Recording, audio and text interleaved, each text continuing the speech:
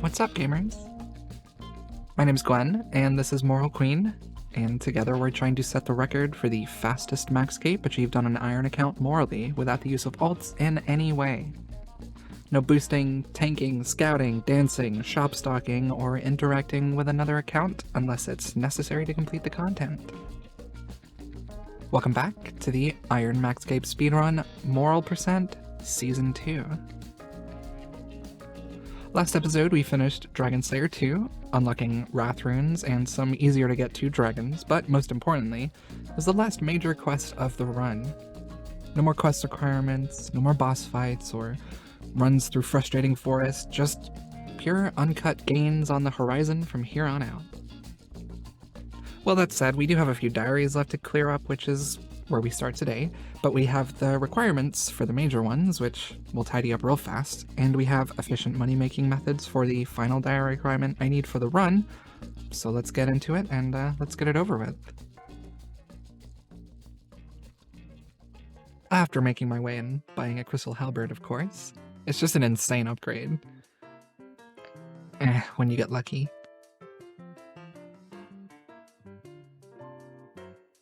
I killed my other account in the fight pits. If you think that's immoral, I'm sorry, but it's not like anyone plays the minigame and none of my friends were awake, so sorry about that. I kind of did things a little out of order here. We got some of the Karamja hard tasks done. We spent way too much money on a bad shield for the Arty hard diary, which I hung on to for a little while because it looks rad as heck, and I figured it might help me deal with the Calphite Queen. Thankfully, I'm only doing a single KQ kill. I don't need the Desert Elite Diary for anything, which means I don't have to go drive for the 1 in 256 KQ head, which I'm just so happy about. But good lord, even this single kill was rough. KQ is just such like it's a terrible boss. I mean, I honestly have no idea why Reddit isn't constantly talking about fixing it. I guess it doesn't really give you anything useful, but good grief, this bug is tough.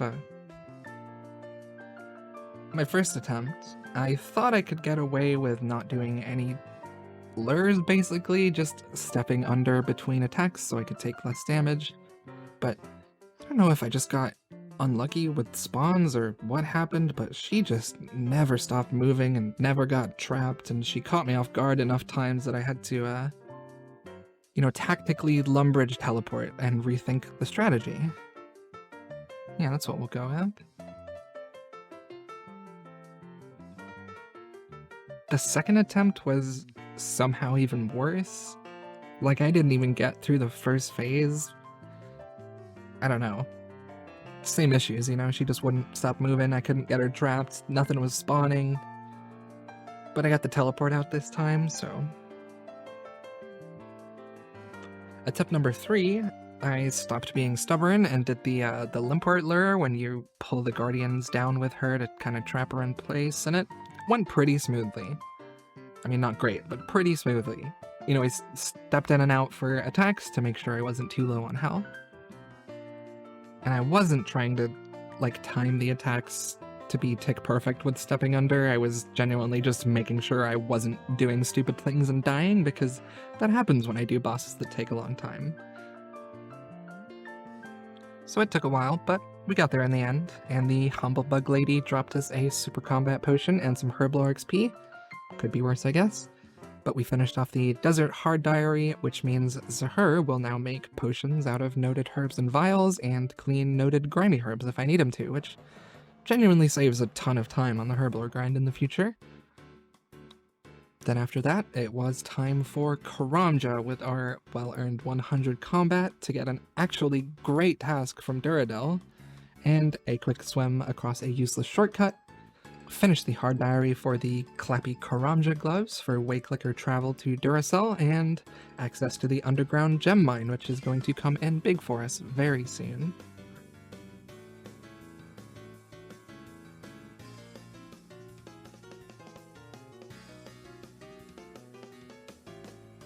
With that done, I finally stopped coping and alked my Dragon Square Shield. I checked on the health of a bush that killed my whiteberry gains and finished up the already hard diary for the extra herb run teleports and a nice little 10% bonus to my pickpocketing all around the world. The last one for quite a while was the current hard diary. I saved it for last because I thought it'd be pretty quick. The only thing I needed was a Xeric's talisman. How hard could that be, right? Turns out it's pretty hard, man. I don't know who I pissed off. Maybe a Jmod doesn't like my videos, I don't know, but I went so dry, it's insane. To cry, this is supposed to be 1M125. We're at basically almost 500. I hate this.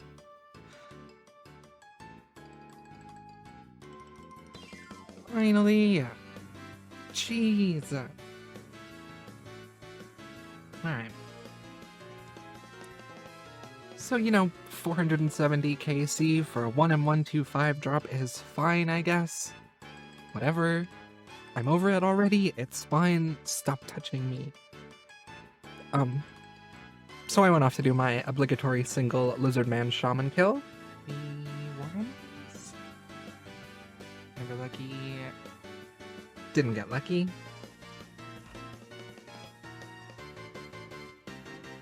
Had a surprise tank test with some insanely strong zombies. And these guys so strong. We good? We good. Ooh, free rune. Ah! Oh, worth it. Then, after a quick trip to Mount Kitty Morgan to peep some trolls, we finished the current hard diary, which unlocks the Ash Sanctifier, which makes Slayer just way more satisfying with 0 time prayer XP, and gives us 5% extra herbs into Hesidius, which is pretty nice. I will be doing the Elite Diary at some point because that Ash Sanctifier upgrade is completely necessary, but I need 90 Slayer for that, so that's not happening for a long time.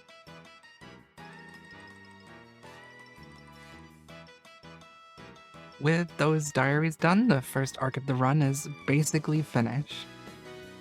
Other than a few side things, we don't have any more random running around, picking up trash for stuff that we're gonna do 500 hours from now. No more training stats inefficiently because I need them to do a quest or something else efficiently. Now we're actually into the real grinds. I may add in some extra quests at some point, depending on what content comes out, new methods, whatever, and I do still need to finish the Mauritania hard diary for the Bone Crusher, but you need 70 prayer for that diary, so next time I go back to Slayer, I'll get that level as soon as I can and then go finish the diary. Make sense? It makes sense. Before we get into the fun grinds, though, we have to do our chores, so I'm going to spend a little while robbing this insanely rich farmer to build up a nice stack of bird and herb seeds for the next arc of the run.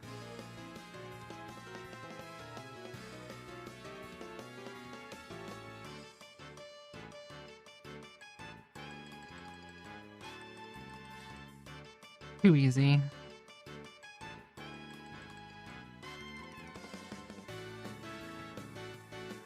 It's even easier.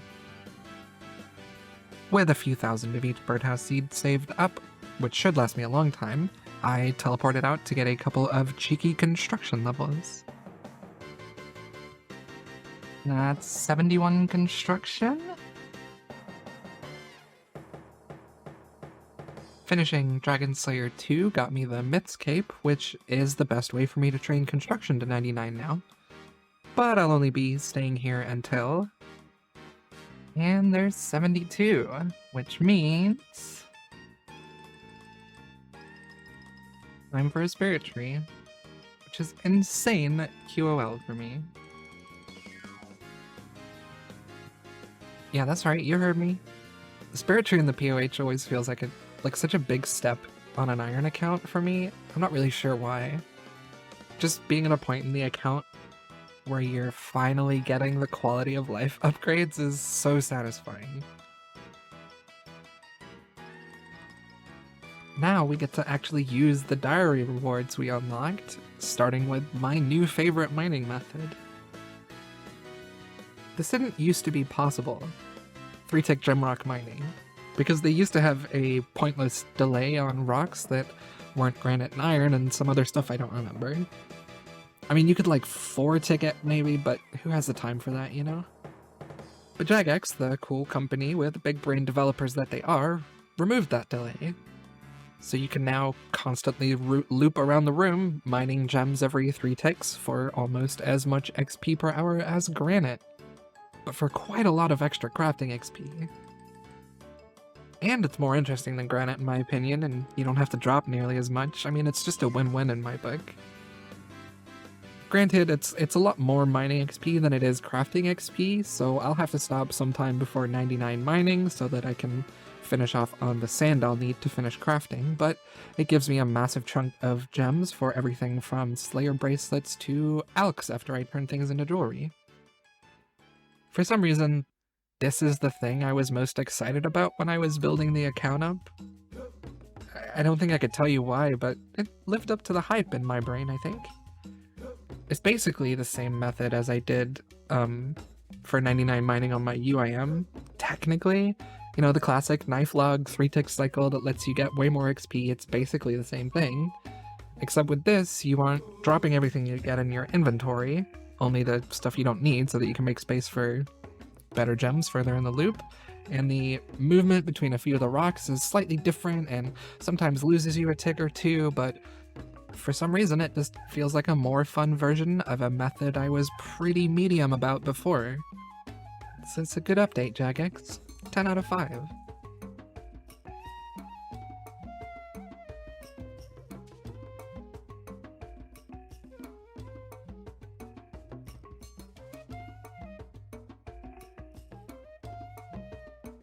Jeez. Oh, not the sub 1 minute, come on. Never lucky. Woo! There's 80 mining, which is what we're gonna do for now. Because it's time to use those gems we got to start powering up the cash stack. After a quick farm run, of course. But for now, Moral Queen has a bunch of gems to cut and a bunch of artifacts to steal, so that's where she'll leave you for this week.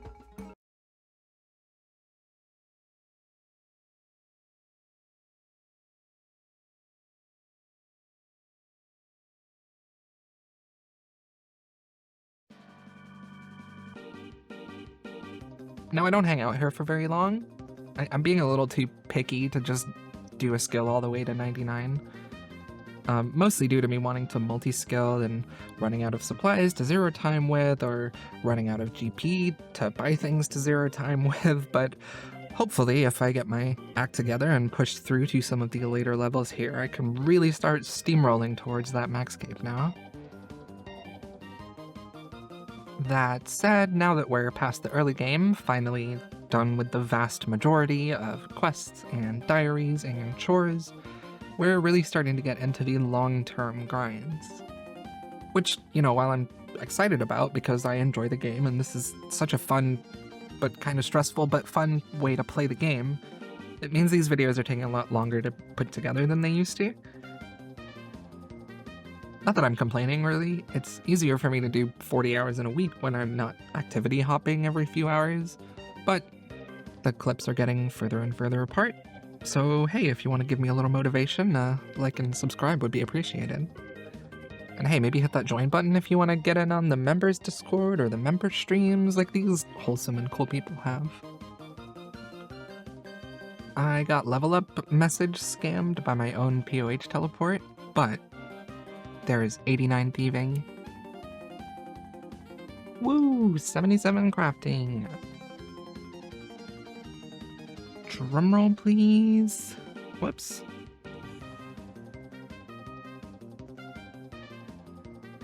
For 90 thieving. This is the first level 90 on the account. Woo! That's a good one.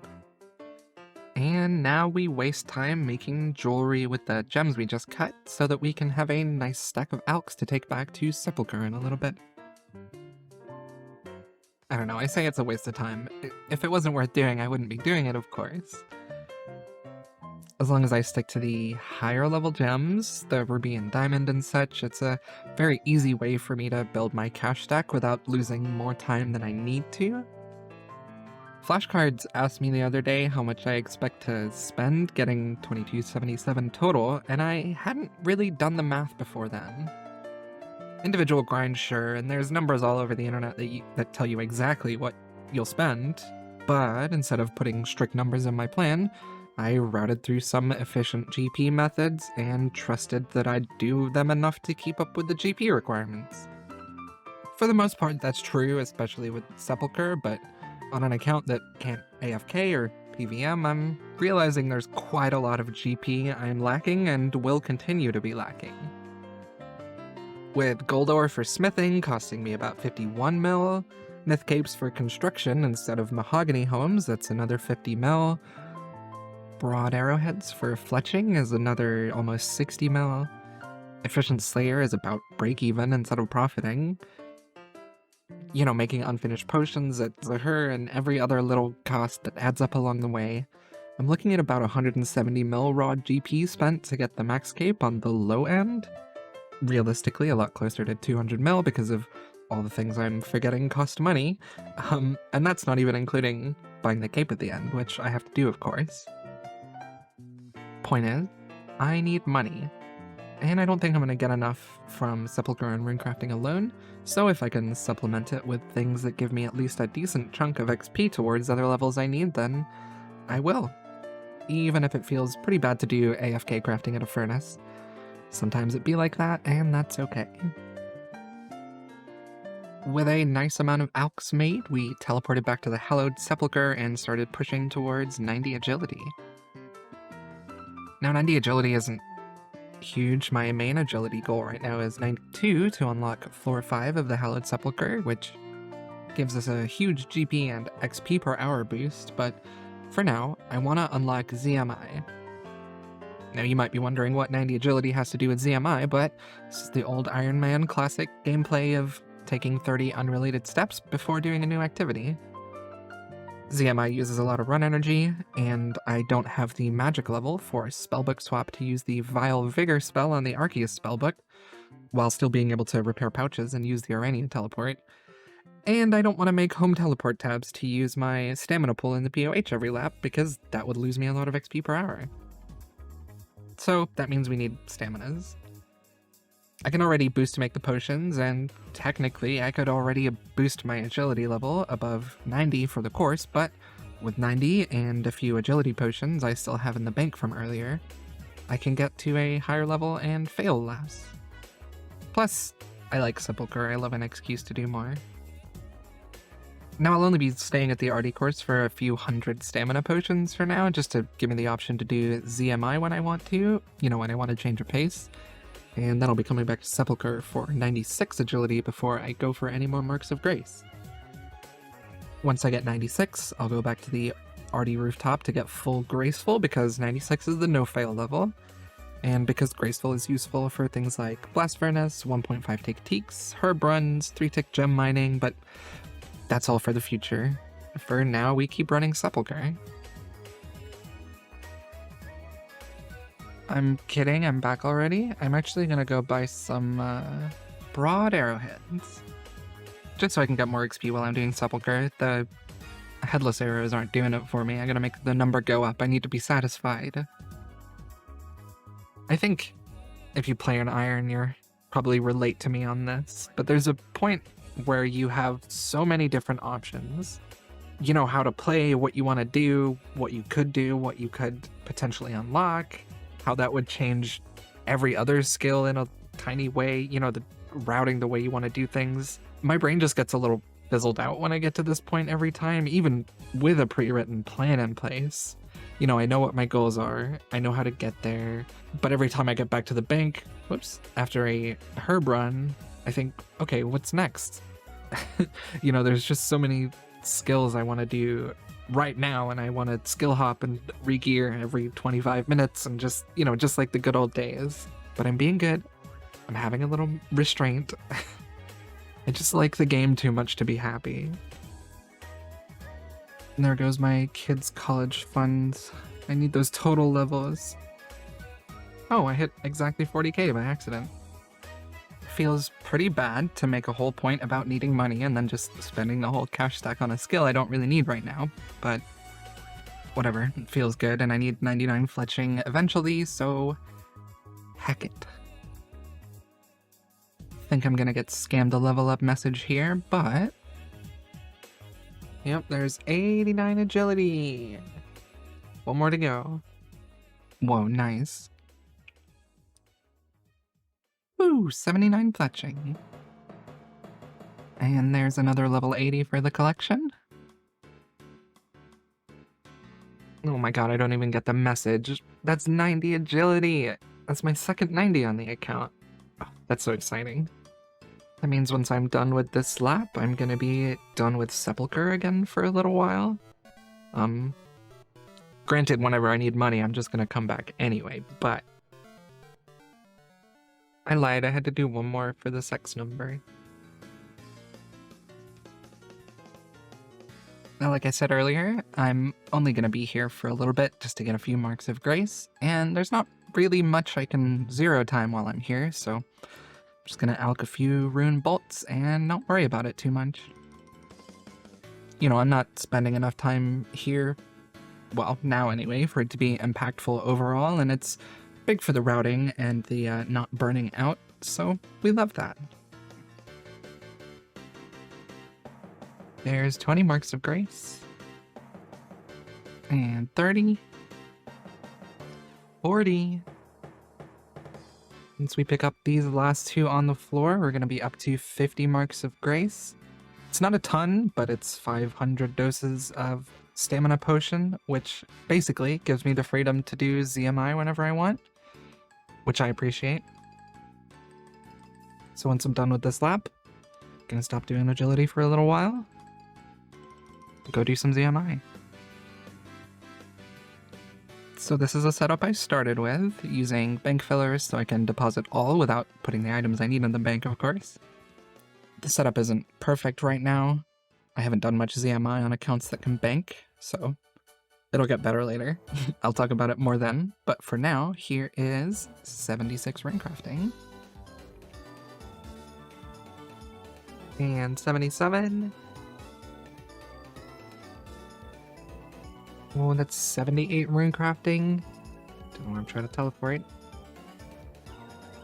By this point, I had it optimized basically as much as I can for now, using a lava staff and paying the bankman with air runes, and it's pretty enjoyable. ZMI is pretty chill, it's good XP, it's good runes, AFK for long enough to respond to people on Discord. I think I'm a big fan. Now, I can already hear a few commenters saying, but isn't ZMI group content? And I see why you're thinking that, because sometimes other people take the aggression from the NPCs in here, but that's not quite how it works. Unless you have ults splashing and constantly keeping them in combat, they switch targets so fast that it doesn't matter if other people are running past and taking aggro. Especially now that Guardians of the Rift exists. I'm using Entity Hider, so there's less stuff on the screen, but if you look at the minimap, you'll see how few people do this now, even on the mass worlds. Like, this was the busiest ZMI mass world. And I can see, what, like 3 dots on the minimap? It's pretty bad. Plus, mass worlds are how the content was designed to be done, so I don't feel I'm losing any morality here unless I use ults to splash. But you see how often I get hit. Don't even act like I'm a cheater. I will find you. Can I get a round of applause for 79 Runecrafting, please?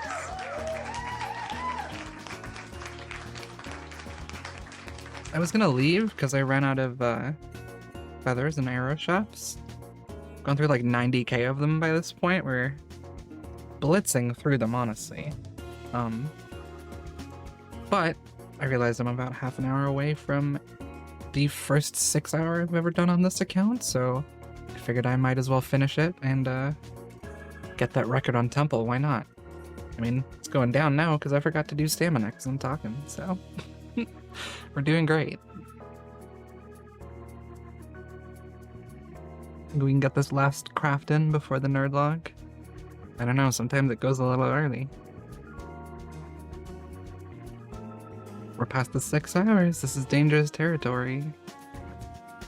Come on, be cool, Jagex. I mean, I feel like that has to be it, right? Yeah. Alright, let's see what Temple says. Got the 409k 6 hour when I wasn't going for a 6 hour. It's not bad. So I sold off a big stack of my runes to buy some broad arrowheads, which means there's 81 fletching. And here's another level 80 for the list. We don't get interrupted. That's, yep, 82 fletching.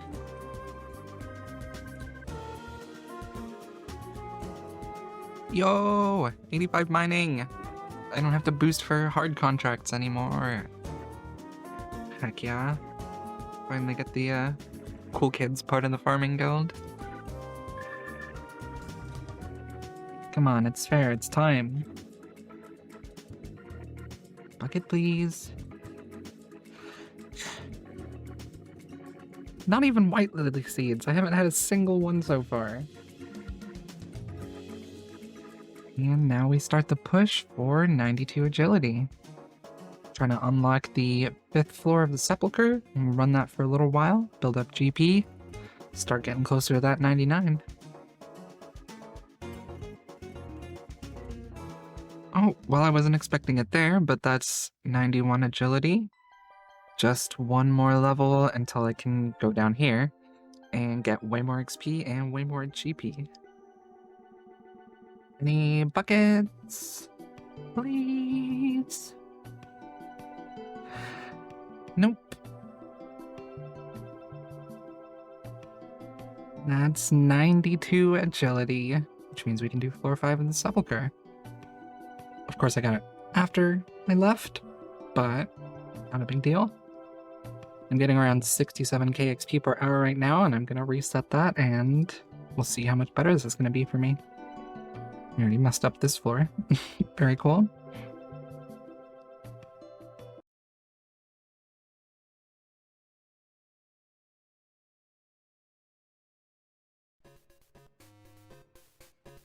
I haven't done floor 5 in, well, a very long time.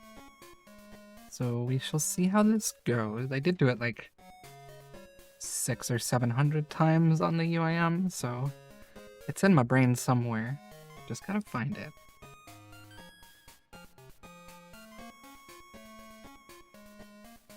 I'm gonna be doing most or all of the looting on this last floor because it's way better than the other ones.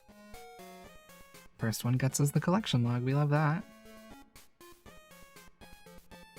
No catastrophic failures so far. We got the grapple back out finally. Probably won't do it forever, but it's worth it for now. Okay, well I guess I got the muscle memory pretty good already. Don't want to get cocky, but it's going pretty well. I got this chest.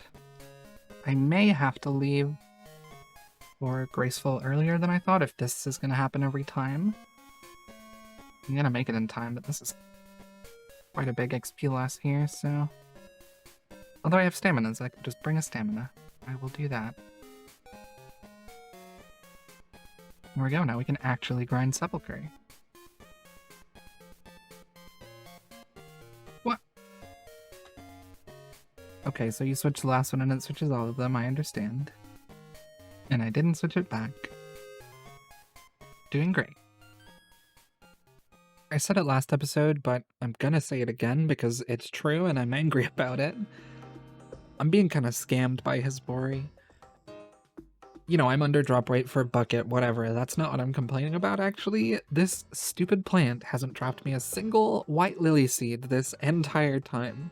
I have to skip the contracts for something that's supposed to be easy to do because the seeds are so common from Hisbori. It's just kind of lame, you know what I'm saying? I hate this guy. Gotta be the one. It's gotta be. Man. This is a pretty big milestone. There is 70 prayer with the piety unlocked. I thought I was gonna have to get that through Slayer, but skillers stay winning, I guess.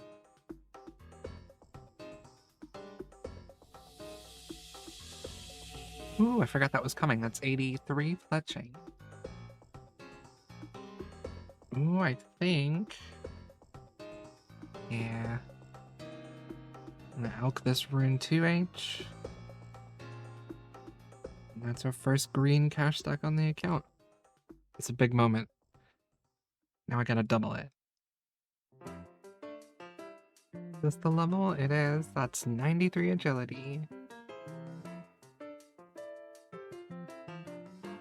And there goes my first green cash stack. For no real reason other than dopamine replenishing, I decided to take a little herblore break to use up some banked XP, so here is 75 herblore. And there's 76. Come on, Piety, please hit a number. That's a pretty good number. Don't really know what it's for, but I got the Weed Whacker combat achievement. I'm kind of a good PBMer. Is that a PB? No. Maybe some lily seeds, though? No. Yep, this is 94 agility. And other than a few more laps, this might be where I'm stopping for a little while.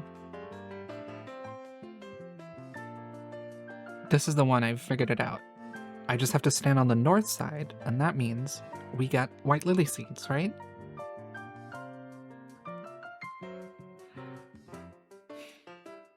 Nope.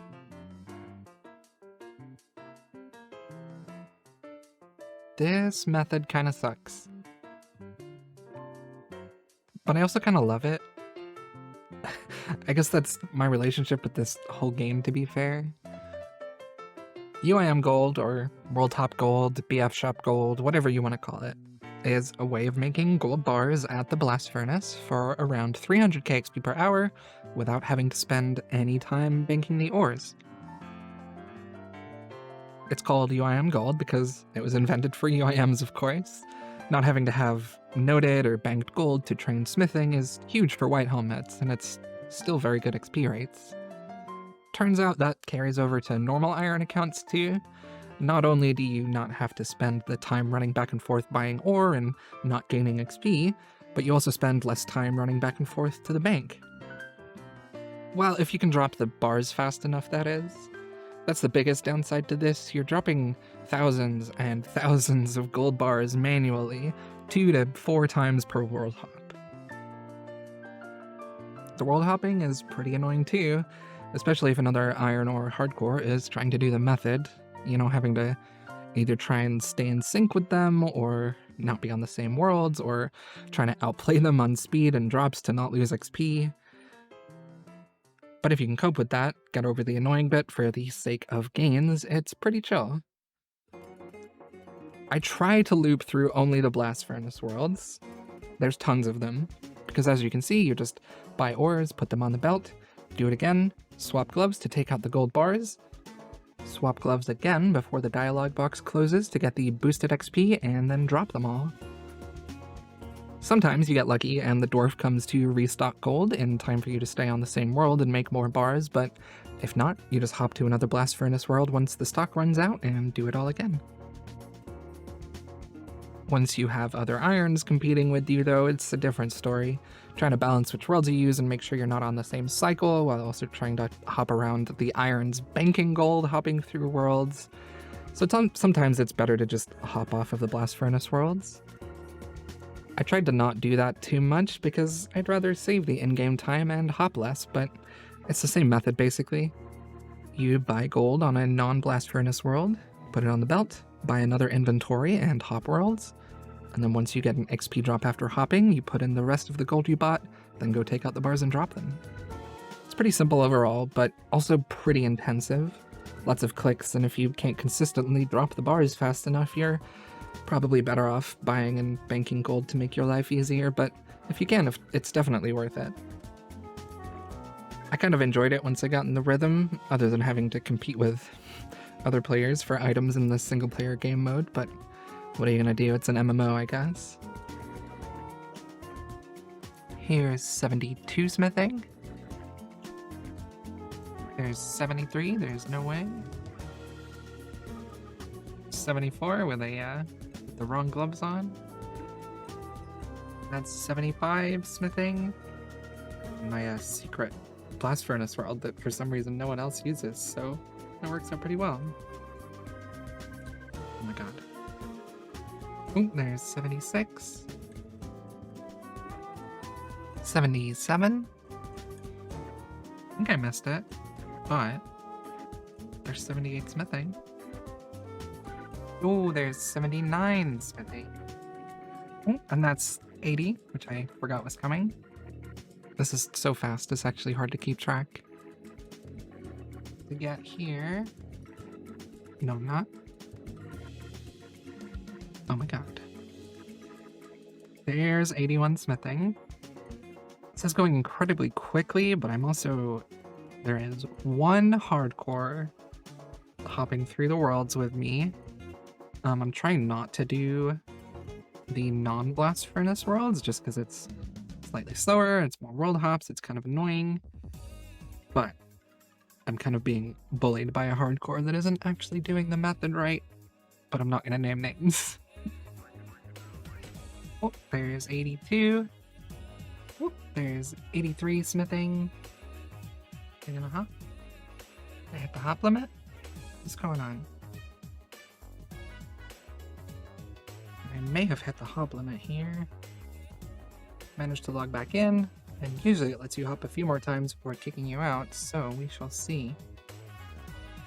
I know most people don't, or most people think the hop limit was removed a long time ago, but they actually just made it way bigger. Even if I haven't hit the hop limit, I think I'm gonna stop because these worlds are getting bought out so fast. Jesus. Yeah, I don't think I hit the hop limit, but I think I'm done for now. Here is 84 on the next day. Still kind of have some competition, but it's not as bad as it was later in the evening, so hopefully we can keep this going for a little while. There's 85. I think I've got the worlds to myself now, which is pretty nice. And there's 86, which means just one more level to go. This world hop here. And it finally goes through. There's 87 smithing, which is all we needed so that we can Kovacs grog boost up for the RD Elite Diary. But I don't even know if I've got a Kovacs grog in my bank, so let's find out.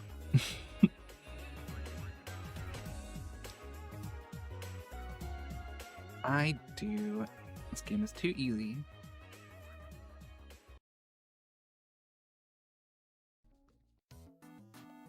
With that smithing requirement out of the way, I went around to clean up a few tasks in the RD Elite Diary.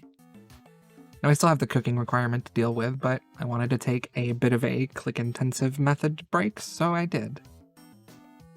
After boosting with the Kovacs grog to get 91 smithing and making the rune crossbow in YAML, I went into the Nightmare Zone to get enough points to imbue a salve amulet. Nightmare Zone is one of those things that always feels like a huge waste of time, to me anyway, especially now that you can get imbues from the PvP arena, but the whole point of Nightmare Zone, to me, is that it doesn't matter how good the XP per hour is, because you barely have to ever pay attention to the game even. So doing it on an account like this, where I'm on a timer for in-game time, feels pretty bad. But you know, you gotta eat your greens if you want to have dessert, so we suffer through. I'm getting incredibly scammed on the lunar boss spawns. So my points per hour is very low right now. I'm hoping that turns around soon. There it is, finally. The good one spawned. I go from 427k to 575. That's not as much as I thought. It's kind of lame. Basically out of absorption potions and every other kind of potions. So once this thing dies, I'm gonna leave. I'm almost 500k points. Means only 300k left, and I should be able to get that very easily. I got super scammed by that by the spawn RNG on that one, but whatever. Worse things have happened. We go again. These lunar spawns have been so far between for me this entire time. I don't really know if that's like normal. I haven't done this for NMZ for a very long time, but they're just like not spawning. I'm just getting these low point nerds. I hate it. Having to blast camel through dad's legs here. RuneScape is not a dating game. Oh, I managed to squeeze in 87 magic right at the end here. Just 50k points left to go. There we go, that's our 800k points. And there's our elite diary task. We are immediately going to uncharge it. And just gonna buy a bunch of these. I don't really have a specific use for them. I might as well spend some points. Sure, I don't know. They may come in handy at some point. There's another elite task from a herb run. Hey, you should like and subscribe. Maybe leave a comment if you're feeling like it, I'd appreciate it. And if you want to get in on my members-only Discord, the Association for W Lovers, or if you want to come hang out in some member streams, maybe hit that join button down there like these people have.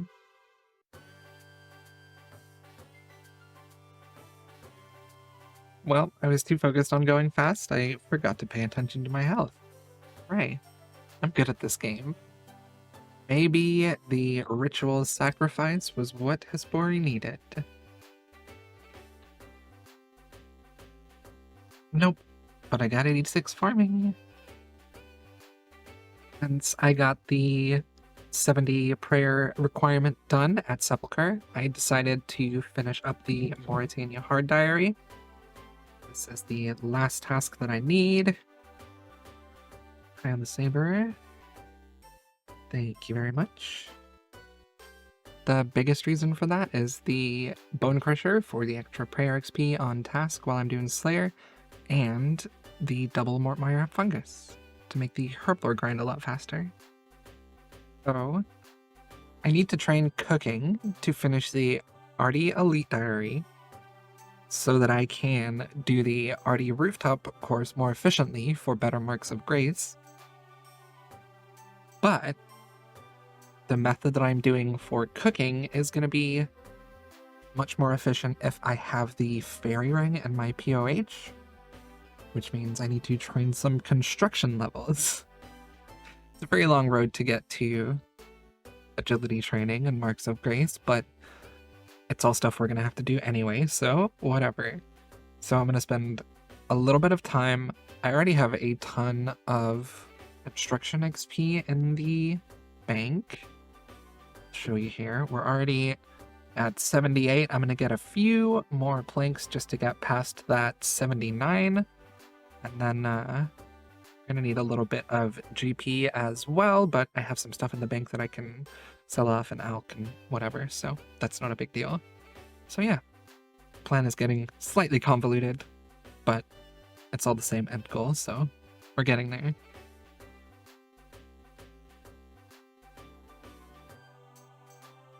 There is no way, you demon prick. 74. It's 75 construction on the last few mahogany planks I had. That's pretty good. Now we move on to the teaks. 76 with the mythical cape ranks. Here's 77. I don't know what level it is, but it's 78 construction. It's the last one I'm going to do for a little while once I finish these planks. Knitting a medallion from this guy. Now we can make the tea. Here's our mounted dig site pendant, which is kind of a big deal, actually. Not to get interrupted by 71 woodcutting. Okay. 31 KC, or some white lily seeds in a bucket. Right? No. There's 72 woodcutting. Right as we're coming up on the end of our couch stack here, 273k left. I'll go mine some gems in a little bit once I run out. This is going to be my last inventory. Unless I want to go completely broke. With the cash stack getting super low, I decided to go off to do some 3-tick gem mining for, of course, a little bit of mining XP, but we can turn those gems into GP later.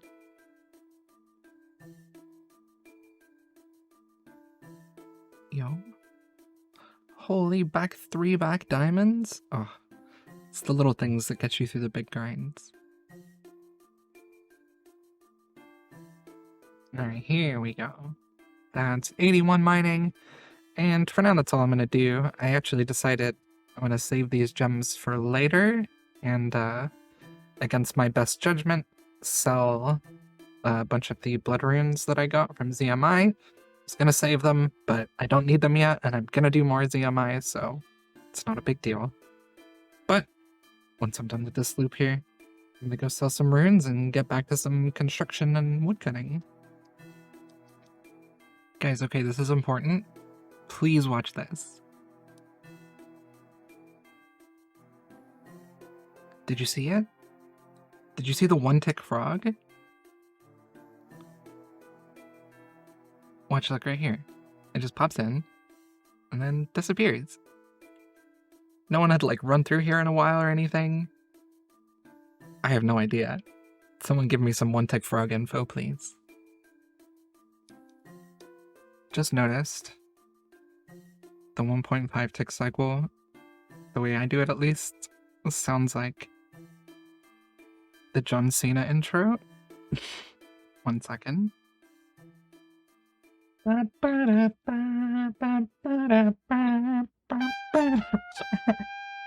it doesn't work when you're just doing these 2 trees though. I also realized, I don't need energy, but I'm doing it. You can queue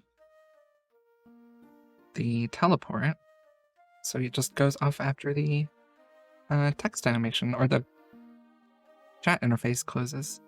It's pretty cool. I imagine that's probably known, but I hadn't seen it.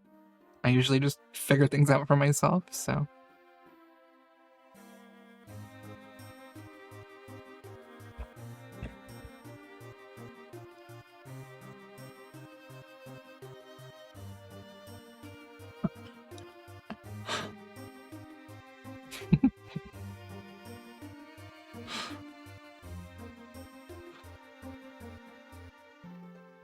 Good sport. Here's 74 woodcutting. Oh, once I get 3 more logs here. Let's do already. There we go. That is 75 woodcutting. And this is the last level I'll be getting here. I'm gonna do a few more planks. Probably get to under 600k on the cash stack. I think I already have enough planks. I will go check after this inventory and see how many more it's worth doing. I didn't quite get there. If I include the teak logs I've already got, I only need 26k. And I think if I go collect from Kingdom, I should have enough teak planks then to get 82. Let's find out, shall we? Oh, but real quick, I managed to get over 90k XP per hour while teleporting to the POH and making the planks and stuff. I think it was pretty good. It was still going up a little bit too. I was getting way better at predicting the tree respawns and stuff, so it's kind of a fun method. At the very least, it's fun when the number goes up, so. Alright, drum roll please. I'm gonna make sure, yeah, put it on teaks just to get the extra XP I need here. So, 148 is not enough, so I'm gonna have to do probably like 400 more. It's not too bad.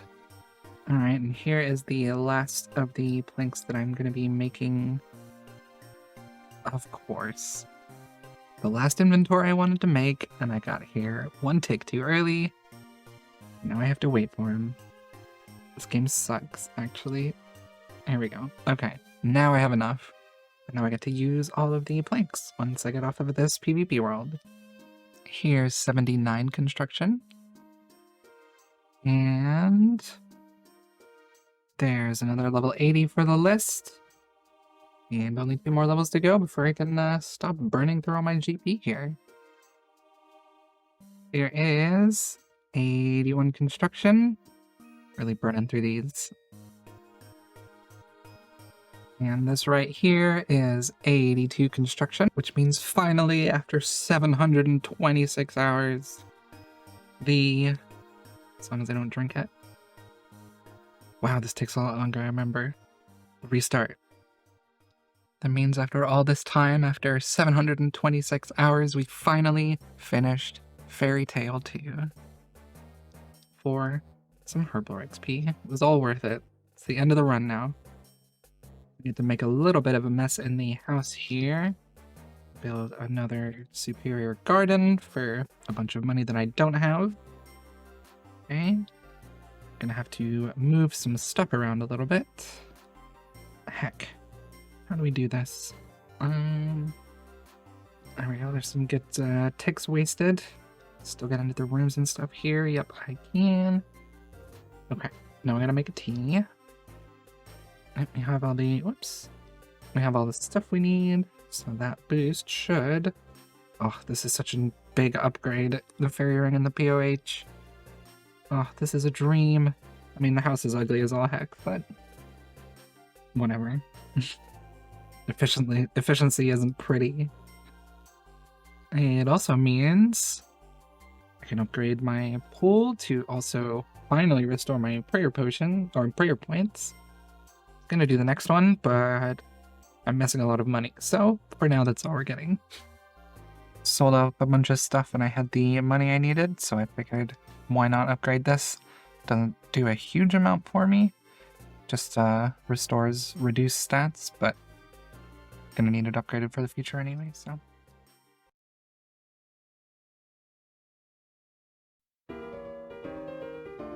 I had this whole speech about how cooking was my last issue on this run.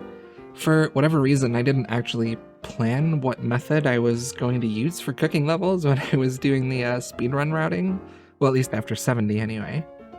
I think it was just something I always thought I didn't have to worry about because cooking is easy. It turns out that's true, but the speech I had planned for you had all sorts of stuff about testing different methods and trying to figure out the overall meta EHP of solo fire Karambwan hopping versus fishing minnows to 2-tick sharks versus fishing Karambwans with the fish barrel. You know, trying to figure out how the fishing XP gained balanced out with the extra time spent getting and banking the fish and all that fun stuff. But within like 2 minutes of actually doing the math, I realized all those other thoughts and ideas were absolutely pointless because the first method I thought about, which is just a modified version of the iron EHP method for cooking, was just so much better than the other ones. So instead of giving you all the math I recorded, you know, probably hurting your brain because I am absolutely not a math communicator, I'll just get to what matters. So the most efficient way for an iron to get cooking XP is to buy Karambwans from Tiadesh and Taibo Wanai village and have an alt light fires for you to 1-tick cook them on. And you drop them and repeat. You have the alt so that you yourself don't have to go to the bank, and you can have the alt get to the bank and teleport back very quickly while you're world hopping or buying or whatever. But obviously, since this is a moral speedrun, we can't be having an alt light fires for us. That's cheating. So I have to light my own fires, which means I have to carry my own logs and bank for more when I run out and run back.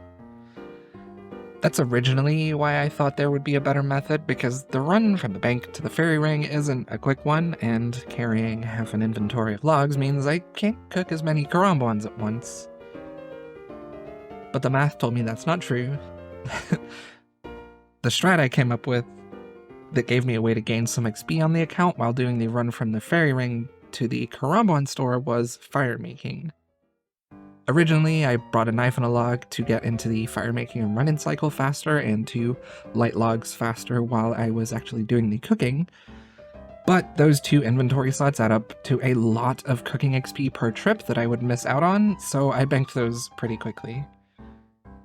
I basically lose 3 or however many ticks after I teleport with the fairy ring, and then I can fire make about 75% of the run back to the shop. It's not amazing, but it's 0-time fire making XP, which I need, while I still get a good cooking rate. The actual hopping and cooking is kind of strange to get used to, because the more logs you light, the more inventory space you have, which means as you progress, you have to change how you hop and how you buy, and it's kind of strange. He sells 10 at a time, so at the start you can cook 10 when you arrive, drop them, buy the few that regened while you were cooking, hop to buy more to fill your inventory, and then hop back to the world that your fire's on. But at the end of your logs, you buy out the few that regen while you cook, then you hop twice, and there's a big chunk of time in between where you have to sort of do the math in your head with how many have restocked and how much inventory space do you have, and are you about to light a log? Did one just run out? Do you need to light it before you hop? It's a lot, and it took a while for me to even start trying to min-max it. You know, I'll be doing it all the way to 99 eventually, so I'm sure I'll be great at it, but the little nuances for stuff like this take a lot of learning other stuff about the method and a lot of doing the method to start seeing the signs of what you can optimize. For now though, I managed to record the wrong client from 70 to 75 cooking, so just know that they happened. 73 cooking, no way. Oh, and if you're wondering how I can prove that I didn't use an alt for this at any point, you know, if I record the wrong account or if I'm not recording the entire time, which I'm not, my Temple OSRS profile gets updated whenever I hit the logout button, and there's this neat update table that shows you the different XP I earned every time I log out. It's got timestamps that shows the date it happened. It's a lot of data. It's got the home teleport magic XP, the fire making XP, and it'll be there until the site shuts down. If you wanted to go full nerd mode, you could figure out exactly how many logs I lit per karambwan over time. Anyway, that's for dorks, so the cash stack was starting to look real bad, so I took a day to run around the gem mines to build it back up again. Hey, do you want to support the channel? It'd be pretty cool if you left a like and a subscribe, they're pretty helpful. And hey, if you want to support me even more, you could hit that join button and get access to the members Discord and some members streams. I'd really appreciate it. Oh, yo, the 0-tick banking?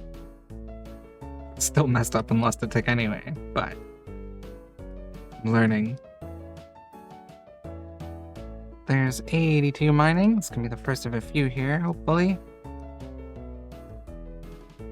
I think this person had enough time to see my reply before they teleported, but big shout out to Starbunks. I really appreciate it.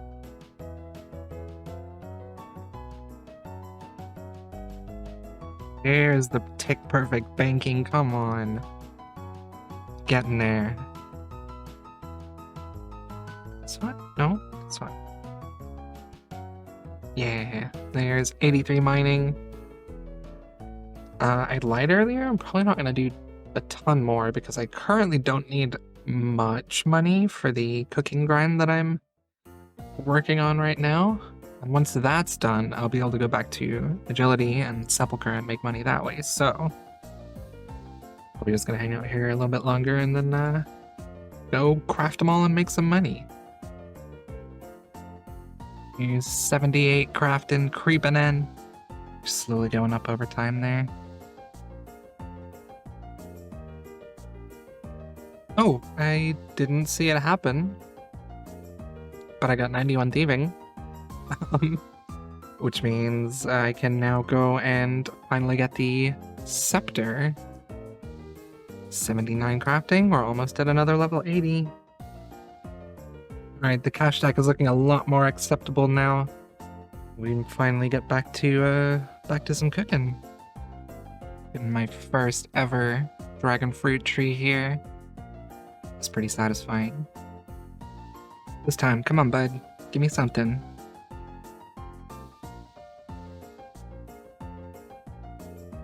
I'm over here lighting my own fires, making my own way in the world, and this person just comes in and steals the fire from me. Gets in the way. Makes me have to think about where I'm clicking. It's so toxic. Woo! Woo! Woo! Woo! Here's, yep, another level 80 for the list. No! Lame. Just want the level! I swear if I get the hop limit right now, I'm gonna cry. Please just give me the fishies. Hey, there we go. Now I can log off until my hop limit refreshes. It's kind of annoying. I wanted to get 1 mil cooking XP done, but with these solo fire hop Karam ones, it's a lot more hops if I don't want to, or it's a lot of hops if I hop back to the world that my fire is on every time.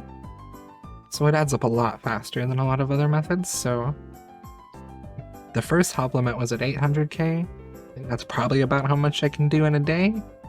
I guess depending on how early I start, but I'm not trying to wake up at 7 AM just to do more Karam ones, you know? Woo! Woo! Yo, sneaky fire making level. Another one. Oh, that's so good. I've been buying raw Karam ones every time I bank the logs, or bank for more logs while I'm doing this method.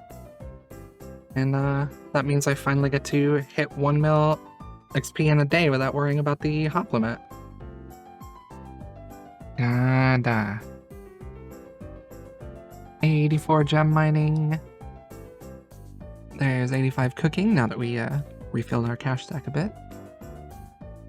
There's 86 cooking, which means I could +5 boost with a spicy stew to finish the diary, but I don't want to RNG gamble on orange spice, so I'm hoping that my cash stack can hold out for another 2 levels. It's looking a little rough, but we'll see how it goes. But a +3 is much nicer to go for. 87 cooking, I'm really hoping my cash stack can hold out until 88. That's the goal right now, on the edge of my seat. You remember when I had a green cash stack? I miss those days. It's so long ago. So I've resorted to using the mithril bars I had in my bank to make mithril plate bodies for my GP to go back up.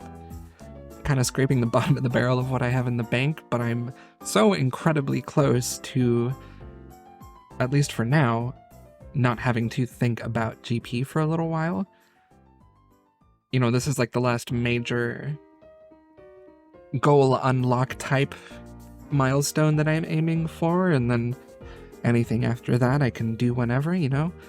And the main goal of this is to get to a point where I can go and finish 99 agility without doing it inefficiently, so sometime soon we'll be getting back to Sepulchre. But for now, we are smithing plate bodies in Varrock because I forgot about Pref. You know, old habits die hard. I had some Addy bars in the bank too, so I'm making Addy plate legs. I should definitely have enough now. Maybe that's foreshadowing, I don't know. There's something whack going on with the servers right now. Could be it here. Yes, okay. 88 cooking means we just need a +3 boost for the Arty Diary, which I am comfortable rolling the orange spice RNG on, so... I mean, realistically, unless something goes really wrong, all I should have to do is a single game for a few manta rays, and then I have 5 chances of getting a +3 boost in my inventory, which should be super common, so fingers crossed. Any 1kc anglers? Nah, never lucky, but 6 manta rays should be plenty. Let's see what boost we get here. Oh my god, we got the +5 straight away. Shouldn't even burn them. Come on, 2 extra levels. Yeah, there we go. Oh, love that.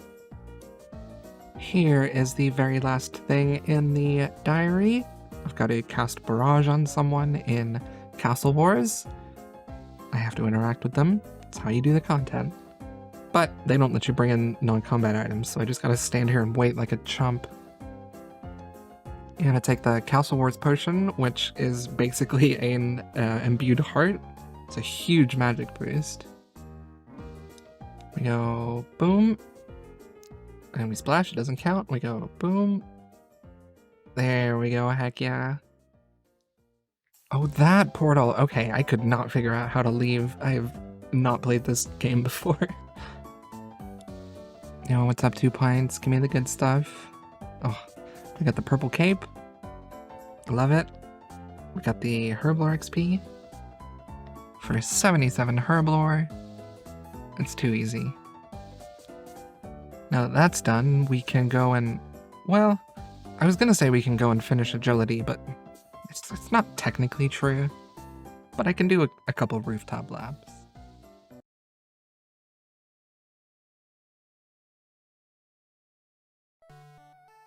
I didn't see it, but I'm over 500 laps now. More Mark of Grace and I'll be at 90, so coming along pretty well. Now, there was no specific number that I'm aiming for in terms of Marks of Grace anyway. I need a few pieces of Graceful to help with things like 1.5 tick teaks and herb runs and 3 tick gems and all sorts of stuff that's good to have. I'm not getting the full outfit because that would take way too many Marks of Grace and it's not that worth it. But I'll be getting a few of those.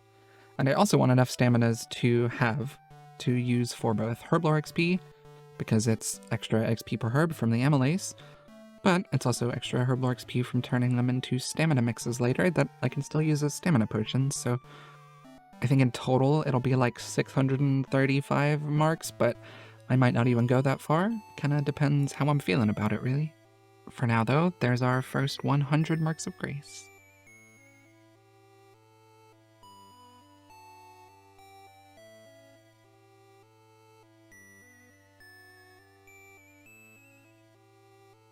I just remembered something very important.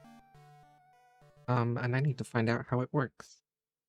One very important reason for doing the RD Elite Diary, other than the Marks of Grace, is the free sand that Bert can deliver to the bank every day. And the wiki actually said I needed to talk to him to start it, but seems like it's already going, so that's kind of annoying. A little bit of a time waste. Let's double check. Oh, yeah, okay, I'm getting it. I guess I've just been ignoring the message in chat. Okay, very cool. You know, it's not a ton of sand delivered every day, but I'll be doing most of 99 mining on gem rocks. That doesn't quite get you 99 crafting, so I will probably have to do some of my mining XP at sand in the quarry, but I'm hoping to mitigate a lot of that by having Bert deliver sand for me for a while. You know, I've got a lot of hours left to go before I really have to worry about 99 crafting, so I can let that build up.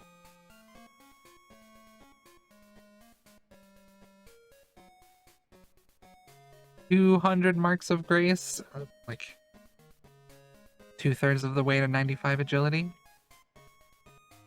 And the goal is 635 marks. I don't know if I want to do those all straight yet, but we're gonna be here for now.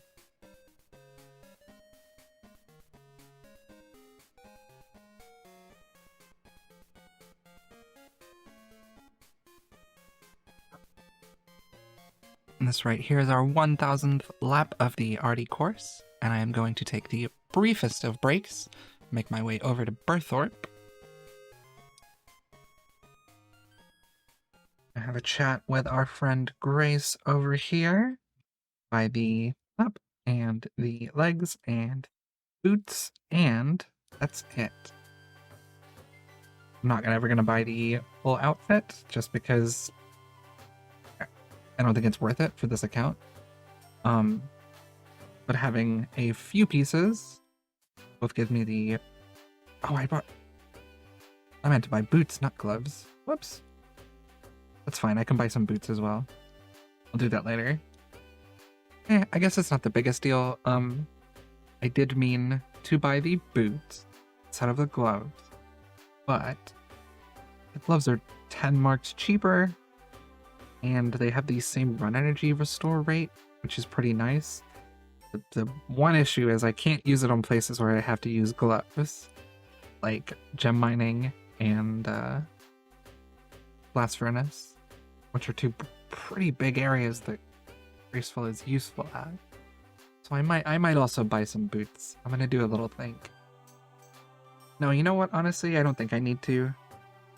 It's only 3% extra run restore rate, which, you know, in the long term is kind of a lot, but I'm also going to have a bunch of staminas made, and I've already got more run restoration than I would have had before, and I was doing things fine back then, so I think I'll be fine with my my legs and my gloves.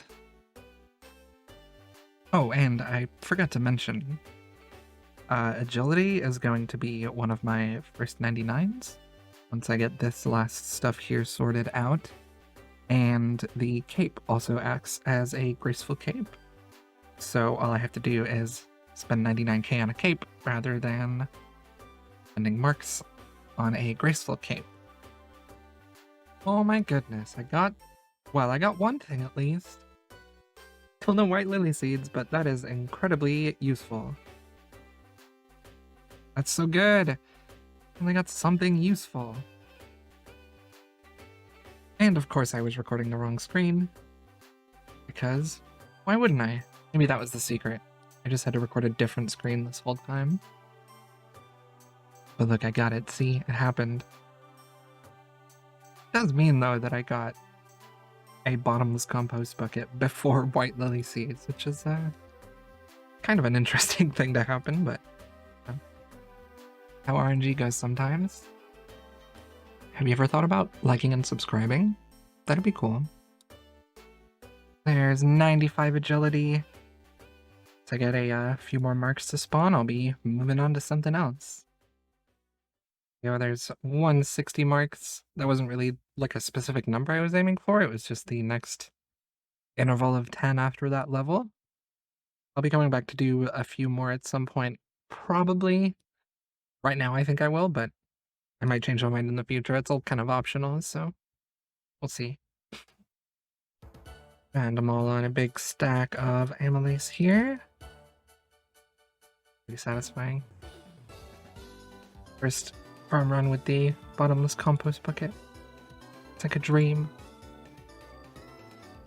I spent a little while gathering some Mortmire fungus here with my Mauritania hard diary, giving me the double mushrooms, which makes this just so much nicer.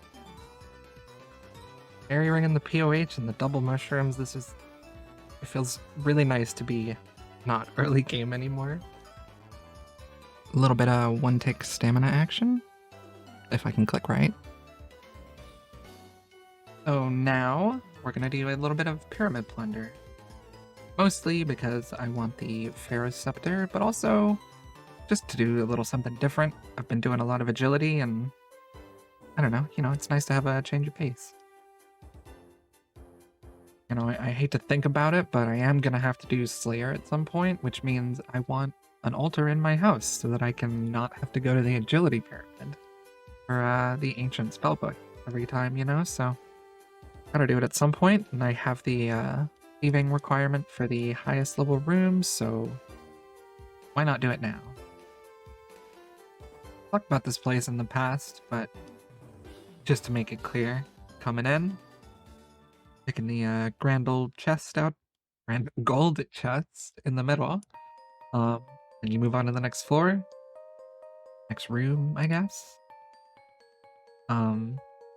In the last room, it's coming up here. I do the grand gold chest and the sarcophagus. It's a really low chance from the sarcophagus, but in my opinion, 2 chances at the end is worth it, so. I try to keep some of the higher value artifacts or whatever that you get. Mostly, or just the golden scarab and there's like a cat statue that's worth a little bit more. I don't take all of them, of course. I'm not banking every 5 minutes, but when I go to get more staminas or I leave to do a herb run or something, bank them then. Take them to the guy at the agility pyramid later for not a huge amount of GP, but some GP, which is always needed, so I will take it. Another 25% of the way through the level, well, 26 now. No scepter. So, I haven't done the actual math, but I'm pretty sure by this point, with the pyramid plunderated before and the amount that I've done now, I'm getting pretty close to the drop rate, and I'm not seeing anything. You know, it sucks to complain about RNG, but this is the kind of thing that it would be really nice to get spooned on, and it feels really bad to get to the drop rate. The free strength level from going dry for a scepter, I guess. Pretty cool. This has gotta be the one, right? Can I manifest it? No. Maybe from the sarcophagus. I'm focusing real hard. Nope. Nope, 50% of the level, still no scepter. Just unlocked a new mime emote. Nope, there's 75% of the way to level 92. I redid the math, and I think now I'm just about closing in on drop rate for the scepter, but still frustrated. Kind of feel like I should have it by now. Come on, Jagex, please. I'll just give it in this one right here. No, okay. For a second, I kind of thought about just saying never mind and using the Camulet teleport to get on the ancient spellbook, but then I would have lost all the time from doing this, and all the time I would save from having the scepter. So, it's just worth it for me to just be here and get it. And I hate that, but I'm doing it.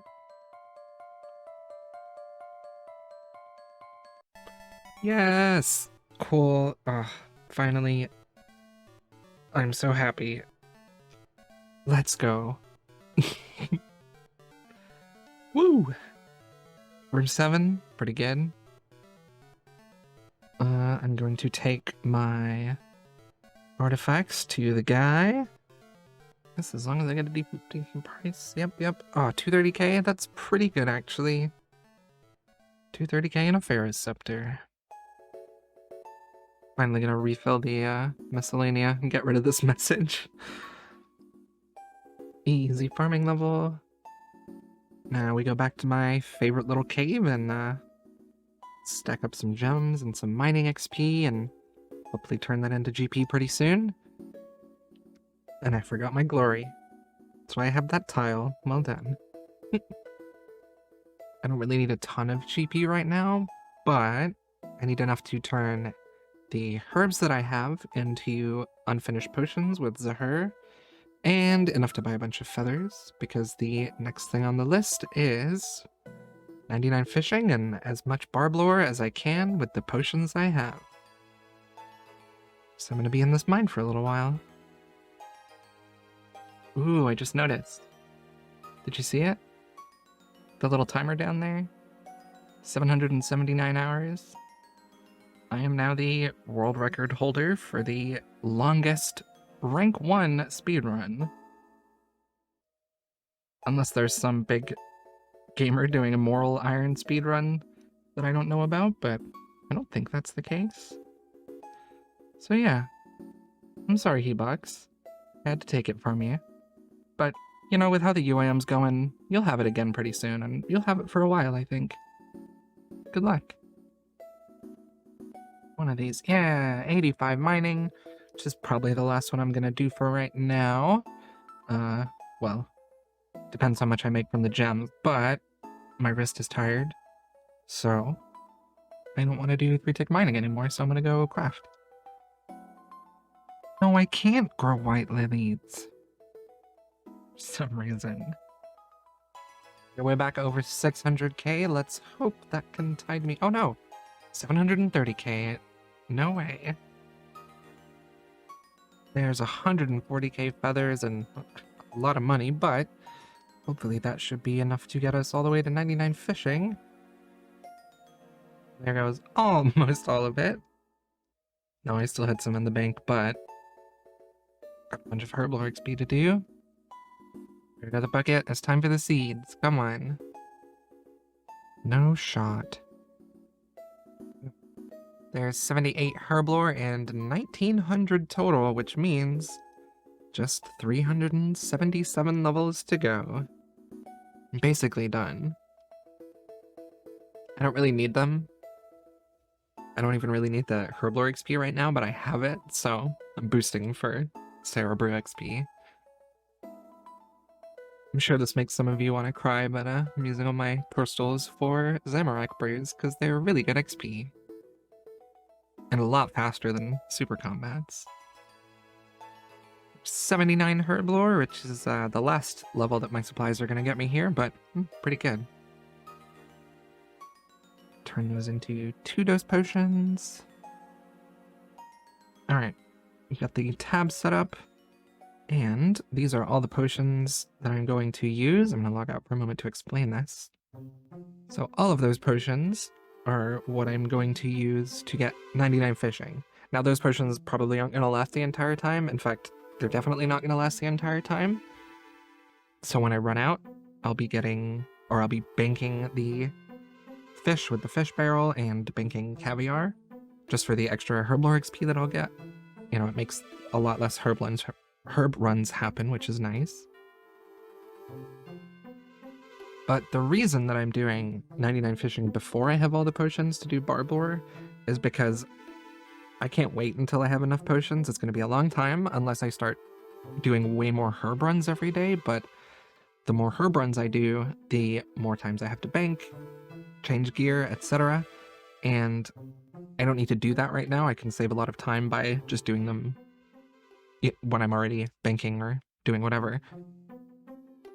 But I need to start getting 99s out of the way. Like I said earlier, there's only 377 total levels left, so I need to get them done. So I'm going to start with 99 fishing, because it gives me strength XP and agility XP, so I can get all of that agility XP out of the way. It's also why I did the Artie Elite Diaries, so that I could get the Marks of Grace, because I'm finishing those before I go for 99 agility as well. But if I get 99 fishing, I know how much XP I have left, so I can do 99 agility, and I can actually start knocking things off the list finally.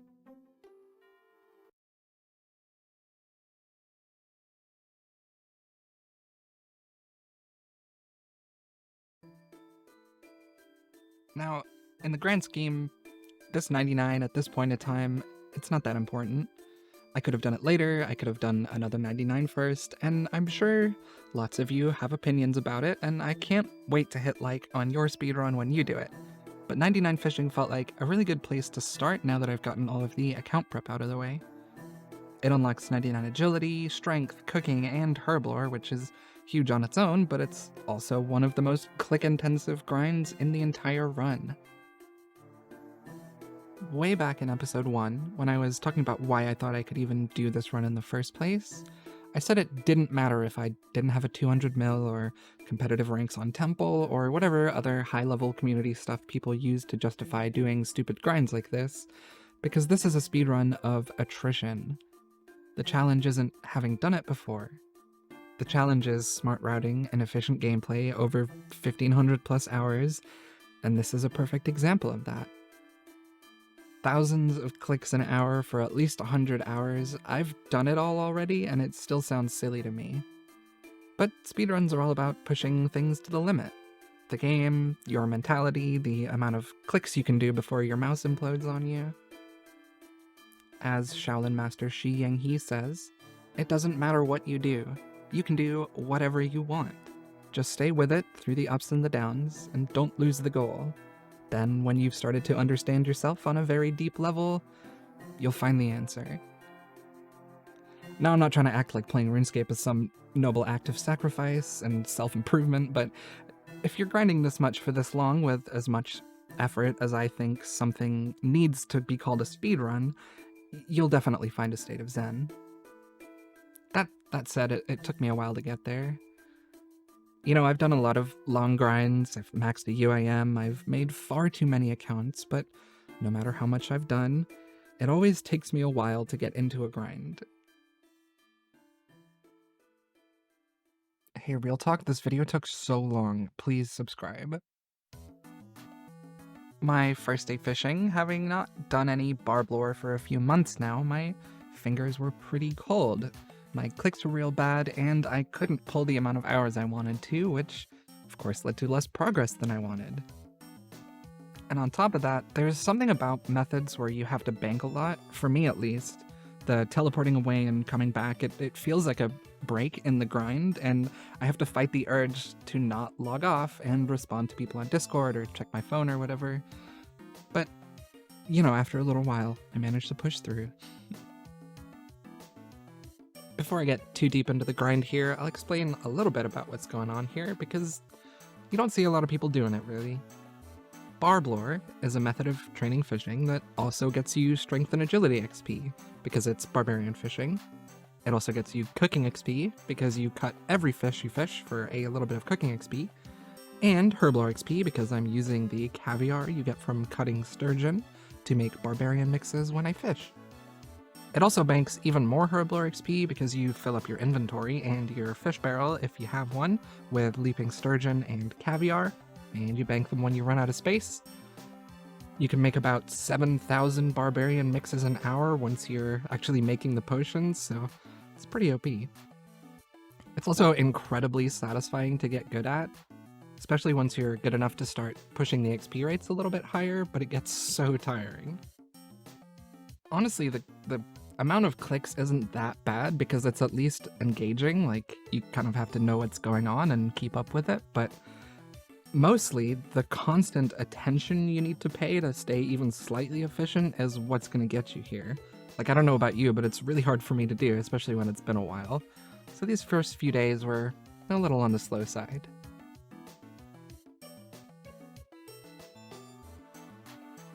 There's 85 fishing. Our 99 fishing journey is officially underway. There's no going back now. Took me a little while to get back into the groove with this. You know, it's been a few months since I actually did this. But yeah, I think I'm finally getting back into it. I'm not losing as many ticks as I was, you know, an hour or two ago. We're starting to get some real XP going. Woo! Flippa, no, I'm sorry. It's not time for games, this is important.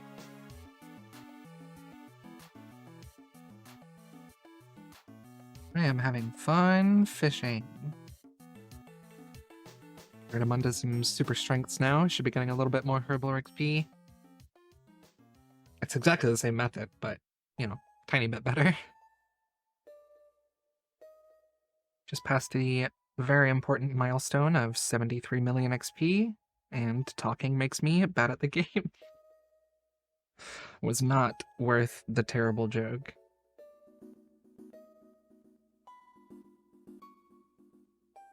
Woo! I was already running low on super strength, so now I'm doing super defenses. These ones are actually pretty good XP. How much are they? 50? 50's not bad. For a potion I'm literally never gonna use. Spooked for a second. Thought I had the pet.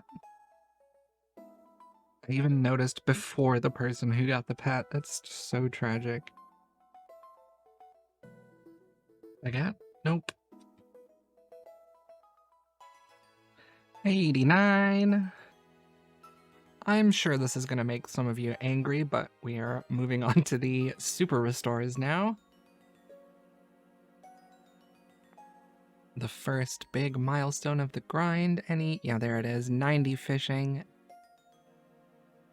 At this point, I'm basically out of all the potions it's worth doing barb lure with, so I'll be transitioning to regular cut eat barb fishing for the rest of the journey here. Some of you might be thinking, wow, just wait until you have all the potions you need and come back at the end of the run or whatever. You're wasting herblore XP. And I get it. But the way I see it, one of the skills has to be the first 99. There's probably infinite ways to root this game, and the idea you just came up with that's better might actually be better. But it's time to start knocking them out, and fishing unlocks other skills for me. So instead of waiting most of the rest of the run to stack thousands of potions for 10k herblore XP per hour, I use what I have, get the XP from it, bank more herblore XP on the way to 99, and start knocking some skills off the list.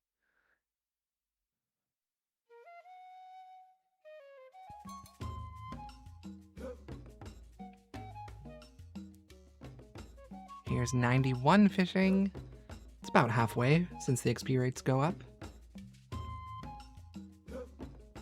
One of these fish is gonna do it. There it is, there's 85 strength. Ooh, and 101 combat. That's fun. Oh, there's 89 cooking pretty soon after.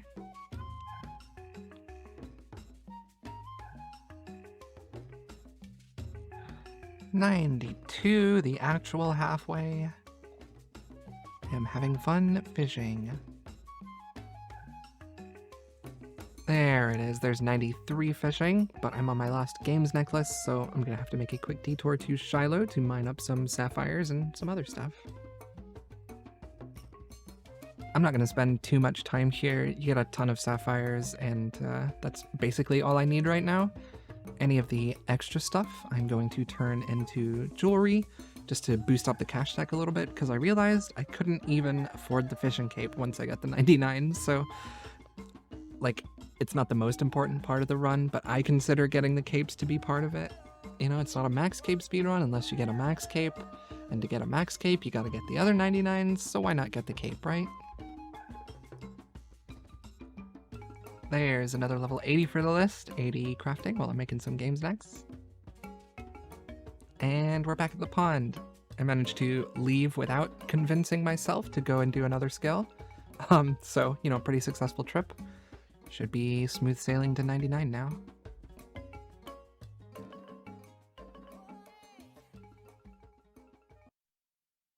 $94.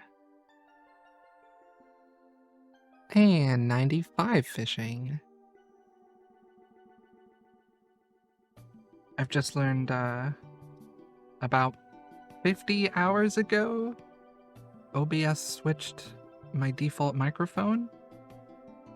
So I've got a bunch of clips without audio now. I love making content. I get? Nope. I'm not sure what this guy above me is doing, but he seems confused.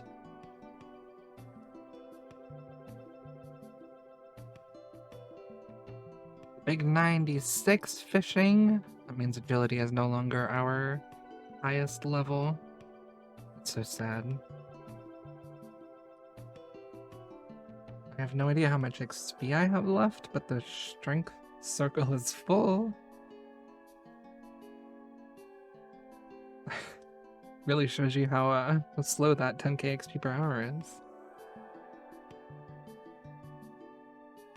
There we go, there's the 86 strength. It's gonna be the last strength level we get on this grind, I think. Not a bad place to end. There it is, 90 cooking. I don't think I'll be getting any more secondary levels before 99 fishing, so Pretty good 0 time XP out of that. We're under the 100k feathers now. I just saw it switch to 99999. Not that I'm gonna run out, I'm gonna have plenty left over. But it's sad to see. The fashion on this guy is insane. Huge fan. Damn, that double tick. Everyone should be more like Killer Jag 7.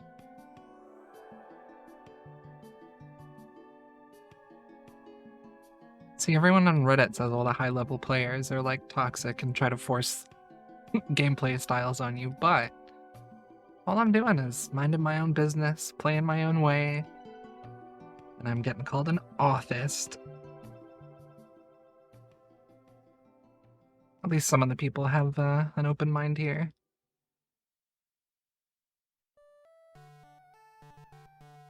Come on. One of these fish. This one? This one. Nope. Any one of these fish. Any time now. This one. One of these fish is gonna do it. This one? Yay. 97 fishing, which means we're now on the worst level in the game.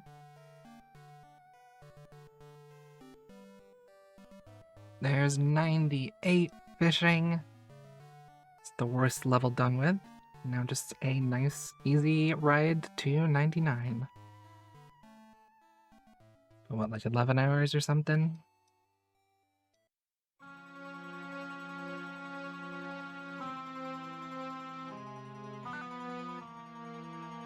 I guess? Yes? Nope. I always get way better XP rates when I'm close to 99. My brain is just like, get it done. Click faster. Of course, the more I bank, the lower the rate gets, but it's still pretty good for cut eat with banking some of the caviar. 105k after running away and coming back, you know? On the off chance that anyone was wondering why I didn't have the XP rates on the screen until now, mostly I find them demotivating, you know, over a long grind, just sitting there watching the number very slowly go up. But when you're at the end, seeing the XP rates, it kind of gives me the, wow, talking makes this game hard. It makes it easier to make less mistakes, as long as I'm not talking, of course. Because every mistake I make, I can watch the XP per hour go down a little bit, and makes me want to try a little bit harder and get the 99 faster, you know? I was getting 109k XP per hour earlier, and I was really excited because I thought I was doing so well. And then I banked and it went down to 107, and then I banked and it went down to 104. I think 101, 102 is like what I get with my rate, but it's so sad to watch it go down. Yes, we're having a party. It is one tile behind wherever I get the 99, and then 3 ticks later, I'm teleporting to buy the cape. You could be at the Fishing Guild on 494 if you wanted to, but I'm gonna buy it and teleport as well, so it's a very exciting party, I know. Everything is moving now, oh my god! This is kind of a big moment. The first 99 on the account, the first cape, the first real grind done. Probably one of the worst ones too, it's definitely the clickiest. I'm pretty glad to have had it done. Any one of these fish, any moment now, has happened. I got 99 fishing! Let's go! I'm leaving. Oh, that's a relief. I am very happy to have had that done. Yes. Give me a cape. Ah, that's so exciting. I got a vision cape. I got 99. I'll put the fish barrel in the bank for the last time. You will be missed, soldier. And just like that, it's over.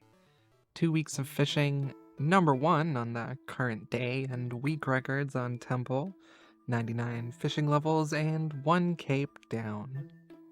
This feels like a big moment, you know? A lot of this run is just grinding over and over and over again, and getting to a point where I'm actually knocking things off the list it's a very nice feeling. You know, I don't have to do any more fishing. It's not part of the run anymore. I don't have to worry about it. Feels good, you know? You know, I always hear when someone finishes a long grind that they're burnt out, and that's always confused me. I get burnt before I do something. It's the prospect of it that makes me want to stop. You know, once I've gotten over that, I get all the way to the end. Once you get a 99, it gives me so much motivation. You know, I definitely needed a couple days to sort of give my wrist a break. But you know, I'm even more motivated than I was before. It's exciting.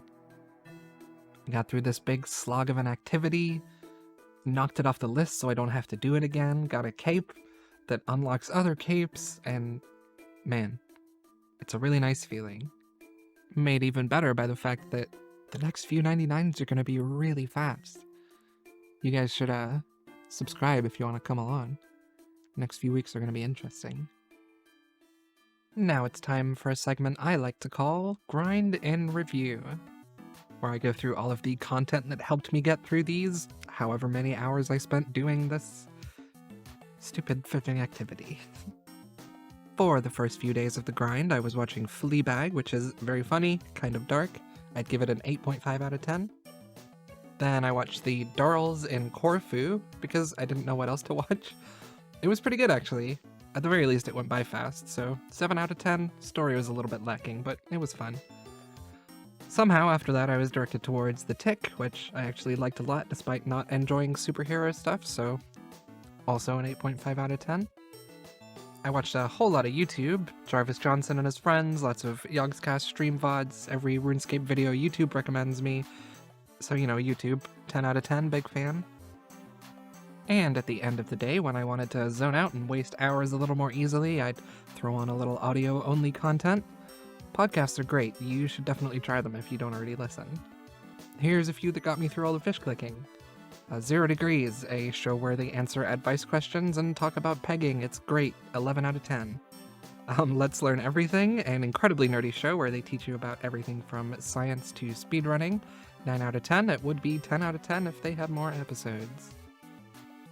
And the old classics, anything from the McElroy family, solid 8 out of 10, no matter what it is.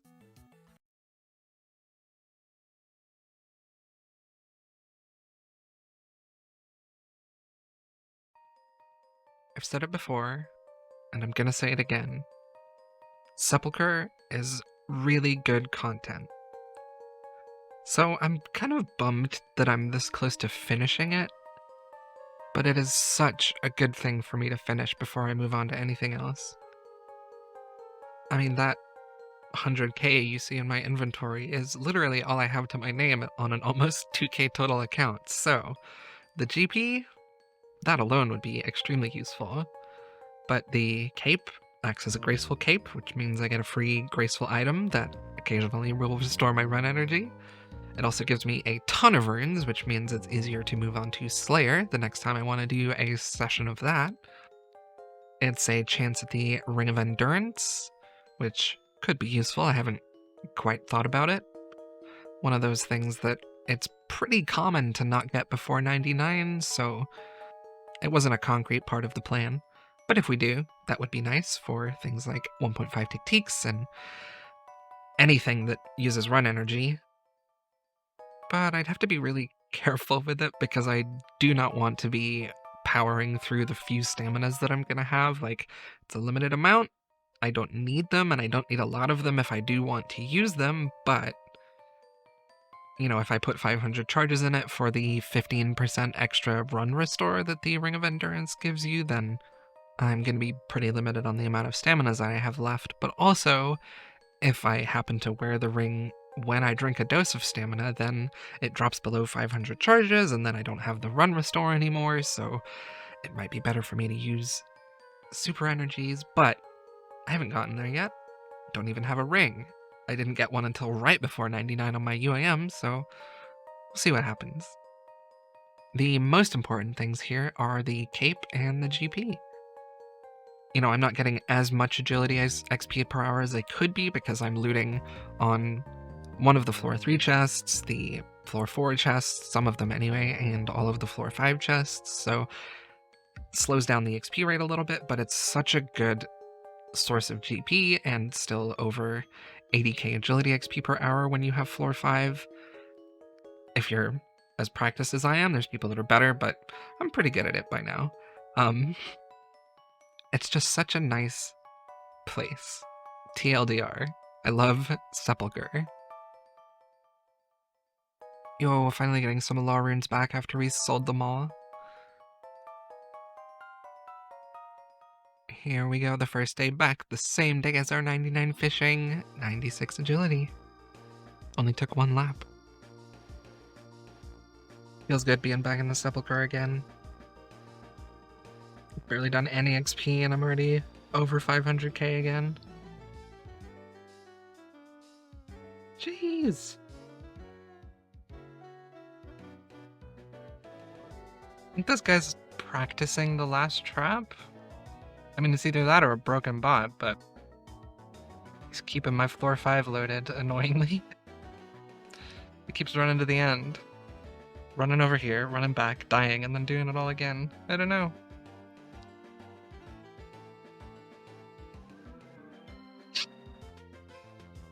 The amount of mithril nails, this is terrible.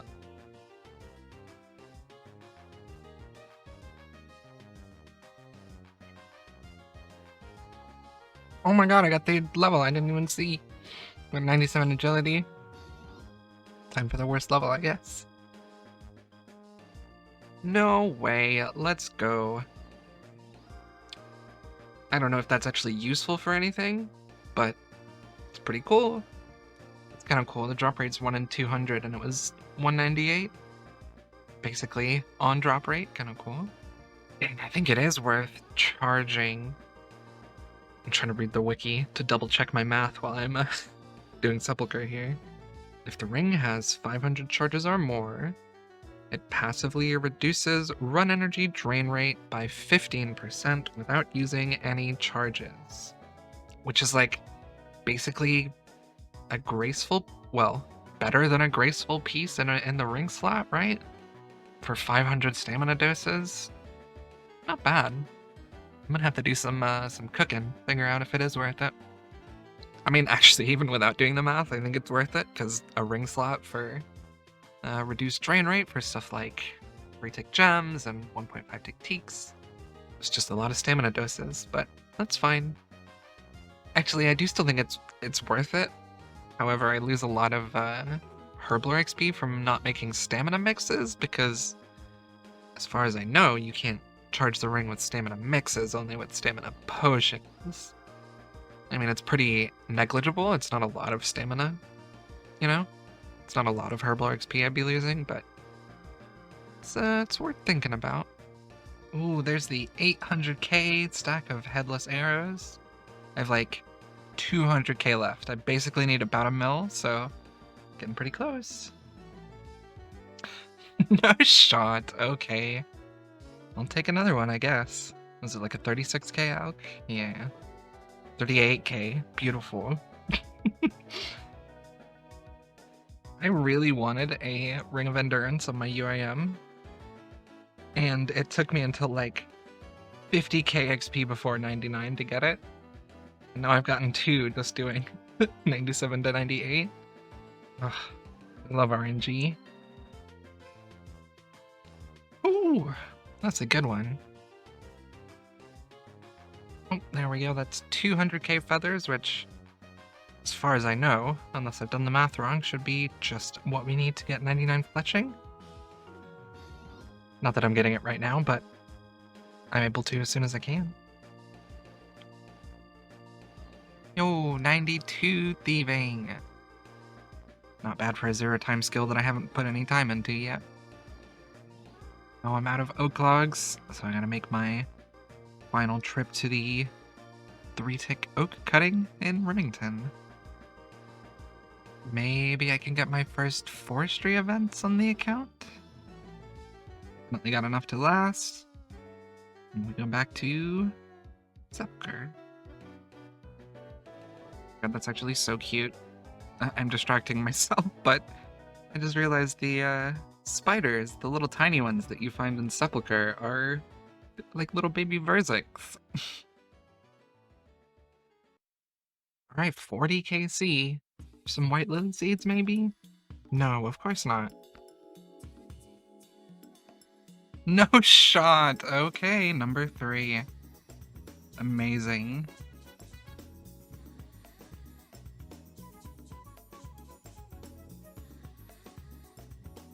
Oh, come on. That should have been fine. Alright, now that I'm getting closer to 99 and have some alcohols built up from Sepulchre, I'm gonna get either 50 or 100 more marks of grace. We'll see how I'm feeling when I get to 50. You know what? I lied. I'm stopping at 20. It puts me at about 300 more staminas than whatever I have in the bank, because I already have some amylase in there. And I don't see myself needing many more than that, so it's my last lap. Just happens to be 1300. There we go. That's the last amylase / marks of grace for the whole run. And I sold off all my rune bolts while I was here. Almost weld mill.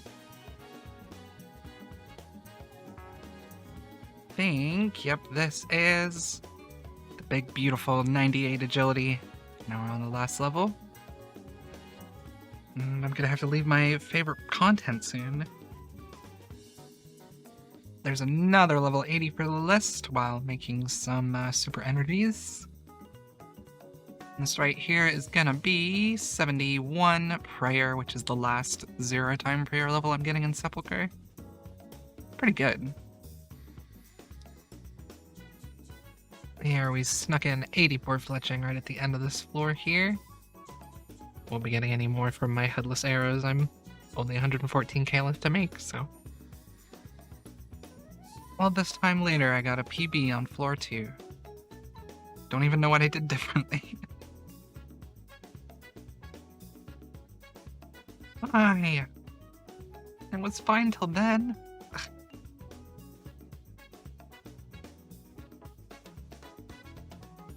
you're wondering what I was complaining about there, there's this very annoying thing that happens where, you know, usually you can just fletch while you're running and it doesn't stop you.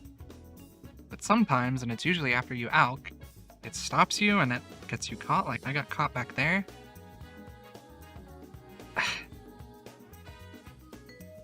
You know, the big brains on the internet say that it's due to alking and you shouldn't be, you know, doing Sepulchre and alking. But it's fine if you do one. Maybe, as long as you weren't fletching at the time. Honestly, I don't know. Remember how talking makes me bad at this game? Basically, TLDR, the game sucks. 0 out of 10. Jeez! And then it all gets better when you get a double rune 2H drop.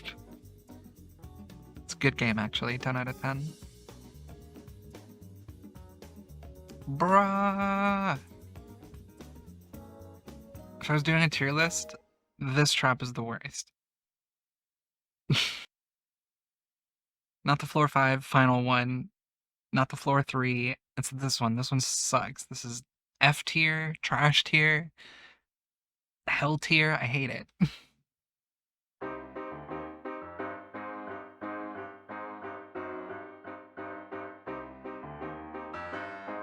I'm faster no.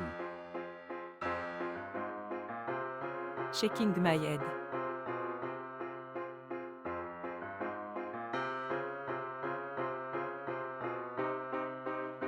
No. New.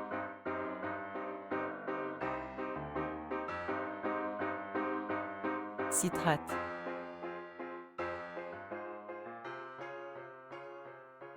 No, that's so sad. I would do that on the one I'm about to get 99 on. That's so me. I'm lagging. Yeah, that is the worst trap in the entire run. Hate it. It's bad. It sucks. Okay, well, at the very least, here's 99. Give me the message. Oh, that's so exciting. I've been trying to do this for so long. Look at that. It's beautiful. It's a good cape. It's passive. It goes on your back and it does a ton of stuff for you. Come on. That feels so good. I'm so glad I got that done. I got 299s down now. That felt like pretty quick succession. Man, the progress is actually happening. I feel like I'm moving towards the actual goal here, you know? I felt for a long time like I was just kind of, you know, I was doing everything efficiently, but it kind of felt slow and lame and like I wasn't doing it fast enough, but I'm speeding up. I'm doing stuff. I'm getting the big GP. Oh, I'm gaming. And we're gonna get a ring on this final chest. Right? We're gonna get a ring. Nope. Okay, so when we leave, we're gonna get the pet. Nope. Well, that's okay. Oh my god, you guys are so cute. Thank you so much. I appreciate it. You're the best. I can just put all this stuff away now. That feels pretty good. All right. Now we herb run. 90 mil of that is the rings, but you know, almost 55k souls, almost 60k blood runes, a stupid amount of alks. I got all the pages, of course. I had to make sure to get that. Yeah, the almost 8.5 mil just raw GP. Yeah, the law runes, like all of the good runes being such a stupidly high amount. So nice. I think it's the best skilling content in the game, and it's also the most, like, in-depth skilling content in the game. You know, like with mining, the options are super AFK or super high effort. But Sepulchre, you can you don't have to be tick perfect, you get tons of time. It also gives you tons of loot. Like, it's just so nice. Oh my god, this is a great streak. Thank you, Jagex. Number 4? Come on, give me a number 5. I know you want to. Oh my god. This is nutty. Yo, that was big. Alright, seeds. Lily seeds? Please? Never. Never lucky. And I didn't bring a Hespori seed. That's so sad. There we go. Heck yeah. Certainly. Here you go. I'm pogging, I'm caping, and I'm leaving. There we go. It happened.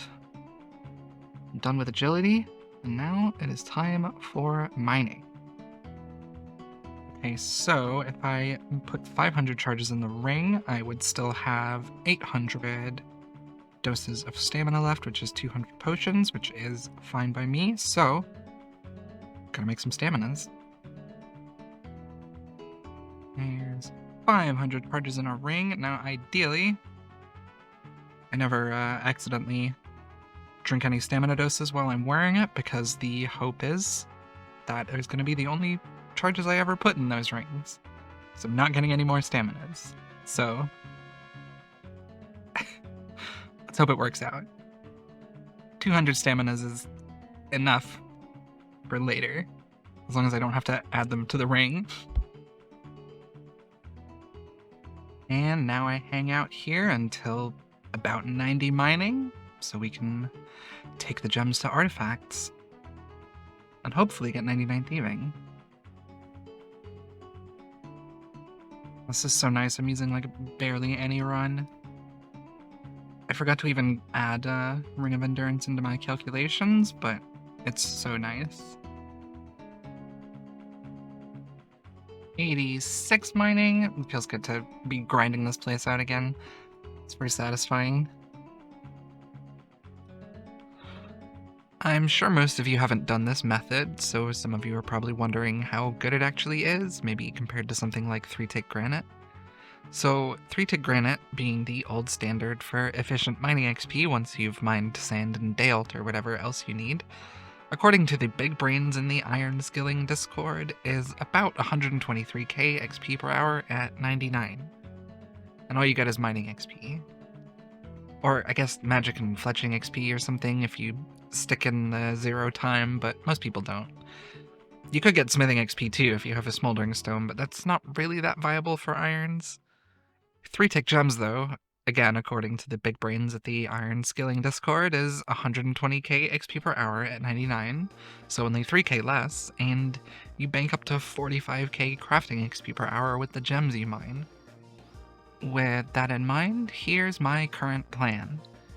I'm going to make and sell the good bracelets, the diamonds, the rubies, and the emeralds. And I'll possibly use that as an opportunity to get some 0-time magic XP by enchanting them while I make them for slightly more GP, at least until I get close to running out of cosmic runes. And I'm going to just cut and sell the sapphires in bulk. So on top of the 120k mining and around 40k crafting XP that gets me per hour, it also nets me over 250k per hour if I hop and sell them to the Birth Orb shop. I mean, those rates are based on level 99, and I'm not going to be here at 99, obviously. I'm going to leave. But hopefully that gives you an idea of just how good this place is. It wasn't possible until this year too, which I'm just a huge fan of that update. I used to have to do it 4-tick, and it was not really worth even doing. But now it's possibly one of my favorite things, and it made mining good for me, so big fan. Oh, that was so close to getting all 4 of the gems in order. All 4 of the good gems, anyway. Yo, there's 87 already. I know we're not in the longer levels yet, but these are going by so fast. Testing. Picking up my opals, okay. My jades. And stealing my rocks, that's fun. Yoink. I mean, it's gotta be a bot, right? I didn't know there were bots in here, but... like, come on. There you go, someone report them. I don't have the time, sorry.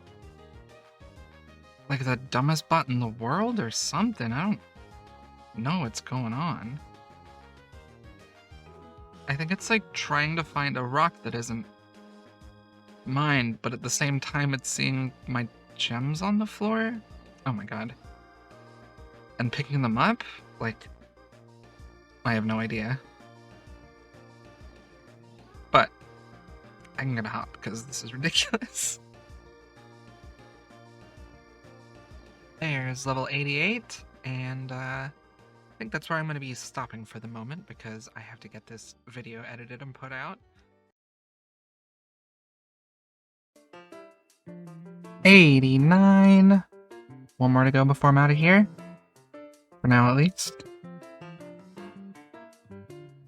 Let me in!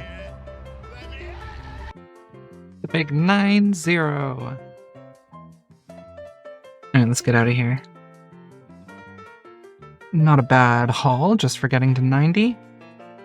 Should last for quite a few levels of thieving there. Now, with the 5,000 or so gems that I just mined, we're gonna hang out here for a while. Steal some artifacts, get some crafting XP. I'm gonna run out of gems. I will, I forgot I had to fix these guys. No! I red-clicked. Okay, well, I'll set the guards up and then we're actually starting. Alright, we're set up now. We're rolling. About to get some big XP.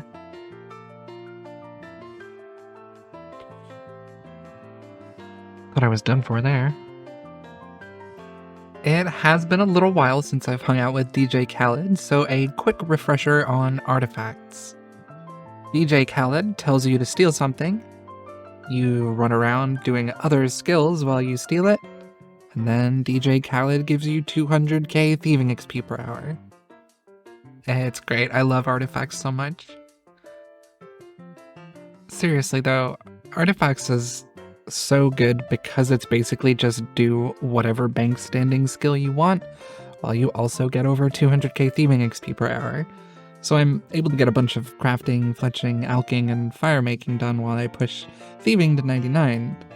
But the problem is, it's too fast.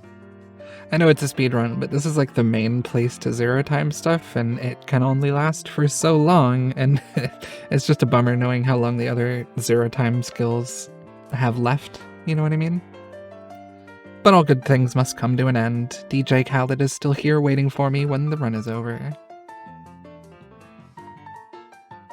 My stack was starting to get a little bit low, and the shop stocks were actually decent for once, so I've taken the opportunity to buy all of the arrow shafts that I need instead of wasting what valuable zero time I have left cutting them myself.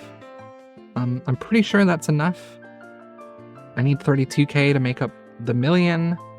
I'll have some left over, but I'm buying 32k.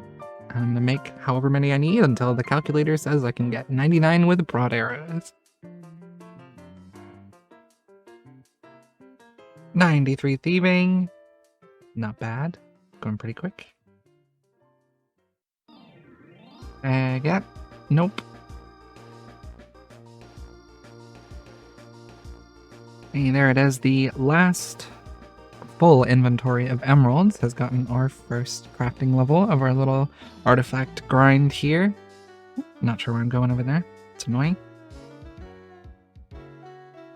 I'm working my way up. I started with sapphires. I've gotten through all of those. I'm on the emeralds now. So I'm probably going to get maybe another level just from cutting the rest of the rubies and diamonds. But then I'm going to get even more when I make the bracelet. No way. Wow. For a little while, I hadn't really thought about how much run energy I was using per artifact. I was just home teleporting and restoring after every one and not thinking about it, you know, but I realized this one is the only one that actually needs me to be close to 100 run energy. Everything else, I can basically do 2 artifacts before home teleporting. Sometimes 3 if I get lucky and get this one twice in a row. I can do 3, which is amazing. That doesn't sound like a huge deal, but the amount of time home teleporting and restoring adds up. It adds up a lot. So, for the whole rest of this 99, I'm going to be a little bit more efficient than I was being before, which is nice. I had just done so many with like dueling rings and low agility and no graceful. It was not something I had to worry about, you know? I always needed run energy.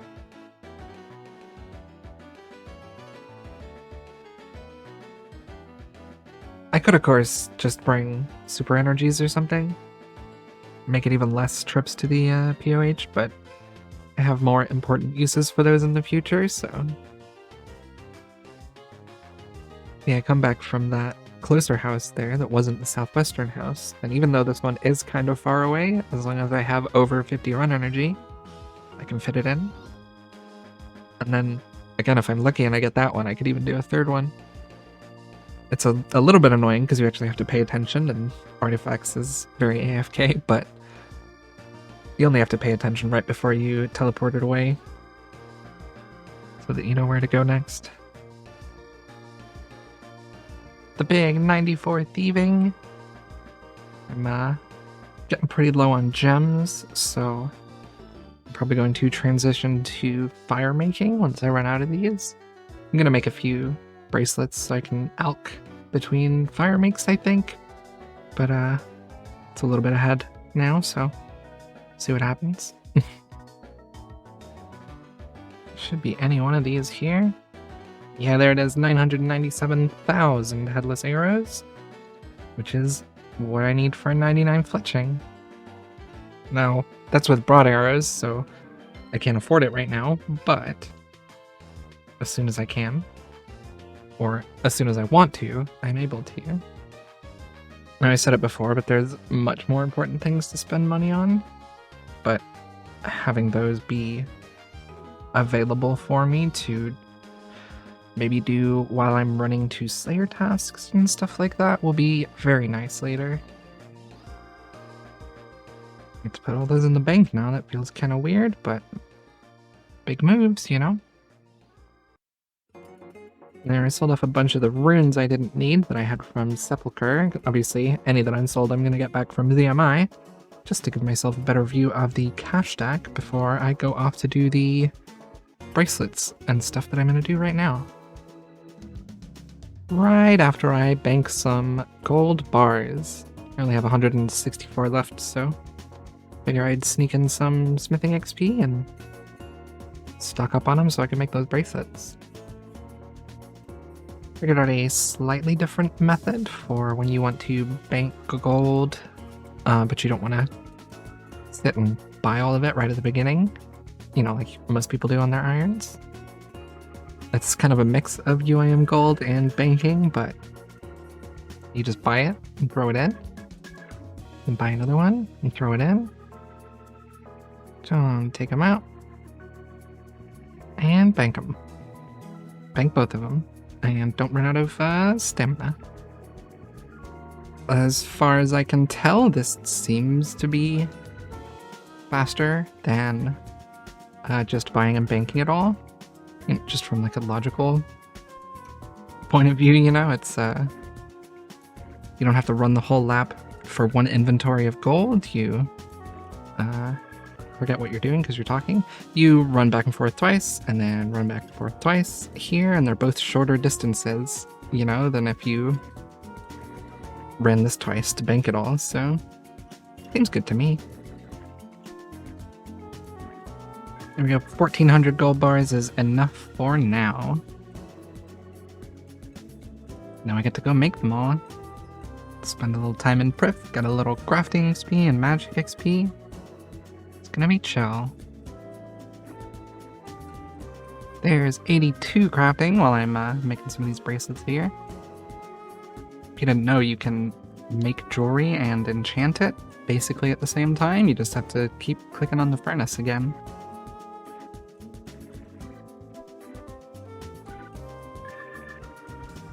There's the last of my diamonds. How many we ended up with? Almost 1,000 abyssal bracelets, not bad. Let's get those out while we artifact. All these ticks I'm saving. It's so good.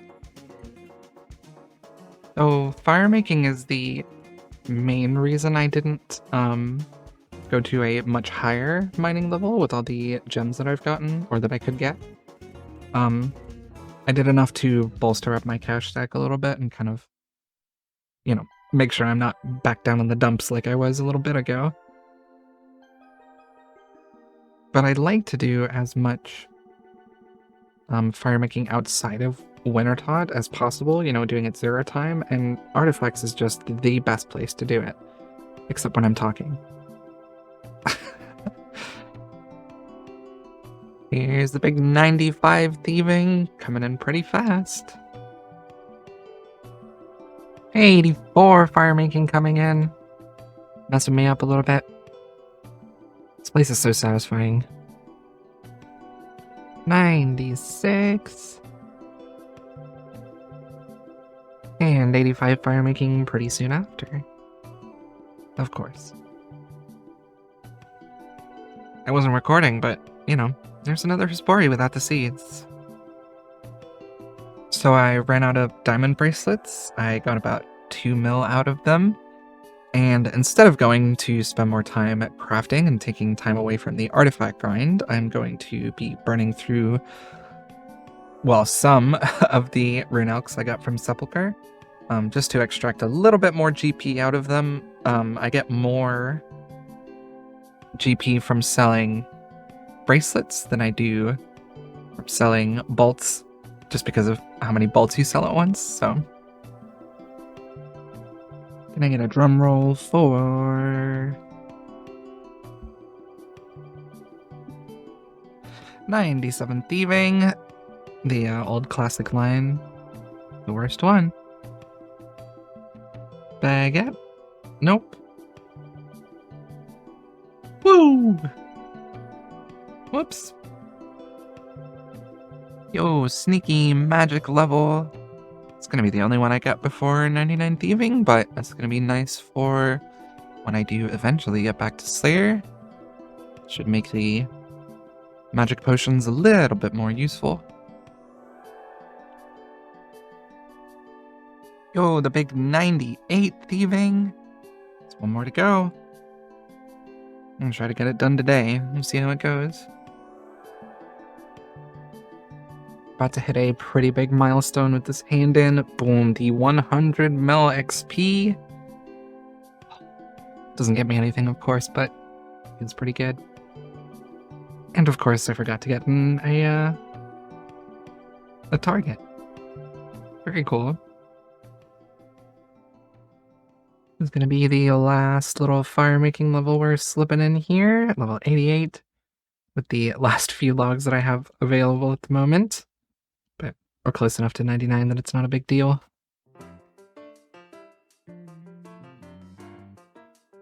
What the hell, dude? Genuinely impressed with how terrible that guy is. Or bot, I have no idea.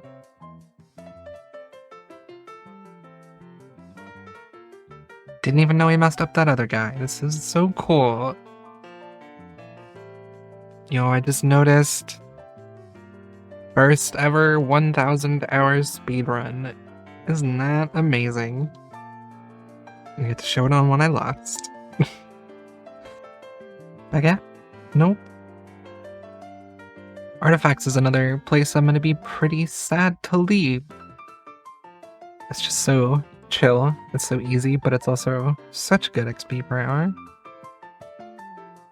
But, you know, all good things must come to an end, so there it is. 99 Thieving, another one for the list. Let's get that cape. Martin, my guy. Thank you very much. Another cape for the stack to go in the bank. And never come out again. That's another long grind over. Time to move on to the next one. The next episode is going to be a little bit different. I'm trying to push one of the few...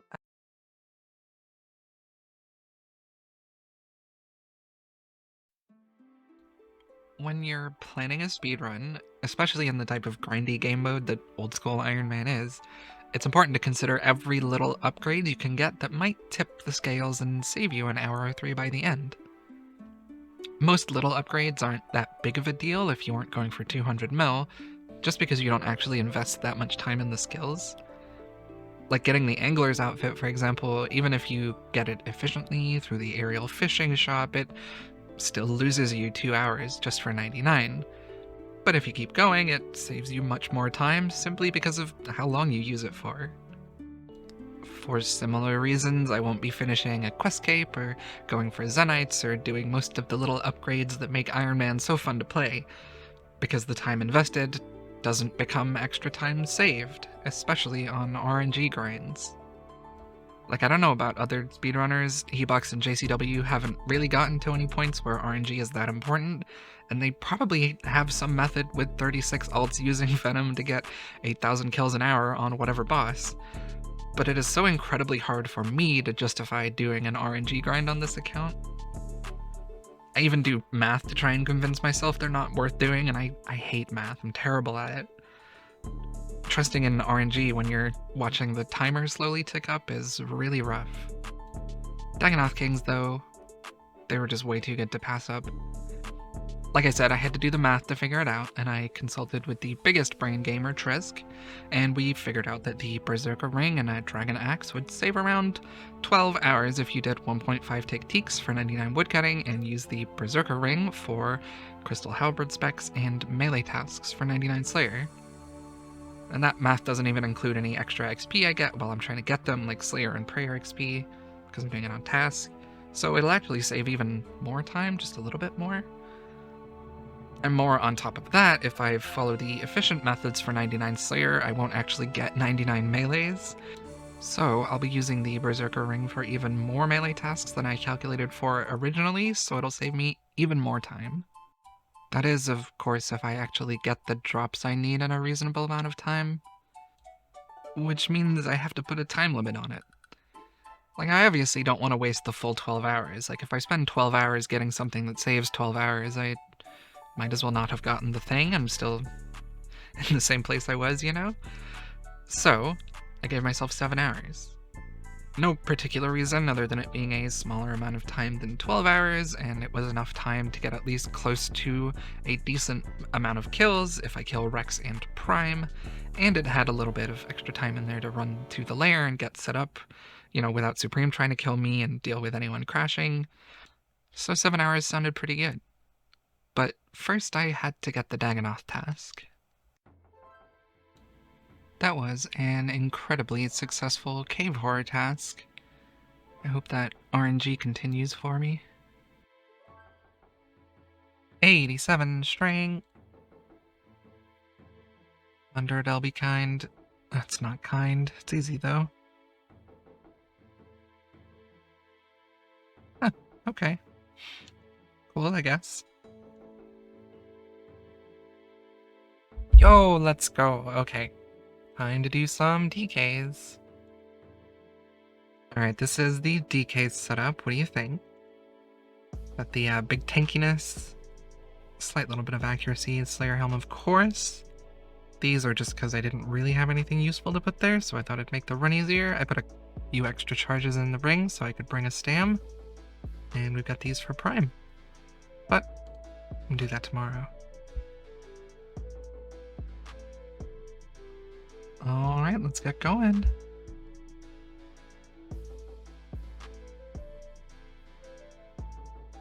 See if we got lucky.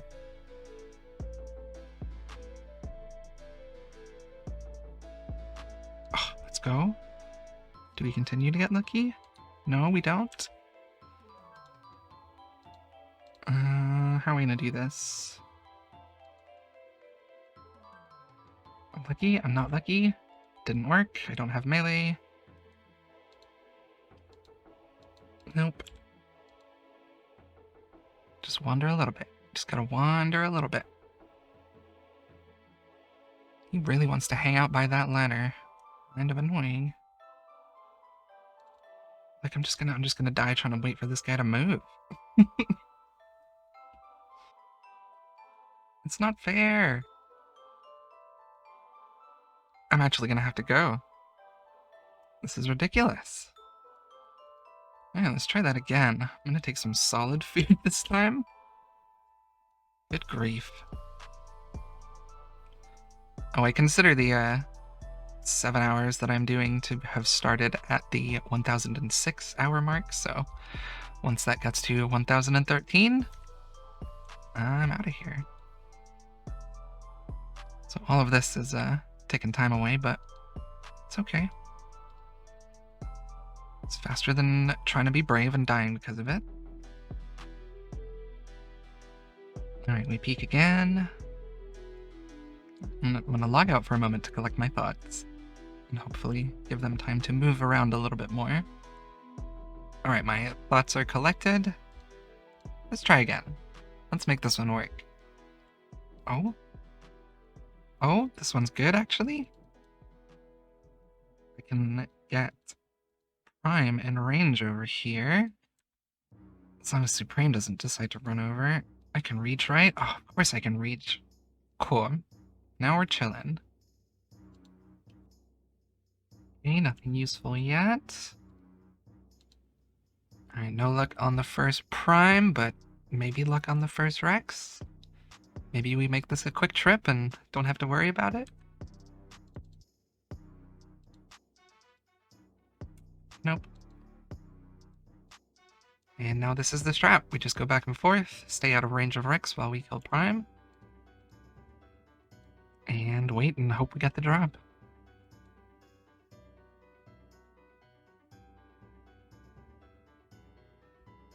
Feels bad just having to stand here and wait, but it's not like I can do any skills on them here, you know?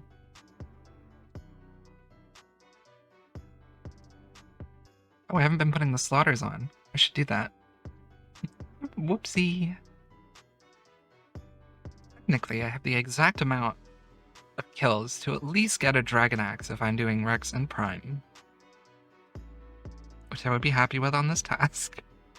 So, hopefully, you know, we get a little bit lucky. Maybe we get double lucky and get the B-Ring and then the Dragon Axe, and then I can just leave.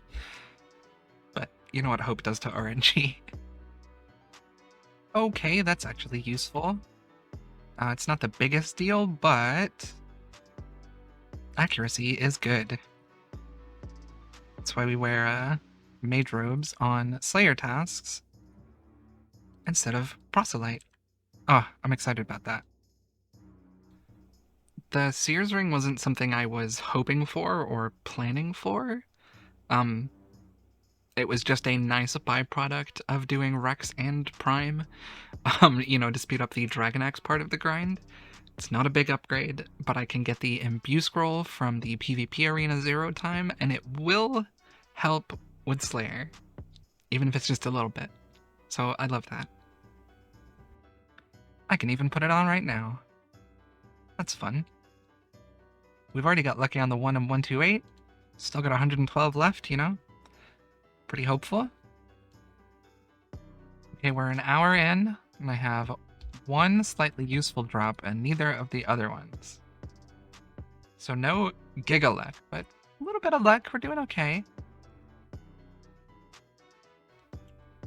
I guess combat achievements are good. I should probably check, but probably close to a couple of tiers at this point. Might have some niche upgrades available, maybe. Yep, there's another one for Rex.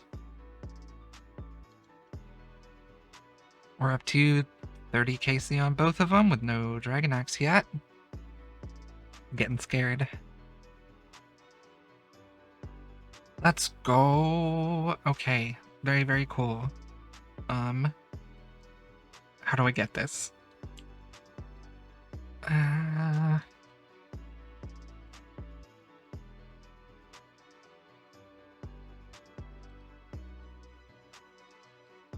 Oh, beautiful. Oh, that's so good. We're only 2 hours into. I love that. A little bit of RNG, finally. I think I will just camp and wait for Rex now. I don't really gain anything else from killing Prime. I've got the Sears ring, I've got the Dragon Axe. And I kill it slower than Rex respawns, so I guess we'll just camp Rex. It feels pretty bad, but I've gotten pretty lucky, so I guess it's okay to waste a little bit of time, technically. If you think about it, both of the drops I've gotten so far were from Prime, so I'm actually dry at Rex, and I feel like I deserve a drop. What? There's only one of them attacking. Jeez. Man. Oh, I did it. Oh, you can't stop me, game. Falling asleep over here. I know the math works, and I've actually saved even more time by also getting a Sears ring, technically. Even though it's not a lot, it's just good, better accuracy. It just feels, it's so slow. Get out of here. Oh, that was 50 KC. Definitely not falling asleep. No, that's so toxic. You're being crashed? Seems like it, doesn't it? see if he's gonna be an ass. Might have to X-log. We'll see. Yeah.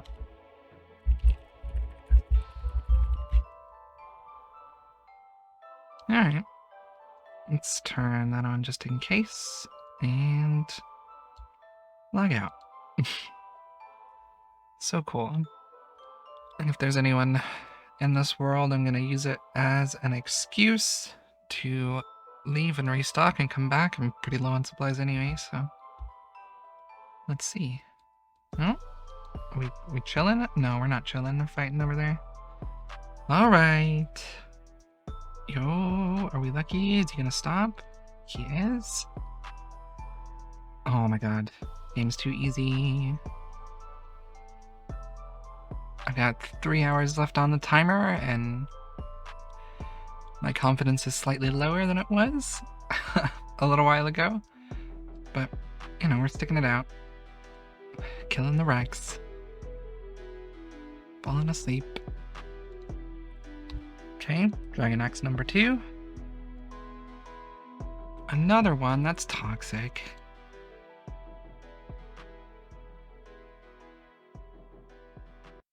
Yo, let's go. That's so good. Oh, I still have 2 hours left on the time. Oh, I can just get out of here. Oh, I'm so happy. Yes. Heck yeah, we got out of there with the Sears ring, the Berserker ring, and 2 Dragon Axes, which just the biggest fan of. Now, I'm gonna go craft a bunch of bracelets while I queue for the PvP world thingy, PvP arena. If you haven't seen the PvP arena stuff before, it's amazing. You basically just queue for a group, and then it finds someone for you to fight.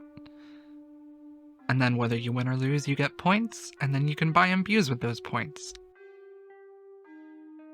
There we go. And the best part of this is any time on the dual worlds don't count as in-game time. Wow. But the worst part is that happens sometimes. Let's see, I mean, I'm gonna do my best to not just be rowing. However, I'm not good at PvP. So, you know, I don't want to be boosting. There's a lot of people who come in here just to die and lose points. Some people actually try a little bit, like this person. Oh, my potions were unused. That's what's up. Anyway, even when you die, you get a bunch of points. So it's great. Ancient Hop Worlds and queue up again. And eventually you get a scroll. I love this update. It's so dumb. Death number 2. Wow, I say I'm not throwing on purpose, but it sure does look like it.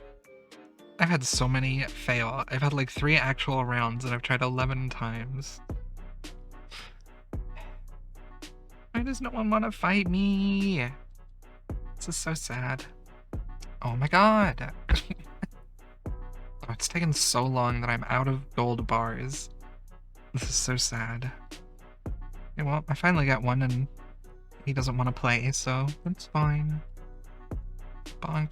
Jeez, come on. It's a free kill if I've ever seen one. Good lord. This is so toxic.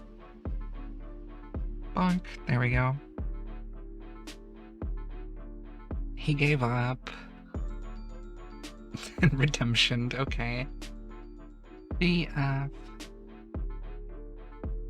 Too easy.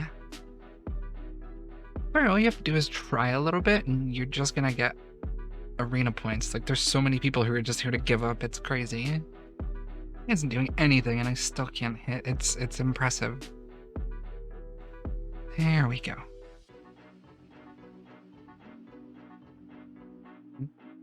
Alright, that's 200 points at least, so that's one of the rings done.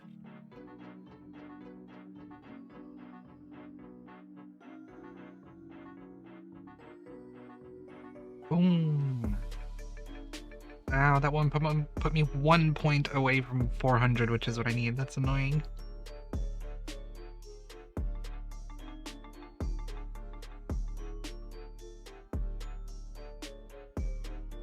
What was that?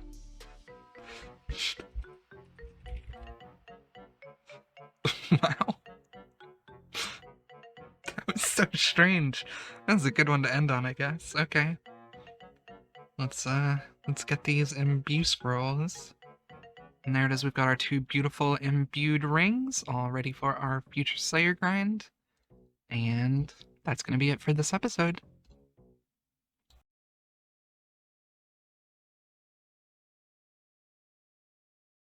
With that RNG stress out of the way, and the last few videos having been some pretty hefty grinds, I decided I'd take some time to clear up some stuff in the bank.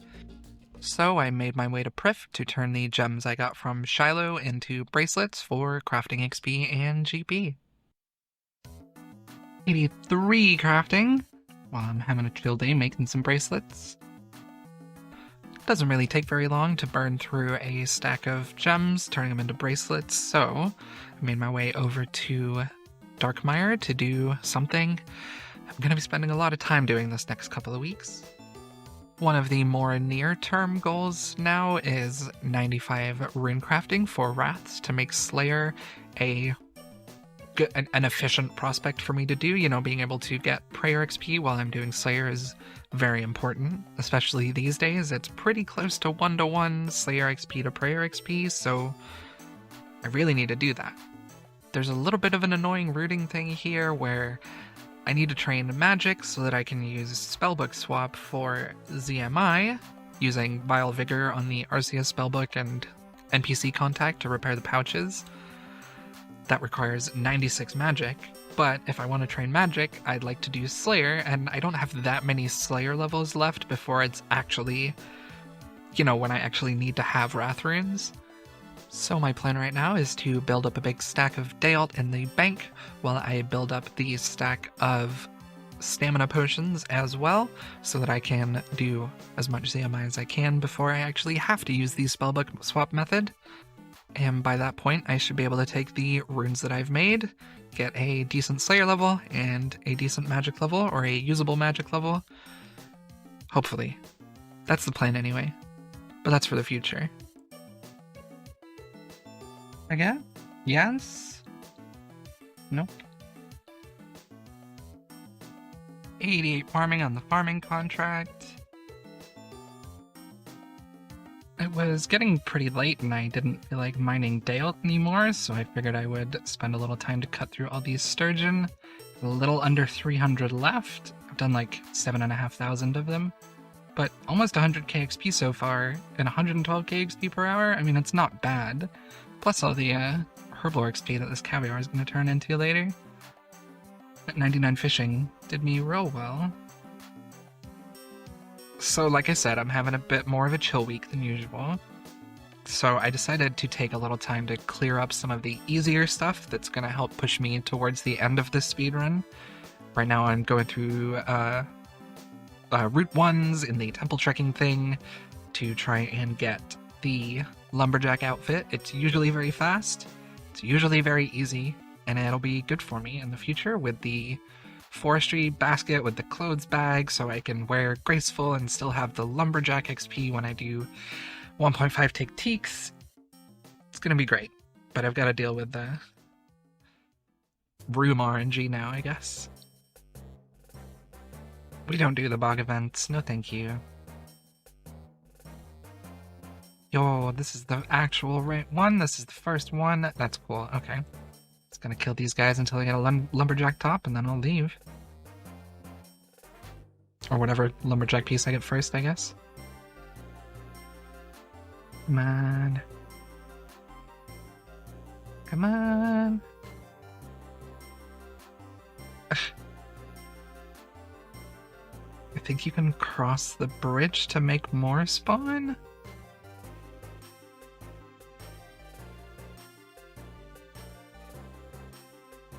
Right? Wiki, you're lying? Players can repair the bridge and cross back to make more lumberjacks spawn. Wiki! Oh, it works! Thank you, Wiki. Oh man, I take it all back. I love the wiki. Oh, no way, back to back? This is crazy. I teleported out of that lumberjack one and came right back to this. And the first zombie. I love it. This game is great. Using all the rewards on silver bars for Slayer bracelets later. Slaughters and the other one. Should be helpful. Oh, another one without the trees. I'm loving it. The luck going for once. I say for once, I'm actually lucky on this account. Never mind. Except pets. You know, $3.99's no pets. Feels kind of toxic, but whatever. Ooh, hat moment. Okay. One to go. Oh, we got the tree one. It sucks. If me talking about the tree one or whatever, it sounds like complete nonsense. If you this is the one where lumberjacks are supposed to spawn, but if there's trees there, it means there's no lumberjacks. That's it. Oh, we got it. It's not bad at all. 22 minutes since I logged in, and I was at the bank and getting stuff out too, so 10 runs, something around there, maybe less. Pretty happy with that. That said, it's gonna take like 15 zombies now. Maybe I got cocky. Yeah, it's making me have to spawn more. Give me lumberjacks! Game is being so mean. Oh, there we go. Complain meta. Give me the boots! Oh my god. Legitimately, it is making me kill like 15 of them. This is the worst. Oh my god. Oh my god, finally. Alright. I'm out of here. Not bad at all. 26 minutes total. See ya. Good luck on your own out here, buddy. Alright.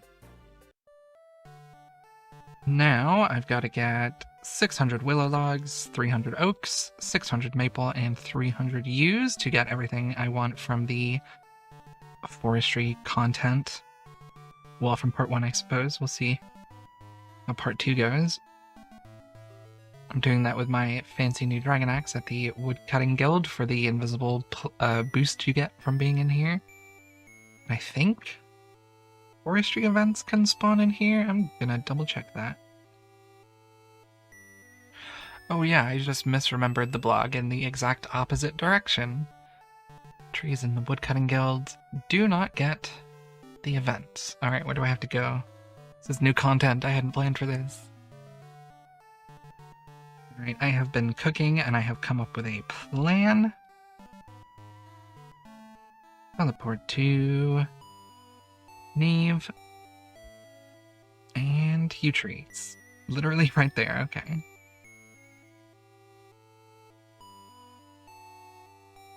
Do oak and yew at the same time, because I actually need both. Isn't that fun? Oh my god, I forgot I can do the special attack too. Got woodcutting boosts, and I'm not even using them. I even got my own yew planted! Like I'm 1.5 tick. Oh my god, I'm a genius. Just forget everything I just said. This was the plan all along. That's why this yew is here. My brain is huge. I just do the, whoops, I do 1.5 tick on my farming tree. And then while that respawns, I come over here to these two. Get mostly oak logs, of course, but the occasional yew. Should be pretty quick for these, I guess. You can solo spawn forestry events, right? I mean, I haven't been here that long, but I'm second guessing myself. I might have to double check another thing. Jeez, the way forestry events spawn is weird. When a tree is first cut, the event table is rolled to decide which event can spawn. All events on the table are weighed equally after an event is picked. The moment when it will be given an opportunity to spawn is selected. Spawn either during the lifetime of the tree or once the tree falls down. I guess all that means I can do it on my own, so okay. Let's hope we do. Okay, I did a tiny bit more research, and basically, shouldn't do this if I want. Well, I shouldn't do 1.5 tick if I want forestry events, so I'm not going to be doing that. Instead, I'm just going to be retaking this and the other U when this one despawns now, I guess. It's not very exciting, but it's XP. Hopefully we get some events soon. I just realized I don't have to go all the way back down either. I can just teleport the Slayer Cave. Boom, I'm saving ticks right next to the tree. It's an incredibly niche thing to enjoy having the Eternal Slayer ring, but you know, the little things you gotta appreciate. Cut down quite a lot of trees without any events already. It's not very promising. I decided it was worth it to do some of the use 1.5 tick, given how long it takes for these events to spawn. I would rather get the slow logs out of the way first and go and do better, or go and do events on willows or something. Be slightly better woodcutting XP, and should be able to spawn events more reliably. But I gotta get the yew logs first. Finish up the oak logs here. I think I'm almost done. There we go, that's the last yew log I need. Which means I'm 600 logs without a single forestry event now. I guess they weren't all on forestry trees, but still, it's kind of lame. I'm gonna go do willows and Draenor now.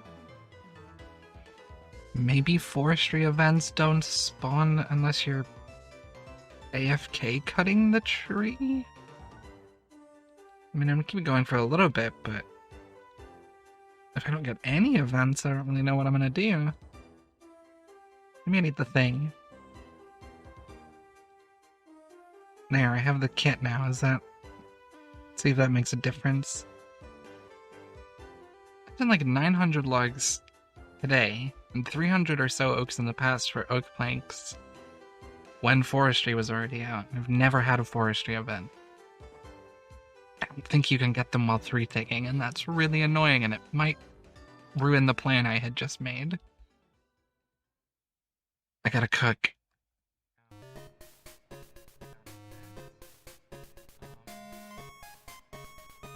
Which leads me to be pretty confident that if you're the only one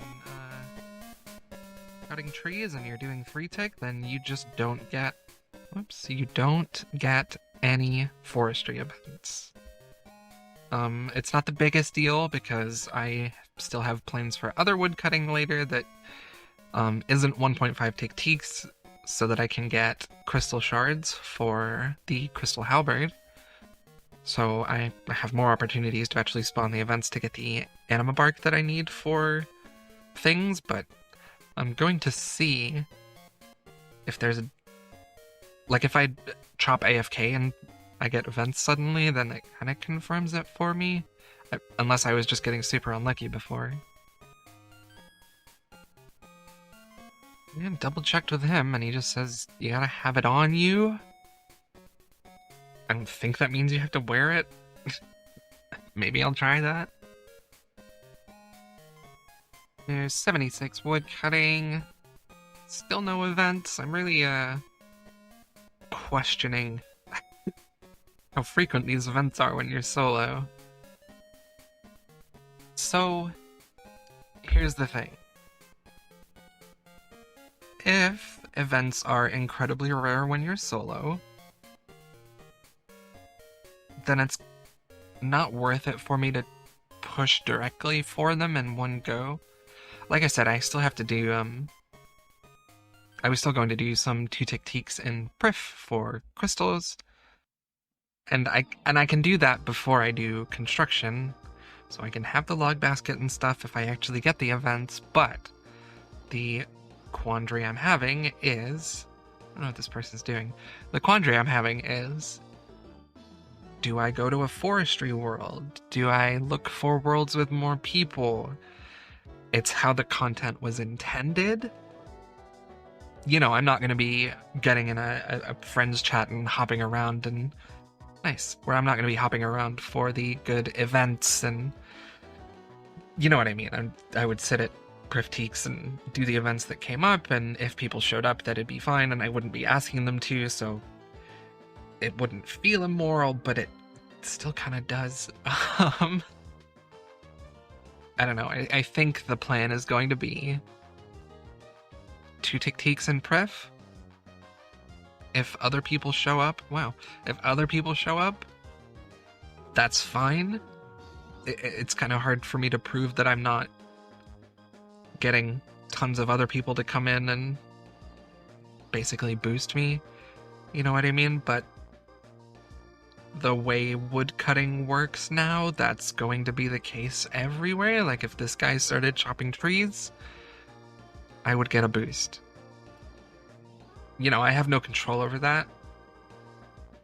Forestry wasn't a part of the plan before. It's such a small thing that has changed kind of a lot.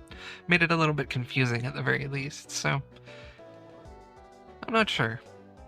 I think once yeah, like I said, I'm gonna finish these willows, and anything else forestry related is gonna have to hopefully happen at Teaks, because I don't know what I've done, but I'm definitely not getting any events. So... you know, forced group content, yay.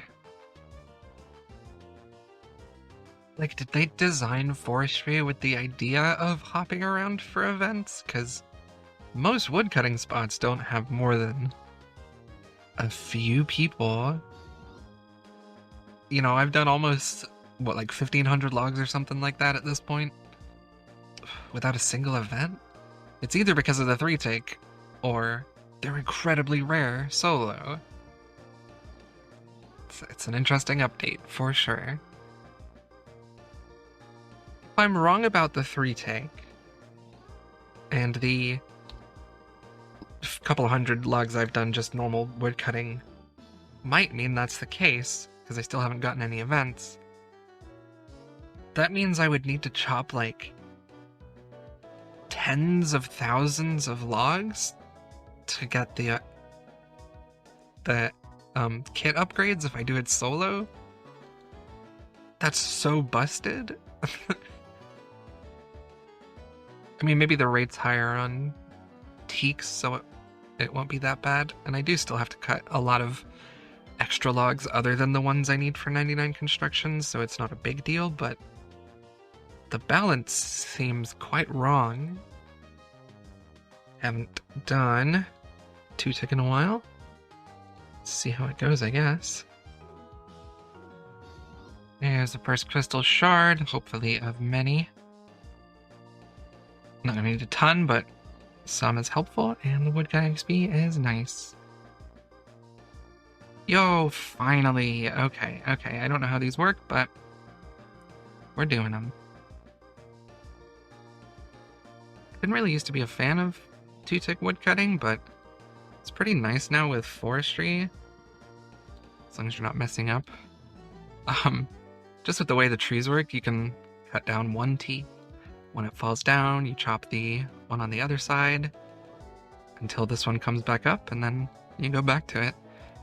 They used to sometimes despawn after just 1 hit, and you'd have to run over to the other tree, and the rabbits would get messed up, and it was pretty lame, but kind of rad now.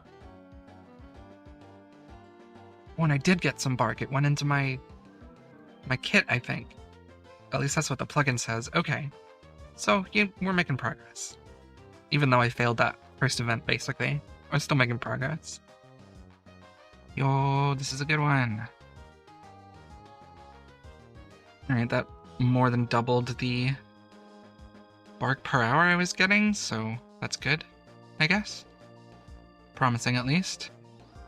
In my original plan, the reason I got all of those logs was to get the log basket and the sturdy harness and the clothes pouch or whatever it is, so I could put the lumberjack in there while I did 1.5 tick-teaks wearing graceful.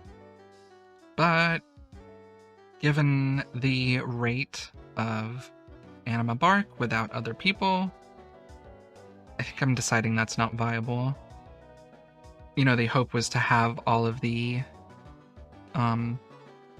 lumberjack bonus on all of the 1.5 tick-teaks I have to do for 99 woodcutting without having to do con as well, which means I wouldn't be home teleporting to make planks, and I wouldn't be, you know, I'd need more stamina. If I didn't wear graceful, I'd need more energy potions. So I think what the result of all of this waffling is going to be that I have to do all of my construction woodcutting, making the planks, getting the teaks and stuff. I'll be wearing the lumberjack because I teleport home for the pool for run energy. And once I'm done with those, I will be doing 1.5 tick-teaks wearing graceful and not having the clothes pouch. Unless I somehow get insanely lucky. But I don't want to do this forever, and I'd rather do... It's like 5,000 anima for the log basket versus... I need like 15,000 for the rest of it, and... At this rate, unless I start looking for other people, which seems to go against the run for me, I don't think that's going to happen. So, I'll just hang out here on my lonesome for a little bit, and hopefully get some events going. If I can chop trees, geez. You know, I did Guardians of the Rift on the Mass World, and technically there are Forestry worlds, so I could just go to those and do the content as intended, but it feels different to me because, like in Guardians of the Rift, all the other players are doing is the same thing as you to eventually get the game to finish.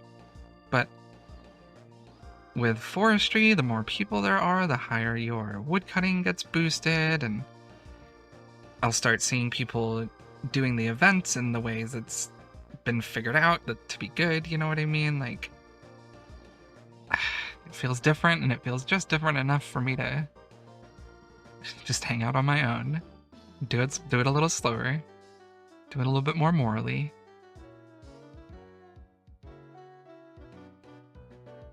$77 woodcutting. I mean, at the very least, the XP is still fast, especially with the Dragon Axe, so even though it's going to take a little while to get that log basket, we are chillin'. It's been a long time since I got a Forestry event. Now I'm thinking even 5k might be a lot. Not a big deal, I need woodcutting XP, it's okay. Finally, this was a really long time between the last ones. Man, it's really slow. Bark is... The Forestry was a lot faster than this. I guess it really is built for a ton of people. And 78 already, and I'm not even at 1,000 bark. I think I hate Forestry.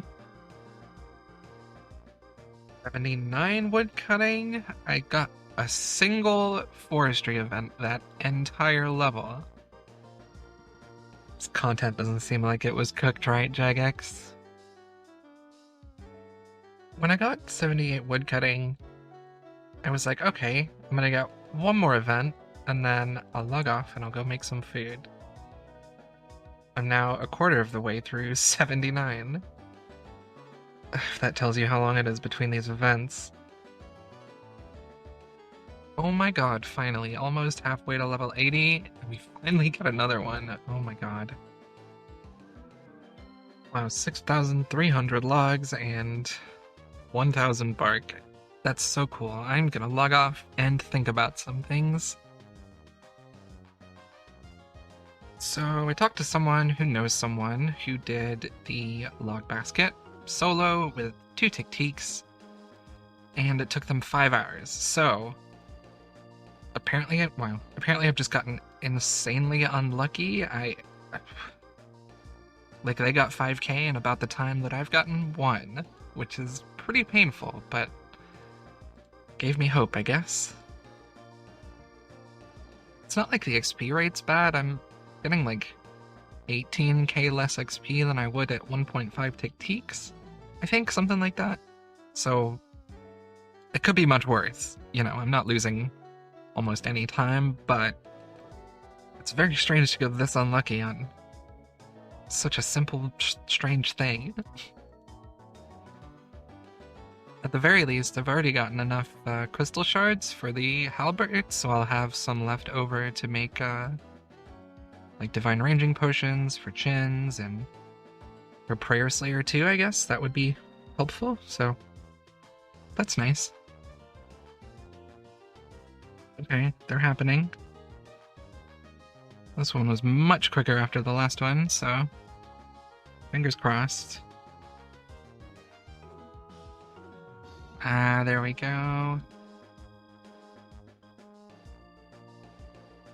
Now I actually get what RuneLight's trying to tell me. And that's a good sign, at least. That was 2 events within 30 minutes of being logged in, so maybe the luck has turned around, I don't know. 80 woodcutting. Almost at base 80s now, we're not missing very many of them. But that does mean we've done 75 to 80 woodcutting with 1,400 anima bark, which seems wrong, but I don't know enough about it to say it is. Yeah, they're happening now. They're happening. Oh my god, you can 2-tick as well. Oh, that's actually kind of nuts. It sucks because you have to, like, know where they're gonna spawn, but this is actually great. Oh my god. And now they're gonna move. Yep, but that's okay. Oh my god. Okay. 81 woodcutting. About halfway done with the bark, almost. It's going a lot faster now, though, at least. Look at that, that's full hour of XP without a single event. There's even... Oh no, he left. There's been occasionally a second person here, and even more occasionally a UIM coming here and chopping that tree for mahogany homes, probably. But no events. Even with sometimes 3 people? I don't know. Forestry's weird. 82 woodcutting, and still no more events. Is more like it. Got more bark in the past 20 minutes than I did in the last hour and a half, which is really annoying. 83 woodcutting, and we're at about 3.1k bark right now, so making progress. 84 woodcutting with about 900 bark left to go. Hopefully it doesn't take too long. So I'm on what is hopefully the last day of woodcutting training that I'm going to be doing just to get the anima bark. And I think I've come to some pretty good conclusions about solo forestry. Originally, I was mostly chopping this tree because it's closer to the inventory and easier to drop things. And then when it went down, I would only chop the other tree until it came back up. But what I've figured out is that, especially if you're doing it solo, it is much more important to have the trees fall down. Especially given that forestry has made it so you can just, like, you never have to move when you're doing 2-tick anymore, so it's just incredibly easy. But going by what the wiki says, at least, the way that events spawn is like they're rolled when you start chopping the tree, and sometimes they spawn during the tree, but I think that's only for specific ones that require specific forestry items. The ones that are important, I believe, roll at the end of the tree when it falls down, so the more trees you have falling down, the better, of course, to get more forestry events. I mean, it sucks when people are doing mahogany homes and they come ruin your tree, but whatever. So UIM, I'll leave in a minute. Yeah, I think forestry is entirely balanced around the idea that you go on a forestry world and hop around. And if you're not participating in, you know, like the main bulk of forestry, how it was designed, then the bark is slow and the events are slow. And even when I've had a couple of people here, you know, they just show up and leave every now and then because there's no reason to hop anymore. Even then the events are slow, so it seems like it's balanced on having the clan chat and running around and teleporting between woodcutting spots on busy worlds. I don't know, but it's real slow when you're solo. To me, this has still been worth it. Like, I needed crystal shards, I needed woodcutting XP, and it's not that much less than 1.5 tick-teaks would be at this level, especially given my energy restoration options. And I'm gonna have enough XP left over that I can do the woodcutting I need for 99 construction with 1.5 tick-teaks, and still have a little bit left over to do with 1.5 tick-teaks for 99 woodcutting, so... You know, I'm glad to have been doing this. I wish it wouldn't have taken quite as long. It has lost me a little bit of time, just on the woodcutting aspect, but the log basket does save me a lot of time with construction, because I'm doing 1.5 tick-teaks on Fossil Island, POH teleporting, and then to get back you have to use the dig site necklace and take the boat, and it's quite a long run, so the less I have to do of those with the log basket means I can bank logs and make planks even faster once I've chopped them all with the butler, so it's definitely worth it for me to get the basket. Although everything before this led me to believe that this would have been a much faster acquisition, but I'm still getting a lot of XP, so whatever. New content, changed the plan a little bit. Still worked out. Got about 500 bark left. Hopefully it doesn't take too long today.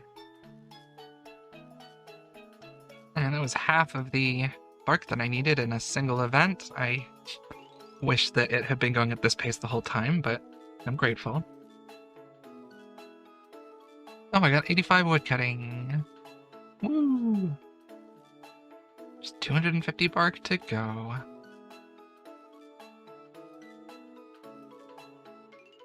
Oh, I got over 500 from that. Is that it? No, I need one. Oh my god, I need one. I need one. Oh my god. I'm gonna cry. This last singular bark has taken an awfully long time. Any day now, please. Oh my god, finally. I think that's it, but I'm gonna do these roots just in case. Please? 5,000. Okay, I'm leaving. I hate forestry. Trade this guy. Log basket. Please. Great. No, I don't have to worry about the stupid events ever again. I'm not doing any more. Done. Yeah, that definitely took a lot longer than I thought it was going to, like 2.3 mil XP or something along those lines.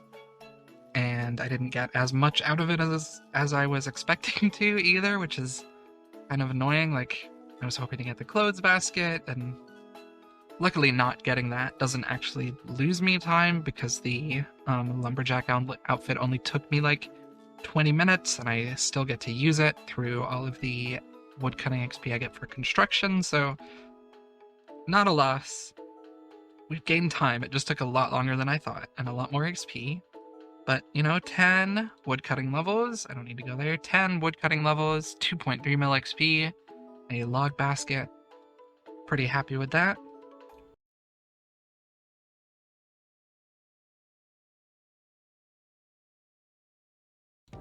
In the recent theme of cleaning up things that were now easier for me to do because I was a much later stage account, I went back to tutorial boosting for a little while so that I could build up some points for doing Slayer normally, so that I could push my magic level a little bit higher to make ZMI easier.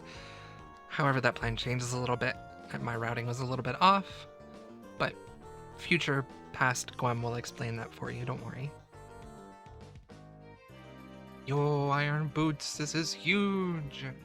I'm doing some, wow, I'm doing some tutorial boosting just to get some points back. I've only got 31 right now, so not gonna work on that 92 magic, but first, gotta do some skipping. Oh, that's such a good one! Thank you, Konar.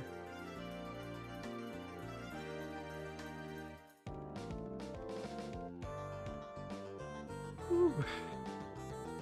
Crystal Halbert goes nutty with the B ring. Jeez. Have you ever thought about liking and subscribing? It helps a lot. I'd appreciate it. Okay, geez, the second brimstone key of the task, and I've still got 90 KC left. Love to see it. And a third brimstone key with 40 left. Surely we get another one. And a genie. This is beautiful. Yo, there's the fourth. Oh, man. Konar's being nice to me. She's never been nice to me before in any account. I'm so happy right now. Not bad, almost 300 dust devils. We're up to 121 points. Probably gonna do another 10 milestone at Konar. Well, skip to a 10 milestone and then do normal Slayer. I did lie a little bit. I rooted the rune pouch in with Slayer points, and now would be a good time to do a bunch of boosting to get a bunch more points, and hopefully get some tasks along the way to get the magic level up. So that's gonna be the goal. Gonna boost until I can get a rune pouch and have some points left over to have a chill time slaying. Hopefully we get pretty lucky on the skip tasks and the Konar tasks. Wish me luck.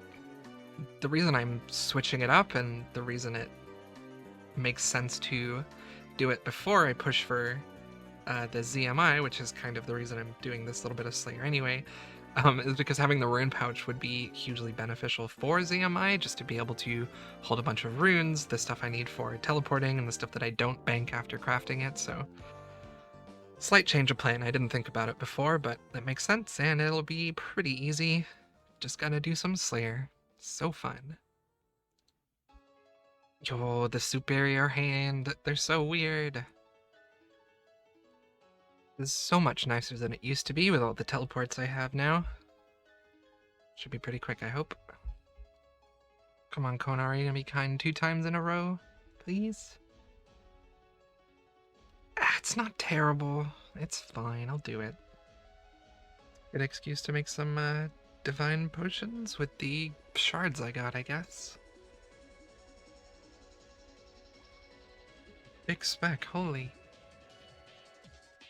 Definitely should have healed up and brought food, but I didn't think about that, so we're running a little low on the HP here. Relying on the Bloodvelds to drop some food for me, which they do sometimes, so fingers crossed, I guess. I really want to leave. It takes a long time to get back here, but I also didn't bring the thing that sends the heads to the bank, so if I have to, not the biggest deal. I know the Arclight's also doing huge numbers here, but having the upgraded Berserker ring, it's making these feel real satisfying, and I'm attributing it to that. You can't prove me wrong. Woo! Any luckers? Never lucky. Another 90 points, 200 so far. Woo! 79 Slayer on some Banshees. You'd love to see it.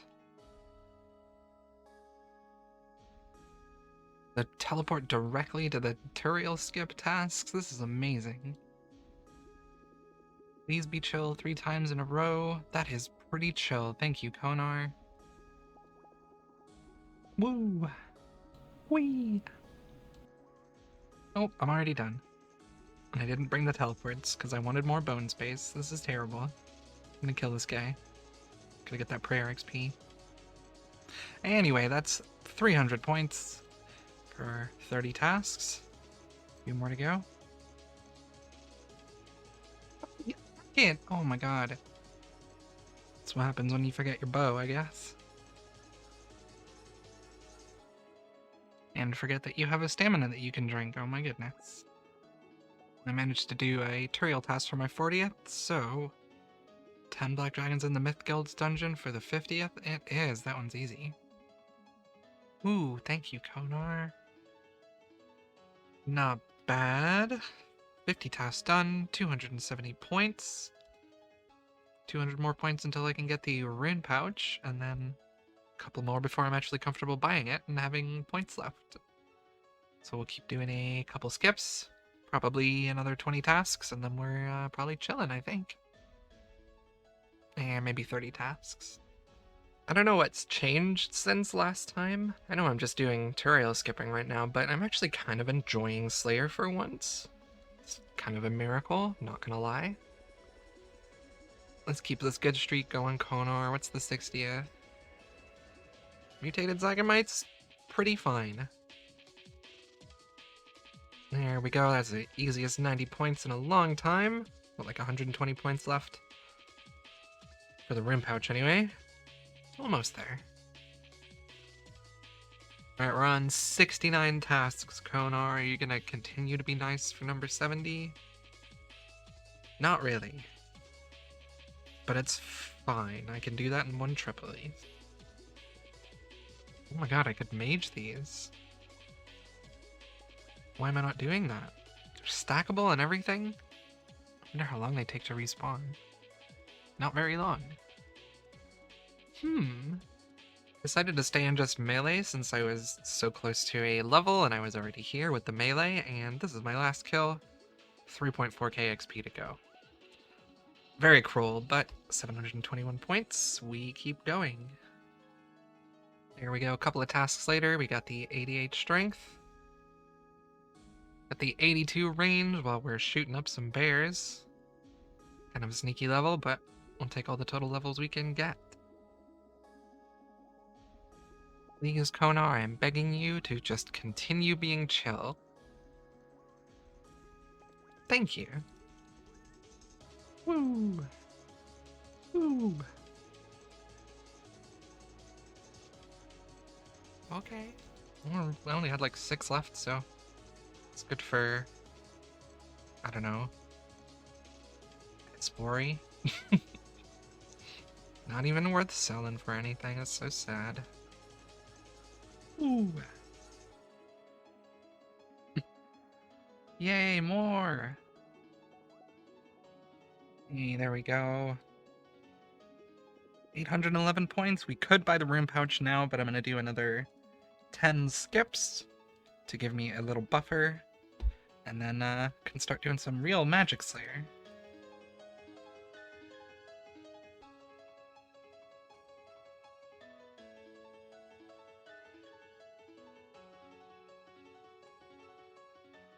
Alright, Konar, the big 9-0, please don't ruin my day.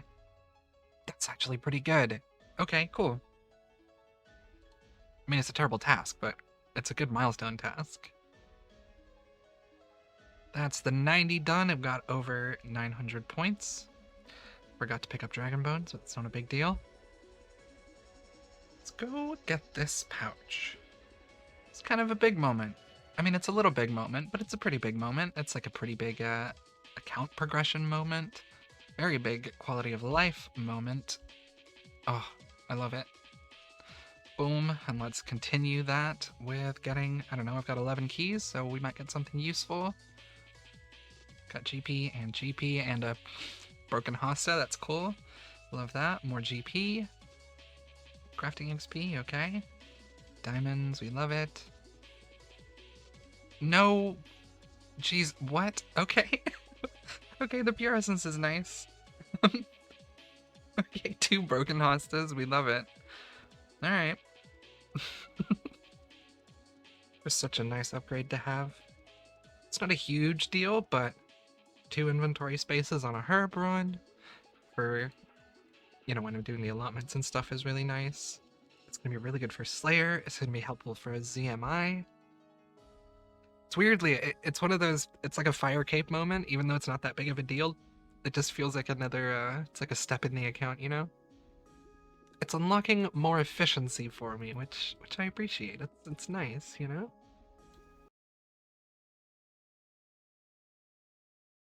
Once that was done, and after another Hespori without any white lily seeds, I mined some Dale to boost my essence stack a little bit. Took the Aventos and whatever other clean herbs I had in the bank to Narda to turn them into unfinished potions, and then I went off to the Mortmire Swamp to grab a bunch of mushrooms. Alright, I got a few hundred fungus, well exactly 300. Let's turn those into staminas. Alright, we turn all these into 1 dose potions. 1 dose. 291. Just so there's an extra 1 in there. And now I can use all of those for ZMI. I'm gonna spend a few mil on broad arrowheads. I don't want to spend all of my money. That's kind of why I'm doing ZMI, is to make money. But I'm gonna buy a few, spend a few mil, get a little bit of fletching XP.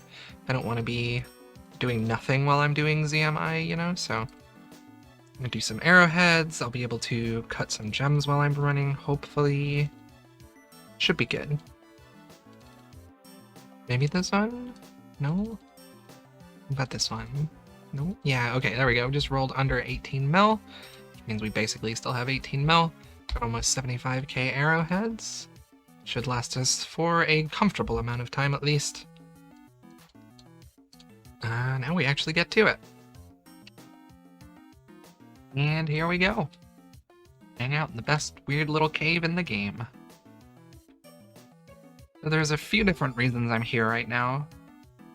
One is to get through as much runecrafting as I can with the staminas that I've allotted myself, so that I can take those runes to get 92 magic for Slayer to come back here and do more.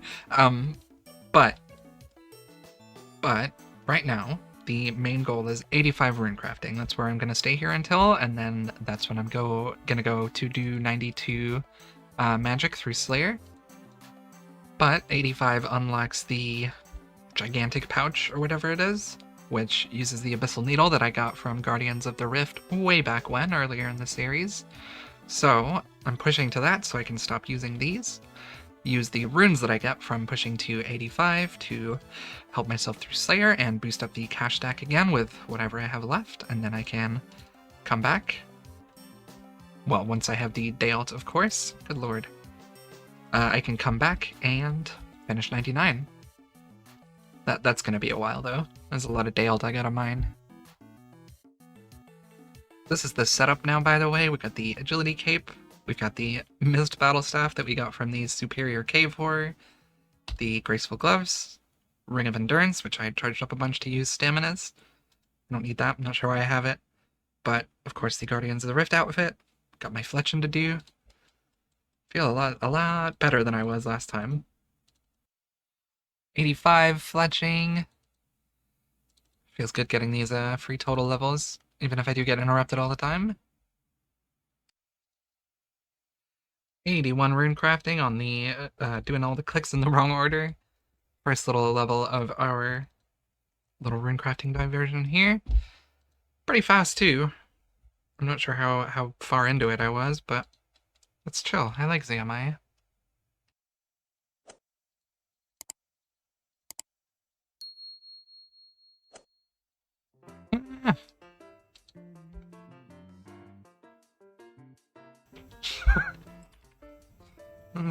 That's a good name.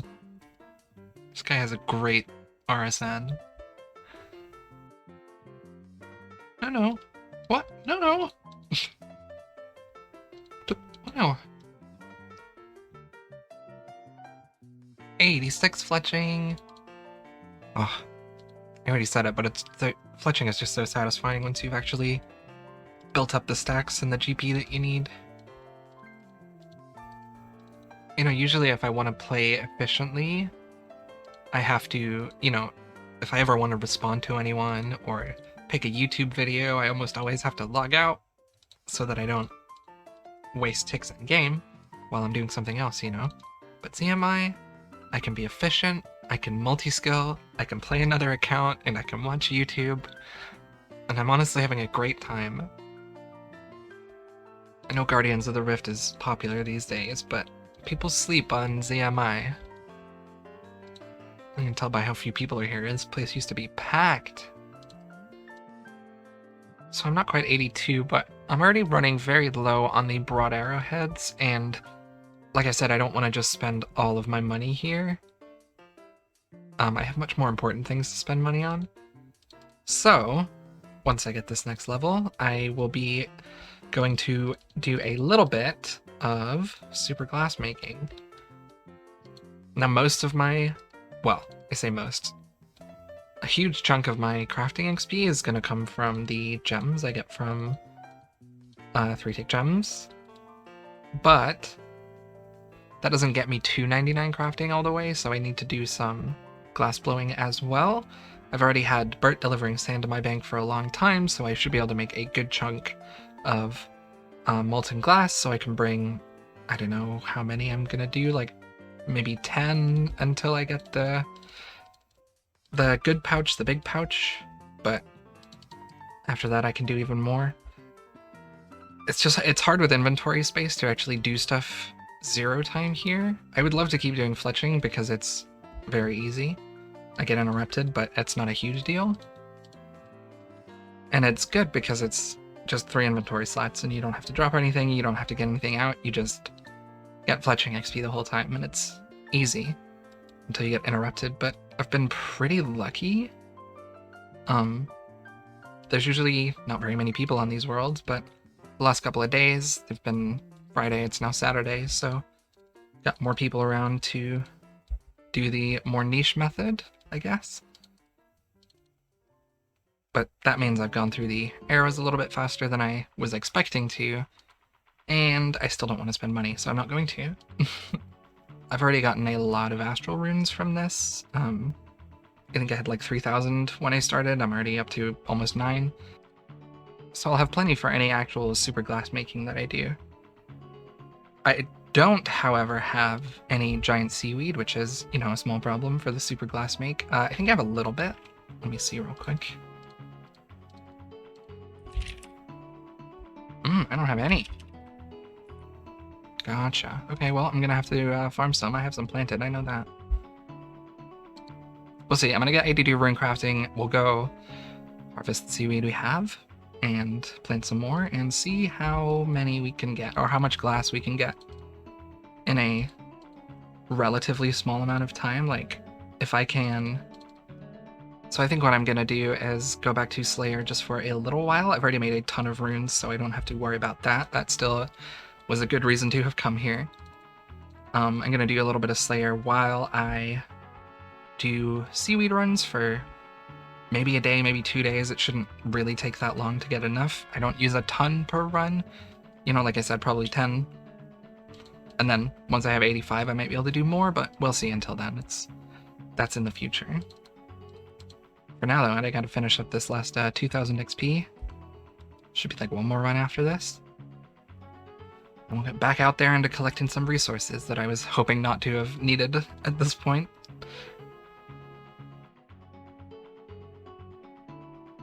Wow, that left me 20 XP away. Amazing.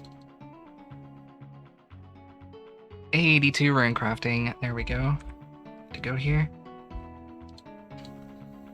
Annoyingly, I have to get a tiny bit more Thieving XP because past me sold all of my gold artifacts to Simul Templeton for GP and didn't save any for scepter charges. It's very annoying. I don't have to be here for very long, but it's very annoying.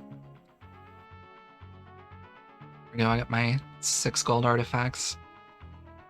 I should be able to just talk to the guy and charge it, right? I haven't done this in a very long time. Oh, here we go, 50 charges, beautiful. Alright, back on track. But that was a lie that I just said. I am definitely not back on track. The routing here is a mess. I'm not losing any time, but it's a real mess and I hate it, and it's a whole journey we're gonna go on together, so buckle in. The original plan, at the start of last episode, was to do Slayer until 92 magic.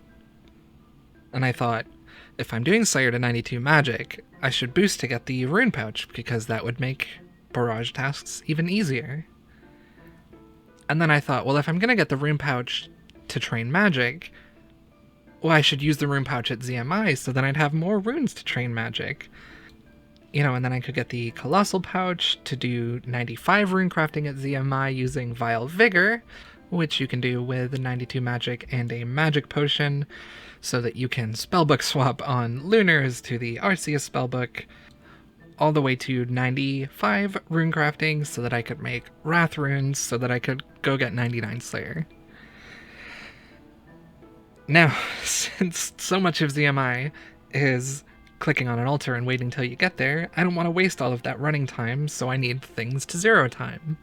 But I don't have that many things I can actually zero time here. You know, I can't alch, I'm on Lunars, I can't fire make, I can't do herblore. My only 2 options really are fletching and crafting. For now, we're going with fletching because it's the easiest, but I don't have nearly enough GP to do fletching all the way to 99 runecrafting. Well, for one, I would get 99 fletching before 99 runecrafting, but I can't afford that, and even if I could, I have much more important things to spend money on. Like I said, it's messy. It gets better. Everything from here, you know, I figure it out, I get back on track actually, but it's a mess. I did not plan micro enough, I was thinking too macro. Dudes are... It's not a bad one. Got some magic XP. Oh, I didn't have any seaweed planted. Passed me as a nerd. Or at least I got lucky on some spores. It's probably enough to actually get what I need for the ZMI grind at least. There's the 89 magic. I need 3 more before I can do ZMI without staminas. So it shouldn't be too hard, but I won't be getting those before I go back to ZMI because I have fucked my routing up, but it's where we are. We're dealing with it. Oh, we got the 86 HP. Total levels are coming in pretty fast now. Oh, okay. Is it the rings? Yeah, let's go. It's huge for the collection log speedrun that I'm totally doing. I guess we might as well use them to get a little bit more range XP while I lure. Why not? I was hoping to catch a spawn right before I left, but we're never lucky. So 36 is probably like 30 to 35 runs at ZMI, depending on how much glass I do and how successfully I use them all. So it's pretty good. It's going to take a second to build up, but we keep slaying. Neve is actually being awful to me. Why am I getting these? I don't want that. That's like the 4th one I've had to skip in one task. Wow. Oh my god. Wow, well, Neve has been so bad to me that I'm having to go back to tutorial skipping again. It's kind of annoying.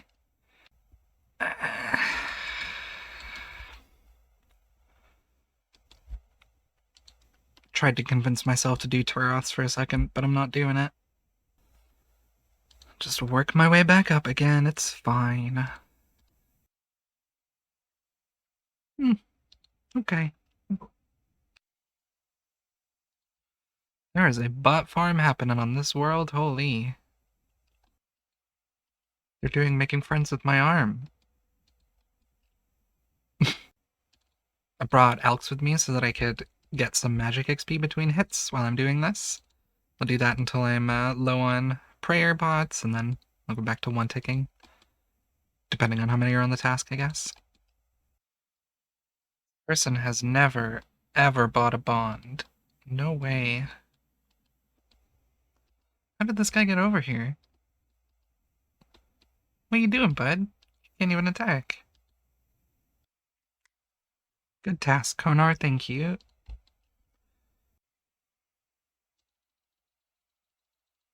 No. Oh, I have exactly 500 or 5,000 sand. That's pretty cool. Gotta set up my stuff here. I got like 150 something giant seaweeds, so it's not too bad. This should be enough for a few levels at ZMI at least, but I gotta make it first.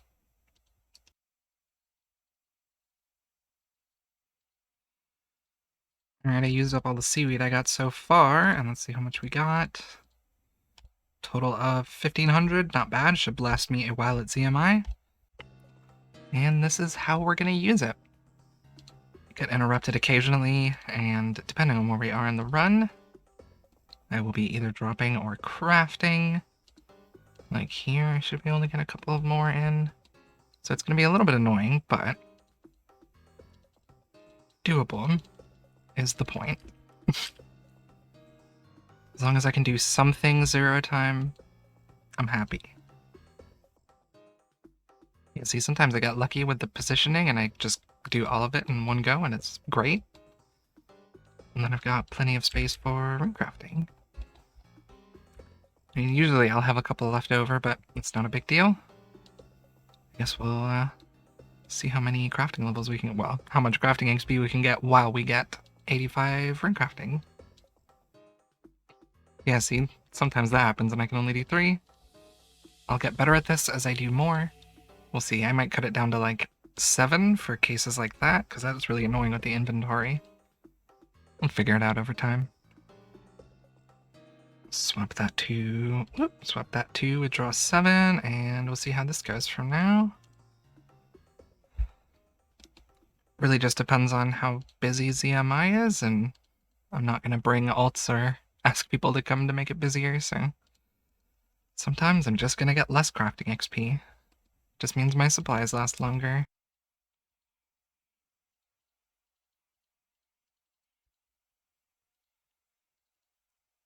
Get the banking clicks down now. Zoom in.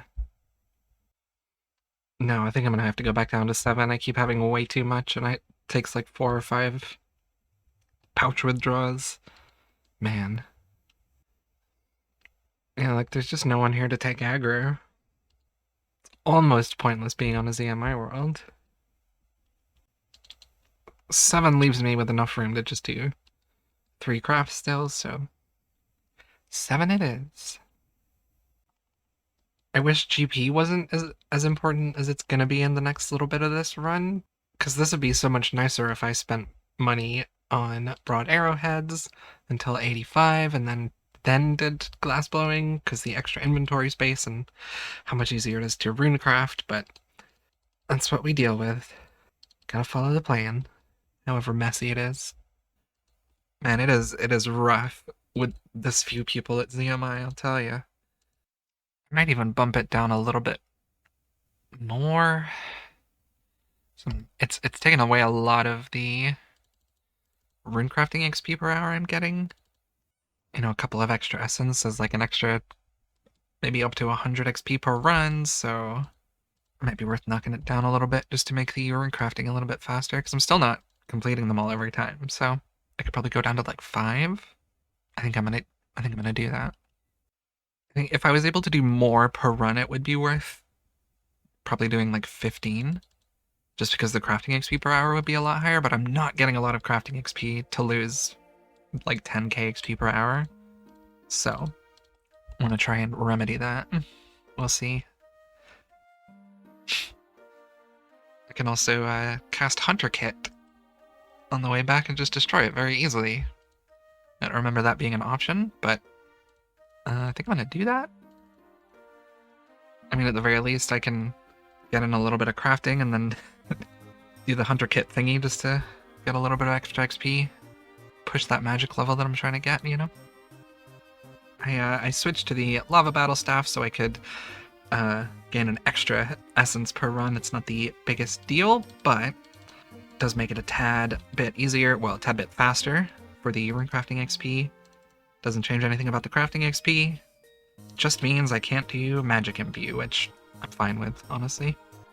I can still hunter kit, and that's some magic XP, so whatever. Last 4 of my molten glass. It's a good thing too, because I forgot to stamina, but the last 4 of my molten glass. I've been doing seaweed runs this whole time, so I've got plenty. Be able to go and make some more. Stock back up. I think I'm gonna stick with this. I wasn't too sure about it, but it's pretty good. It's not the best, but it's only to 85, and then we'll get even better, so. Here's my last super glass make, and we got over 2,000 this time. Almost 2,200, not bad. Let's get back to it. 83 rune crafting and 1975 total, not bad. Those are some good clicks. Uh-oh. That's interesting. 84 rune crafting.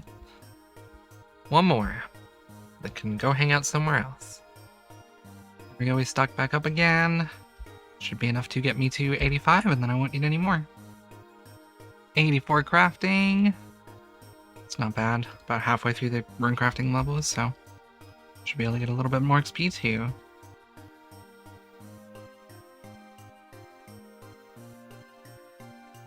I'm really good at this game.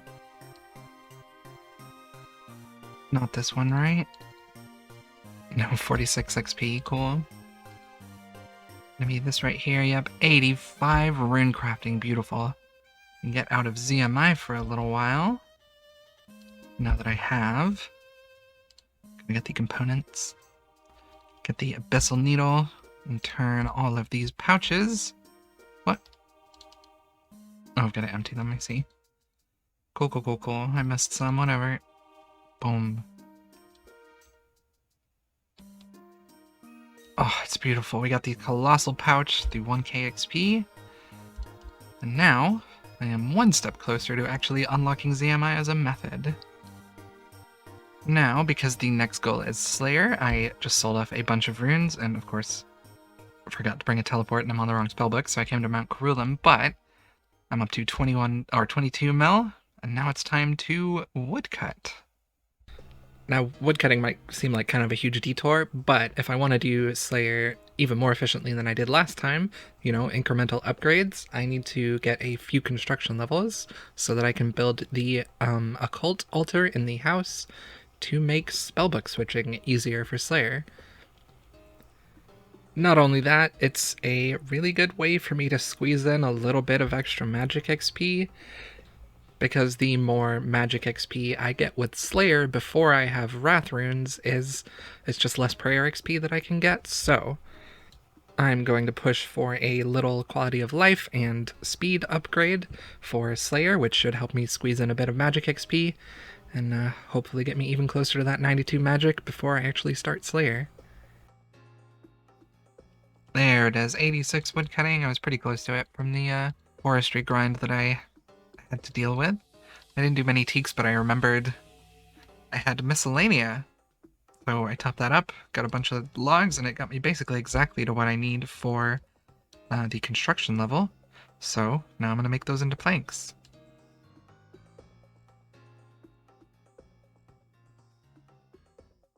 These gamblers are babies, it's insane. Imagine putting this much energy into dumb RuneScape RNG fights. It's beautiful. My last inventory of teaks, and they're still going at it.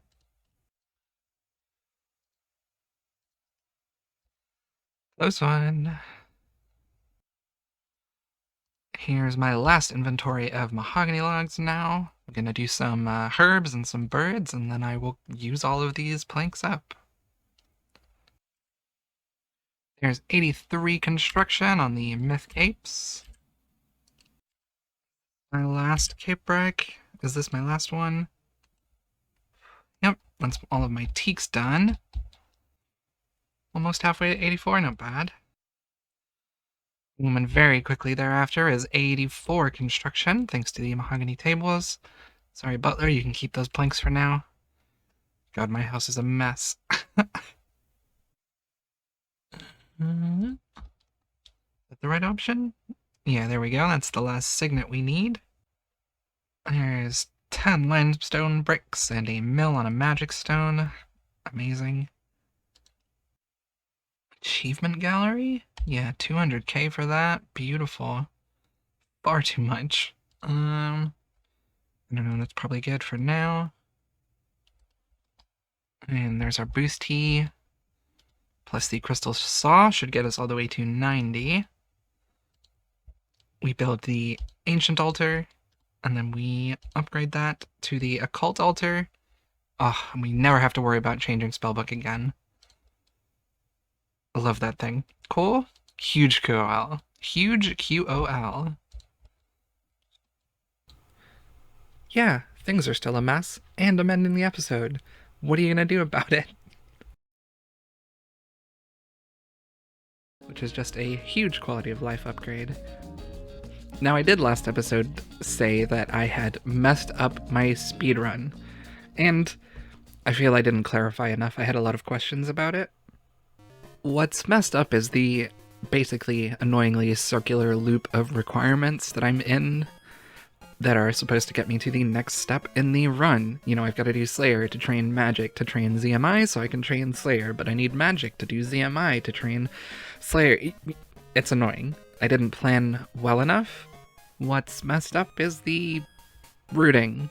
I'm not necessarily losing time, other than having to switch activities so often, but it's just messy and confusing and unnecessary, which is why we are working on fixing it now. Please like and subscribe, it's so helpful. Alright, this is the one. I'm getting white lily seeds. I'm tired of this. I need the seeds. Oh my god. So, since the major goal right now is to get as much magic XP as possible, with as little Slayer XP as possible, so that I can do ZMI for Wrath runes, which means more prayer XP per Slayer XP, I'm gonna spend a bunch of money, or the majority of the money that I have, on construction. Mostly I'm doing that because it's one of the few methods I have left that is constantly using teleports to the home and bank and whatever, so that's a little bit of magic XP, and I can alch on the way. So, I'm gonna do this for a while, see how far it gets me, how far this like 16 mil gets me. I probably won't spend it all, but a lot of it. I'm also taking the opportunity to drop some of the logs once my log basket is filled up, just for the extra woodcutting XP that I can get without having to use staminas. You know, when I'm doing this method, I teleport to the POH and come back, which means I can hang out here a little bit longer, use up the run energy that I do have, teleport to the POH, make planks, etc., and hopefully I can try and balance out the XP that I need, or the XP that I'm going to get from 99 construction, and it's a little bit complicated. 99 construction gets me like 7 mil woodcutting XP. Wow, I really can't do this while I'm talking. Alright, 99 construction gets me about 7 mil woodcutting XP, which is a few mil XP off of 99, so I have to kind of try and add that 3 mil XP in where I can. I don't know how close I can get it because it's... Wait. I don't have a bell pull. Oh, I deleted my kitchen. No! Stupid altar. Alright, that'll do for now. I've turned a bunch of these soft clay that I had into house tablets for future Slayer. That should be enough until I get the construction cape, hopefully. Means I can delete the room with the lectern, because hopefully I don't need it anymore. And add in a dining room. I think it's the one that has the bell pull. And there we go, we got the bell pull back. Okay, back on track. Oh my god. should have done something with the farming trees when they did the forestry update. They go down so quickly. It's so annoying. Look at that. Ugh. Oh my god. They all went down. 87 woodcutting, a couple of hours in. Ah. Good lord. 88 woodcutting. No! Okay, let's see if I get some white lily seeds from Hespori. Please. Come on, Hespori, just let me do the contract. I'm tired of all of this. Please. Oh my god. This game sucks. This guy's picking up my logs. It's kind of cute. Look at him. 89 woodcutting. Oh, one more to go and we've got another 90 on the list. Probably gonna get to 90 and then stop. We'll see how I'm feeling when I get there. So I've got the strat down pretty well so far, trying to balance con and woodcutting XP, so I can actually explain it to you now. You just do normal 1.5 tick until the log basket fills up. Like now, and then you start dropping for a while.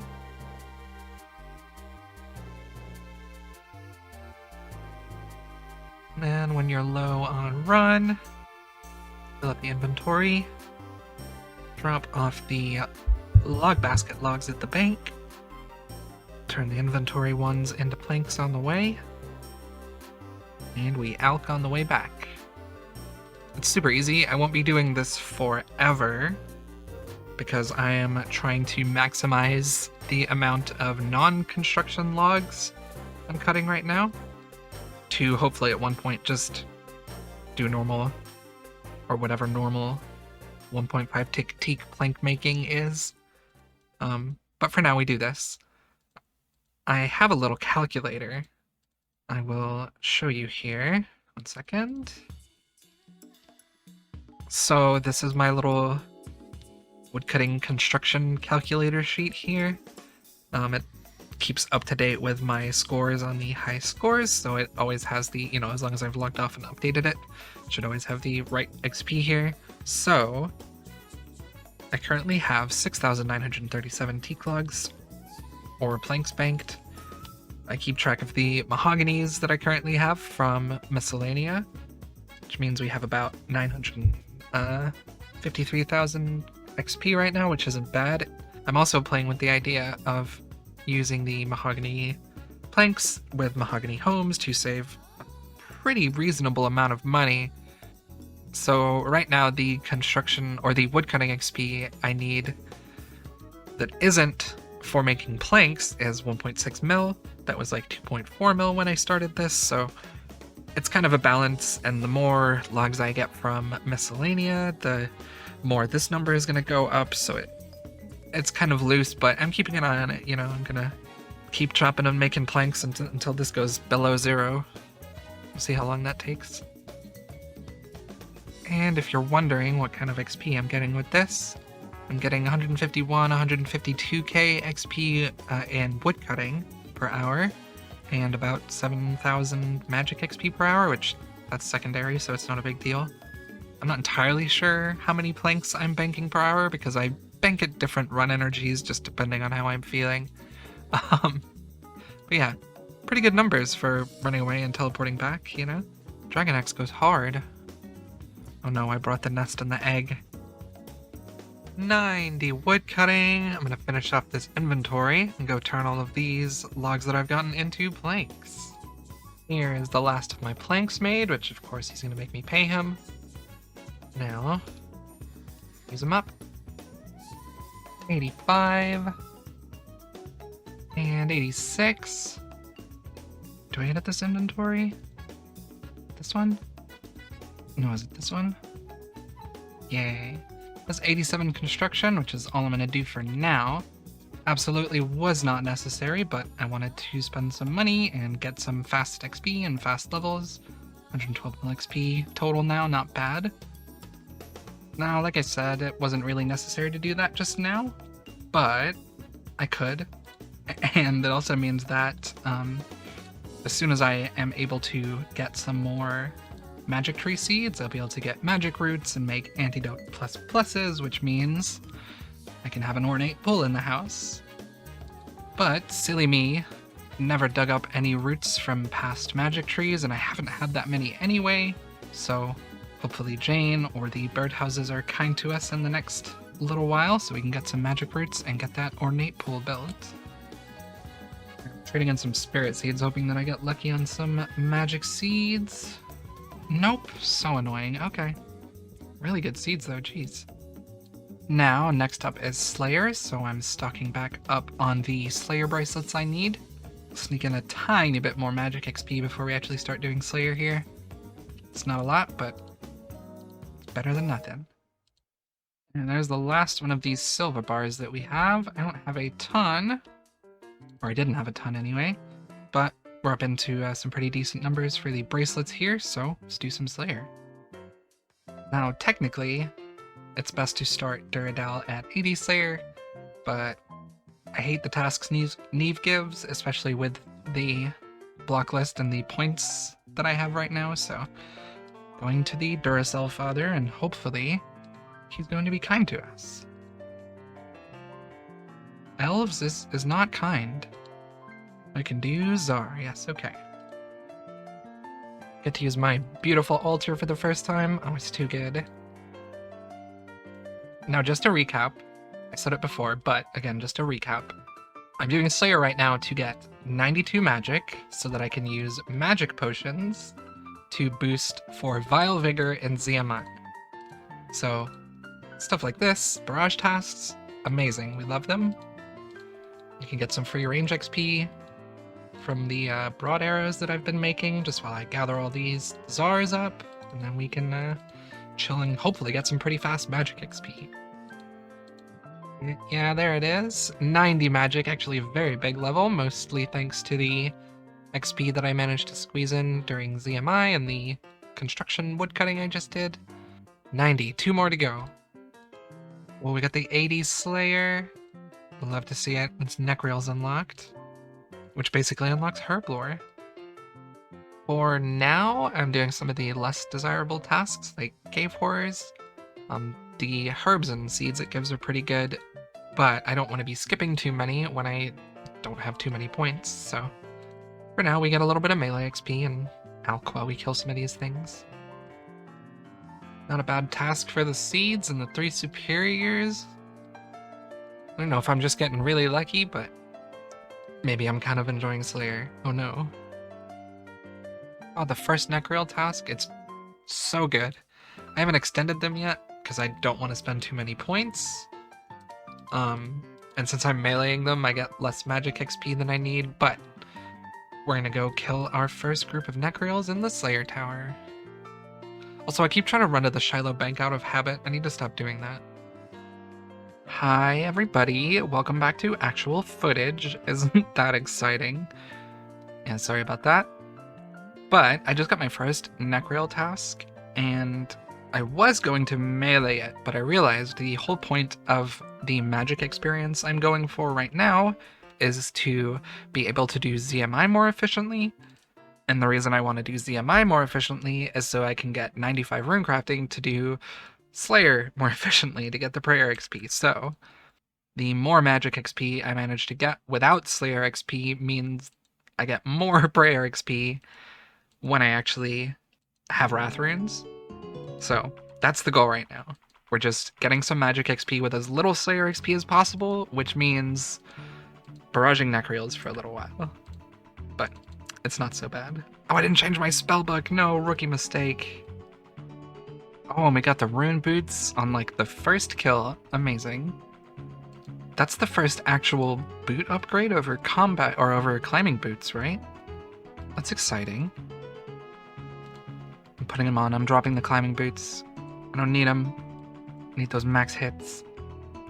I should have brought soul runes so I could blood barrage too. I haven't done Slayer in a while. My brain isn't working. Take 3. We have everything we need. Now we game. no, the weird lag! My Avento!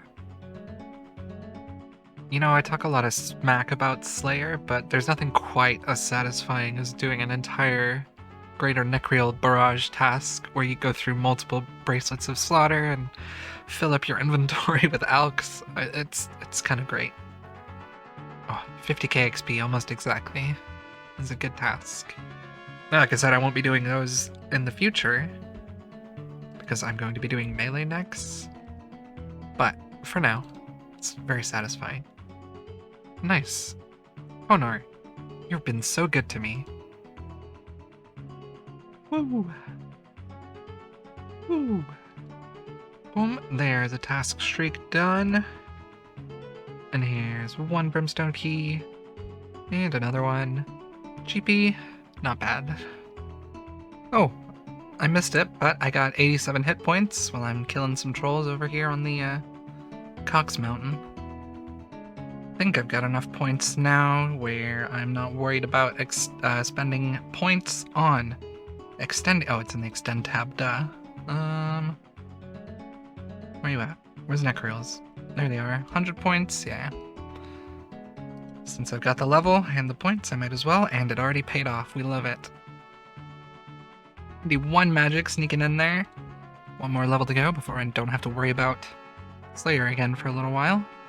Hopefully we get more of these next Necrial tasks because they get so much magic XP. 81 Slayer. Going a lot faster than I was expecting. I guess I'm kinda good at the game. And there's another 60k XP. Man, I love Duradel. Finally! I haven't had a superior worm in so long. Come on, give me a heart. Never mind. Oh, there's 40 tasks done. Thank you for the points, Konar. 89 strength and 103 combat. Sneaking up so close to that 2k total, it's starting to feel like a real account now. So good with my little rune booties. Such a powerful account now. Yo, is that the shield? Let's go. Love that. Completely useless, but we love a collection log. And another obby cape. SARs are easy. Thank you. Okay, that should get me the 92 magic. Should be pretty easy. A little bit of GP. Should be done with Slayer. Fingers crossed. 76 defense from a sneaky Crystal Halberd spec. Oh, 88 hit points coming in. Very close to 92 magic now. 42 kills left. Should make it. I have the feeling that I'm going to be real close to 92 at the end of this task. Why say real close? I've only got 9kc left. But my bracelet just stopped proccing for like the whole second half of this task. Which is pretty annoying. But I'm still going to be real close to 92, I think. Actually, I'm okay with not getting 92, because I wasn't going to go straight to ZMI anyway, considering I don't have enough Dialed Essence for that. So, my plan is going to be, once this task is over, to move on to mining Dialt and doing some alchemy stuff, get some extra XP, whatever I'm going to need after this task. Probably like 45k XP, 48k, something like that. Won't be too much. Won't be too much XP for me, I don't think. But the amount of time it's going to take to get all of the Dialt that I need, plus any other of the skills that I need to do right now, which is most of them, I'm going to have plenty of time to throw in some alks, get a little bit more XP while I build up the Dialt stack again, and hopefully we can knock that Runecrafting out pretty soon. Oh, there it is. That's going to be my last Slayer task for a long while. I had one Necril in the end there that lasted forever, so we have 47k XP to go. For now, though, we're going to go hang out in the Dialt mine and build up a huge stack of essence so that we can really boost the account into the next step of the whole run, you know? It's an exciting point, but it's kind of a big chunk of grinds to get through. You know, everyone loves runecrafting.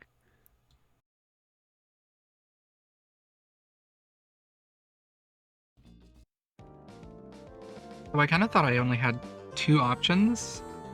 I'm not sure why I didn't think of this, but originally I thought I was going to either have to camp Dale until I had it all before I could go do ZMI to 95 Runecrafting, or I was going to just do like 20k Dale today and then go do something else because I don't just want to do this for 20 hours.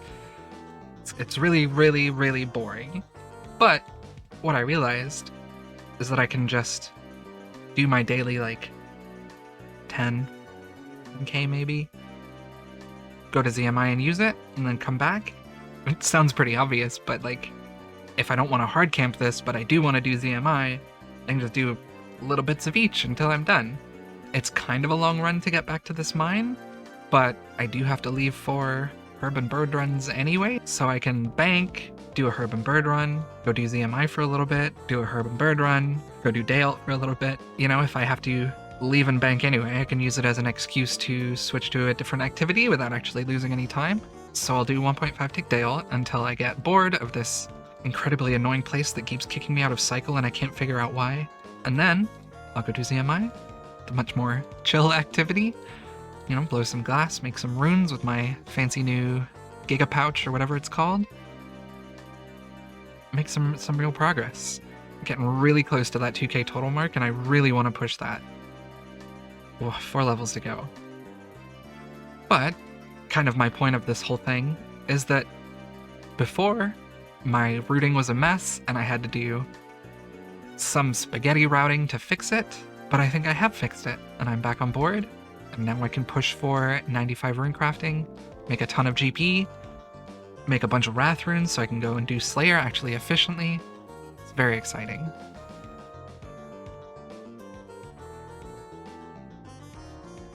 Boom, there's the 92 magic. Whole reason we were doing as much Slayer as we did without wrath runes. I'm gonna stay here for a little bit longer, get this last gem in my inventory, and maybe do a couple thousand more. I really want to leave, but I also need Dale, so I'm up to 49k in the bank. And I was gonna go do some ZMI and show you how I'm gonna change the setup a little bit now, but I need to go mine some basalt. Probably set a portal in the POH so I don't have to worry about it again. Love getting sidetracked. There's the Weiss portal. Oh god, I hate that these aren't in alphabetical order. There's Troll Stronghold. Didn't need those other portals anymore anyway. I'm making a little bit of detour because I needed to turn the magic potions that I had into 1 dose and I didn't have a ton left. And then I realized, well, I can, if I'm using them at ZMI, I can turn them into mixes, so I should make all the other Lantodimes I have into magic potions to turn them into mixes to get more XP. Anyway, I decided I'm just going to use all the herbs that I have in the bank now, and we'll see what herb lore level we get to. 81 herb lore, and 82. I'm down to the last mixes I'm going to be making for now. Almost 550k XP, pretty good. I wasn't aiming for like a particular number. Just wanted to get some total levels and some easy XP. And I needed these mixes so that I could do the ZMI method that I want to do when I'm out of these stamina potions that I'm going to use. As is tradition, every time I go back to ZMI, I'm selling off a bunch of runes, and I'm going to spend it on broad arrowheads. What's the last one I can buy? Another one? No. Alright, I spent like 6.6 mil on broad arrowheads. Now I can go to ZMI.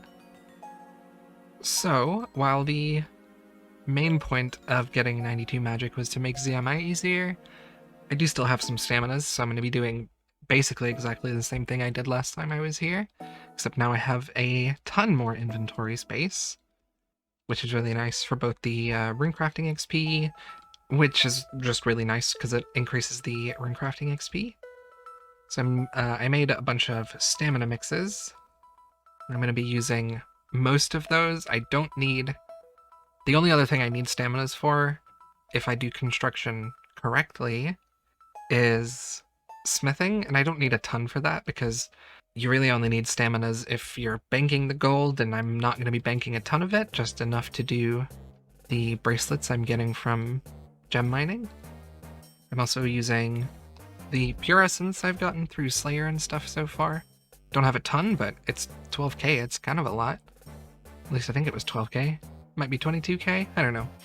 But it's a big chunk of XP that is essence that I don't have to mine myself, so I'm gonna work through all this, get through some of the day out, and then go back to mining it again, yay.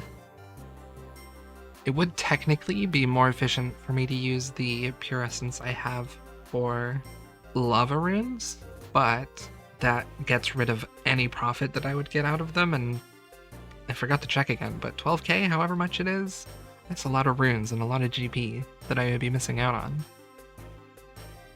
You're gonna interrupt me the whole way? They are. I'm alone. This sucks. I was so close. Oh my god, there it is. 87 fletching, but more importantly, the big, huge 2k total level. Can I get a GZ in the comments, please? Oh, that's so big. It feels like a really big milestone.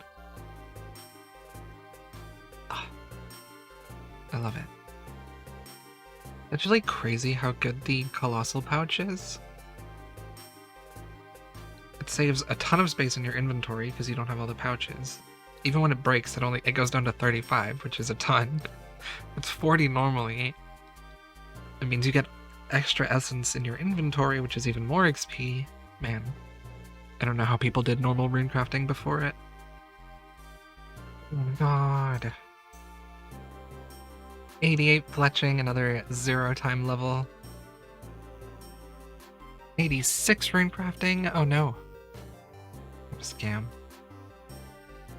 I'm almost out of pure essence. I think I'm gonna finish it off and then go mine a little bit more day out and then come back and see how much XP I can get. I ran out of pure essence, but I decided to stay and use some day out until I ran out of broad arrow heads. So there's 86, nope. 89 fletching.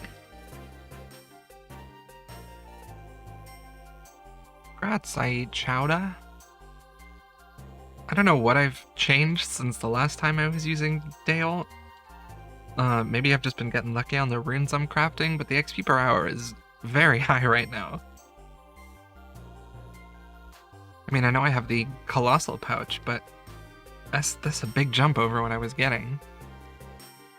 Just ran out of broad arrowheads, and I was gonna switch to crafting, but I'm at 89 fletching, and I'm basically 90, so I want to get that done. I want another level 90. So I'm gonna go spend some money. According to the calculator, I only need like 30k, so wouldn't be too expensive. There we go, that should be enough, I think.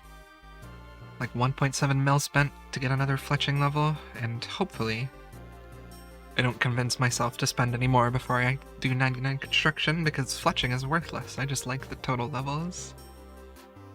EVB said a nice thing to me, and I haven't seen them since. So, thank you, EVB. And there's 90 fletching. I'll dedicate that level to EVB. Woo! No, that was my last talisman charge. I can't. I still haven't been able to justify to myself a way to make it worth it to get more. I think I'm just gonna have to stick my house in Hesidius and run here. It's so sad. 89 farming on some white berries. Alright, 50 KC. Is this the white lily seed moment? It is not. Of course it's not. And this is the last of my seaweed that I've got so far, and basically the last of the sand that I've gotten for Bert for free. So I'll have to get a little bit more in the future if I run out on this current ZMI grind, but it was like 4.5k, yeah, almost 5k, not bad. Should last for quite a few runecrafting levels. Dang, this person is skillin', holy. The fit goes crazy. 88 runecrafting. It looks like Sunday is the busy ZMI day. I mean, I'm gonna do it every other day that I need to, but, you know, future information. If you want to do ZMI and you don't want to alt, do it on Sunday. Baguette? Yes? Never lucky. Oh, the new loading, whatever it's called, extended map loading thing that RuneLite has, it's so good. You can click so far. Look at that, look, I can see the boat from here. I love science. That's goo. I don't know what changed. I switched to the German world. I checked it before, but ZMI is booming today. We're gonna do some numbers.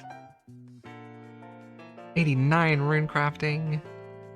Close to another level 90 now.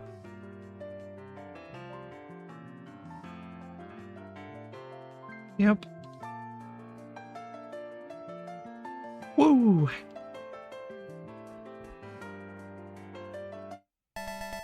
Oh my fucking god, it happened. 52 KC. Finally got white lily seeds. It's amazing. I can finally do white lily contracts. Oh, that's so stupid. Finally!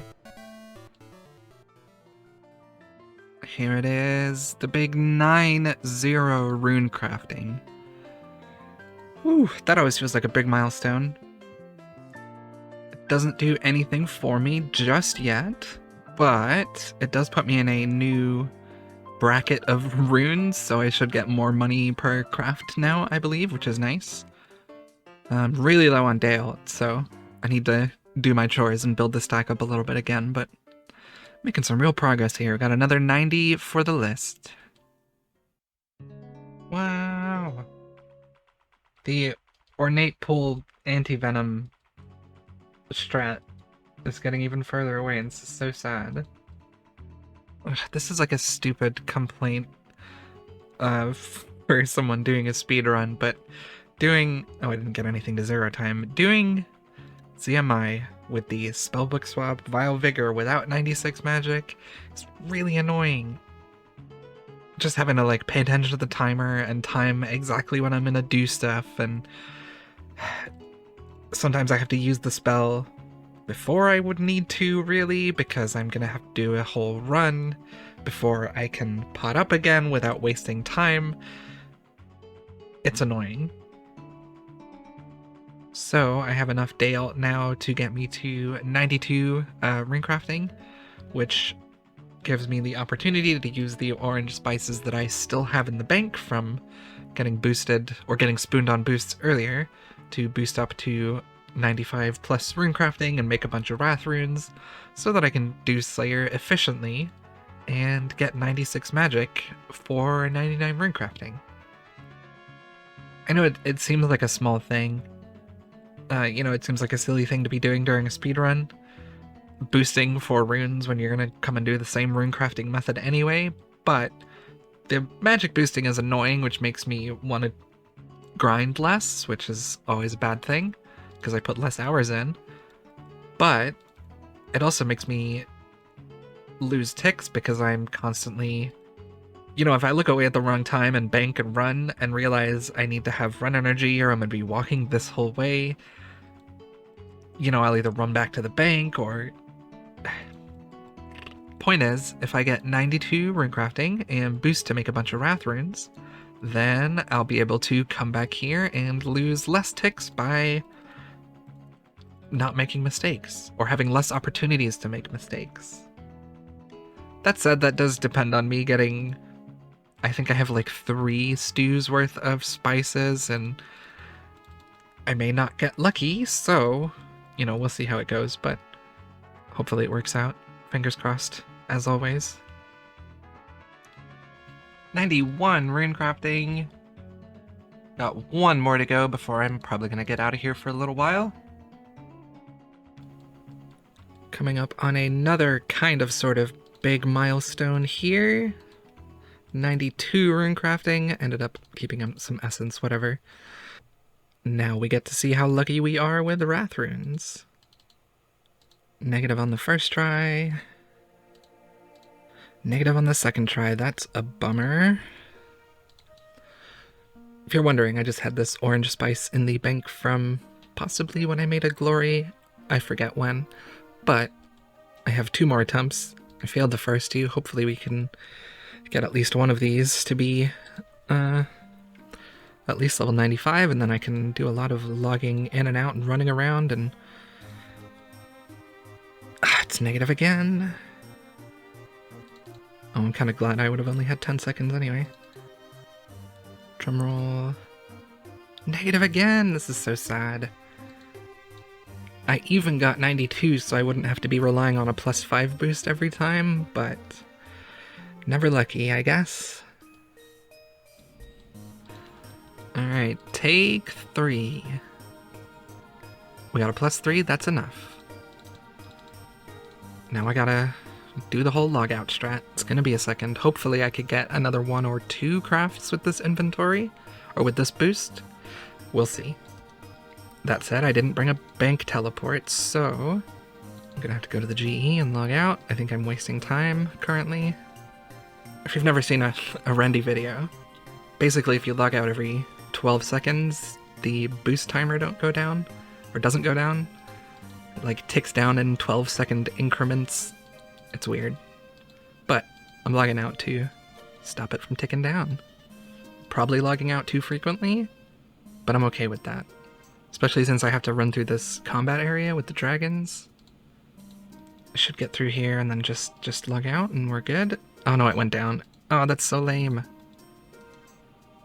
Dang. Oh no, I gotta wait for it to go down again. Or was it still +3? I don't know. We do it again. And we got +2 still.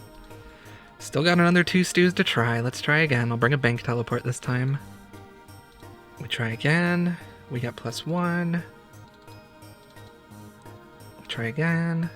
We got +4. Okay, this is a good one. This is a very good one.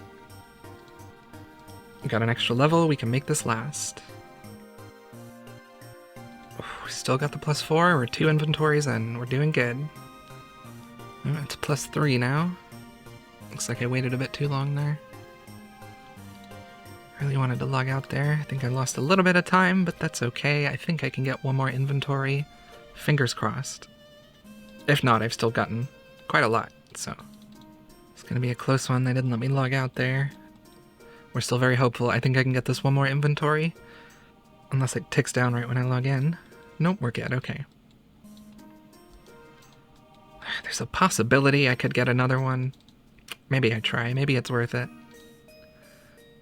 My pouch decayed, kind of annoying, but still okay. I'm still gonna get some if I make it. Alright, we made another 100. It's still happening. Do we risk it? I can't repair the pouch, but... Nope, there it goes. Lost the boost. Alright, how many do we get? 603? That is plenty for what I need them for. Means we can go do Slayer actually efficiently, which is exciting. But in the nature of someone whose brain does not work like that, after that long grind, I'm going to pivot to something else entirely. But I'm sorry to say, that's going to be for the next episode. Thank you so much for watching. I really appreciate it. If you made it this far, you know, a like, a subscribe, a comment, I'd appreciate it. You know, you watched this whole time. Come on, give me something. Or hey, maybe you want to support me even more than that? You could click the join button down there and get on the Giga Chill supportive and wholesome members-only Discord. I'd really appreciate it. Especially since I'm moving across the country in the next couple of weeks. Planes are expensive, y'all. But these beautiful people are already helping me out a ton. My Gwemperors, Coldsy, and Flashcards. My Gwemlin Supremes, Calvin, Vintage Tops, Scrooge McDuck, Matty O, and Stark. And of course, every single one of my Gwemlins and my supporters. It means so much to me that you click join. Thank you so much. And thanks for watching this video. I will see you next episode. Bye!